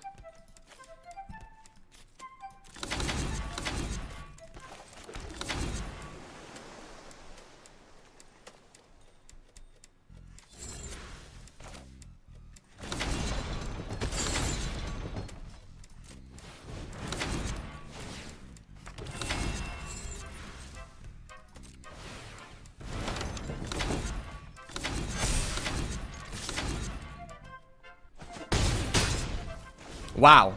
I'm actually just going to unlock double Misty Salon next turn, and then I think I just win the game. Like, I'm honestly not sure if this guy can win now. How does he win? I've never actually done this. Wow. Misty Salon is disgusting. Oh my gosh. And we get an entity tracker. Are you kidding me? So that's 8 mana. 1, 2, 3, 4, 5, 6, 10.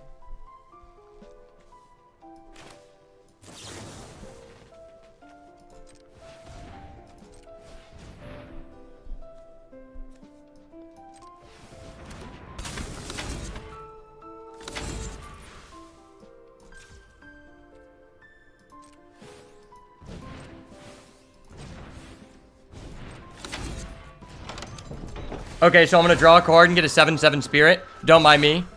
Okay, I'm going to draw a card and get an 8/8 Spirit. Don't mind me. B boo bop B boo boo B. Ayo. That was cool. I like this deck. Wow. Misty Salon is a really fun and interactive card. Gotcha, bitch. Who would have thought?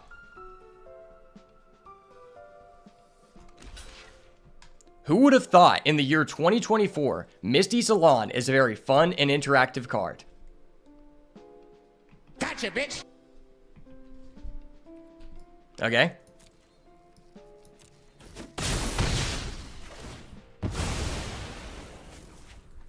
Yeah. I have 3 red sources, but for some reason, my Smoky Lounges just became literal Mana Crypts. Mana Crypt was banned, but Smoky Lounge and Misty Salon stays free. I'm sorry, buddy. It's okay. You just got out-aggroed by a person who played double Misty Salon for a 7/7 and an 8/8. Why is this fair? Why is this allowed? It's because they call me the best of all time for a reason. because the best is blessed, and I'm the best, so prepare to be blessed. Wow, that was really fun. I wonder how much, we can do a little mini game here. We can see how many +1/+1s we'll get off this ethereal armor before our opponent presses the concede button. Imagine, POV, you're on the other side of this board. Your opponent just generated 4 additional mana per turn and cheated out a 7/7 and an 8/8 after curving perfectly into 4 rooms in a row. You are fucked. You just lost 1,500 gems, and now Wizards of the Coast is forcing you to put more money in the pachinko machine. This is your life now. I'm sorry. I think this guy actually just left the game. I think this guy legitimately just left because he is actually just so fucked. Let's go. The boat does it again. The Misty Salon is real. The hype is real. The sweatshops are closed. Open the salon. Enter Misty Salon. We be serving custies left and right. Let's go.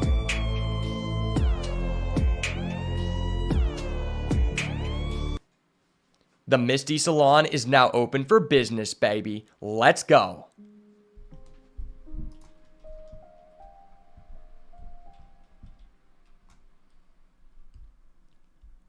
That was disgusting. I am a disgusting human being. Well, it turns out that going 4-color room control just happens to be a viable strategy in Duskmourn draft. Who would have thought that Kaido Bane of Nightmares, a card that is really intended for ninjas, works perfectly with the Misty Salon? Maybe Kaido is a regular customer there, but man, this was an insane draft, and this is just a direct reflection of how many fun things you can brew within Duskmourn. Like, I have to say, I didn't think this deck was going to be insane when we were drafting it, but as we played it, it just became better and better. And a little bit of that was luck on our side, but we were definitely unlucky some portion of the time. Let's do a quick little review here before we end the video. So obviously, we already talked about Kaido. I sided him out most games. But the game where we actually were able to slow the board state down to where we had literally so many game objects that I had to press an arrow button to make my Kaido visible, this card was amazing because it just made a stalled board state a auto win con with a clock on our opponent. And man, I cannot say enough about Smoky Lounge Misty Salon. Even with a limited amount of sources for the red side, this card was absurd and really just punishes players who are taking their time to end the game. And that's why a lot of players believe that if you're playing a late game deck and you're going in someone who is doing a late game deck with rooms and your deck is not about rooms, you're just going to get outvalued because rooms just naturally provide more value than most bombs in the format. I mean, especially this card, but also like even Meat Locker and as well Glassworks, just giving you a win con. And I think the MVP of this draft has to go down equally between Gremlin Tamer and Entity Tracker. I mean, I knew Entity Tracker was one of the most busted cards in this format since day one, but I've never had this card live more than 2 turns, and we legitimately drew as many cards as a Manifest Dread deck would send to the graveyard in an average game, which was ridiculous. Likewise with Gremlin Tamer, we just got so many game pieces that there was no way our opponent could attack for the rest of the game. And that's why I really think that aggro is at a heavy disadvantage in this format. There's 2 roles you can play, and I don't think you want to be in the middle of the spectrum. Either you want to be trying to end the game as fast as possible, or you want to get the game going as long as possible to get value out of your rooms or just your graveyard effects or whatever you have going on, because there's a lot of ways to spend your mana if you are trying to do so in the late game. And it's just like a person can be playing a white-blue assertive deck that could end the game early, but because they have a Gremlin Tamer, if you're playing aggro, there's just no way you can end the game once this generates more than 3 tokens. The fact that all the eerie stuff isn't once per turn, it just puts it in a lane of its own. There's other stuff in this format that's more than once per turn, but many of those cards are difficult to continuously trigger. I mean, hell, even some of the rares, like the Enduring card our opponent had in the final match that draws you a card every time you play a 2-drop, that's only once per turn, and that's a rare. But Gremlin Tamer is not once per turn, and arguably has a more advantageous effect for what's going on in the format. I have to say, this is my first time ever really using Glimmerlight to its full potential. This card is the real deal. I was very suspect about this card. I thought it was just okay. I didn't think it was a bad card, but I didn't think it was going to overperform as much as it did. Like, when you have Gremlin Tamer, this is a dirty-ass combo, because you just have infinite things to put the 1/1 on, and these kind of decks are very good at just clogging up the board with a bunch of small creatures, and just being able to trade away a 3/3 every turn is insane when there's just so many 2/2s that clog up the board in this format and just don't advance the game state. So one of these could be, you know, the make or break of who ends the game, and that is very, very exceptional about this card. Grand Entryway was also insane. I mean, all of the rooms were insane. And one last card I do want to talk about here is Valgoth's Lair. I did not know, I've said this already previously in the video, I didn't know that this is an enchantment. That actually just makes this card broken in the blue-white deck. Because if you thought drawing a card off of your entity tracker from playing a Grand Entryway was busted, try drawing a card for 0 mana and also getting a token from a Gremlin Tamer. That is just disgusting, and I will definitely be looking at this card as more of a higher pick in the Eerie decks, because it just makes all of your Eerie payoffs even more high-rolly. Like, if you go into an Eerie payoff and then you play a room and then do a Valgoth's Lair in the same turn, it just makes up so much for this coming into play tapped. Like, if you read this card as it draws a card or makes a 1/1 when it enters, it's one of the most busted cards in the format. And in the right deck, the only decks that you would actually want this in, that's exactly all it does. And so that's very important to be aware of, because I have seen this card wheel so often. And now with the knowledge that I have from this run, I genuinely think that this card is on such a higher power level and preference level for me personally than all of the common tap dual lands. And while we're on the topic of the lands, this is the first time I've actually seen the dual lands pop off in a way that extremely benefited your deck, because there's a lot of situations, more so specifically when you're in like green decks, where it is advantageous for you to splash, but in other situations, in most other decks, it's like you could splash, but it genuinely doesn't make your deck enough better to where it's worthwhile messing up your mana base. And this was a great showcase of when you get the right collection of these tapped lands, it can actually be worth it for you to splash, because let's be real, no one is really prioritizing the tap lands that highly.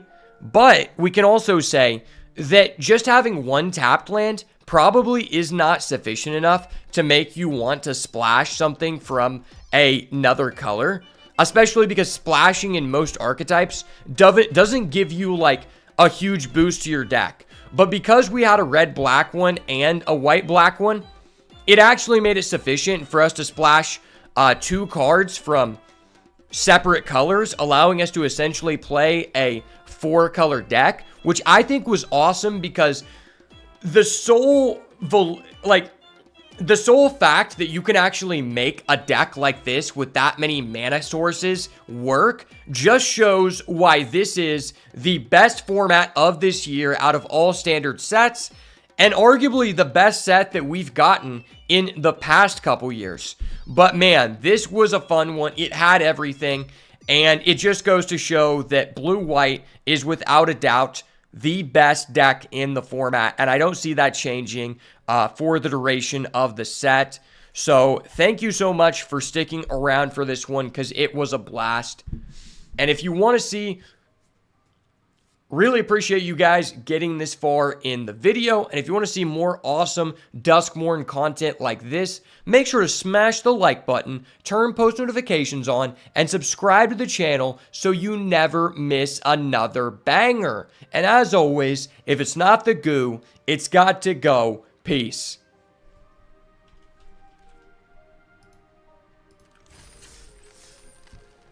All right, man, that was exceptional. What a great way to end off the day.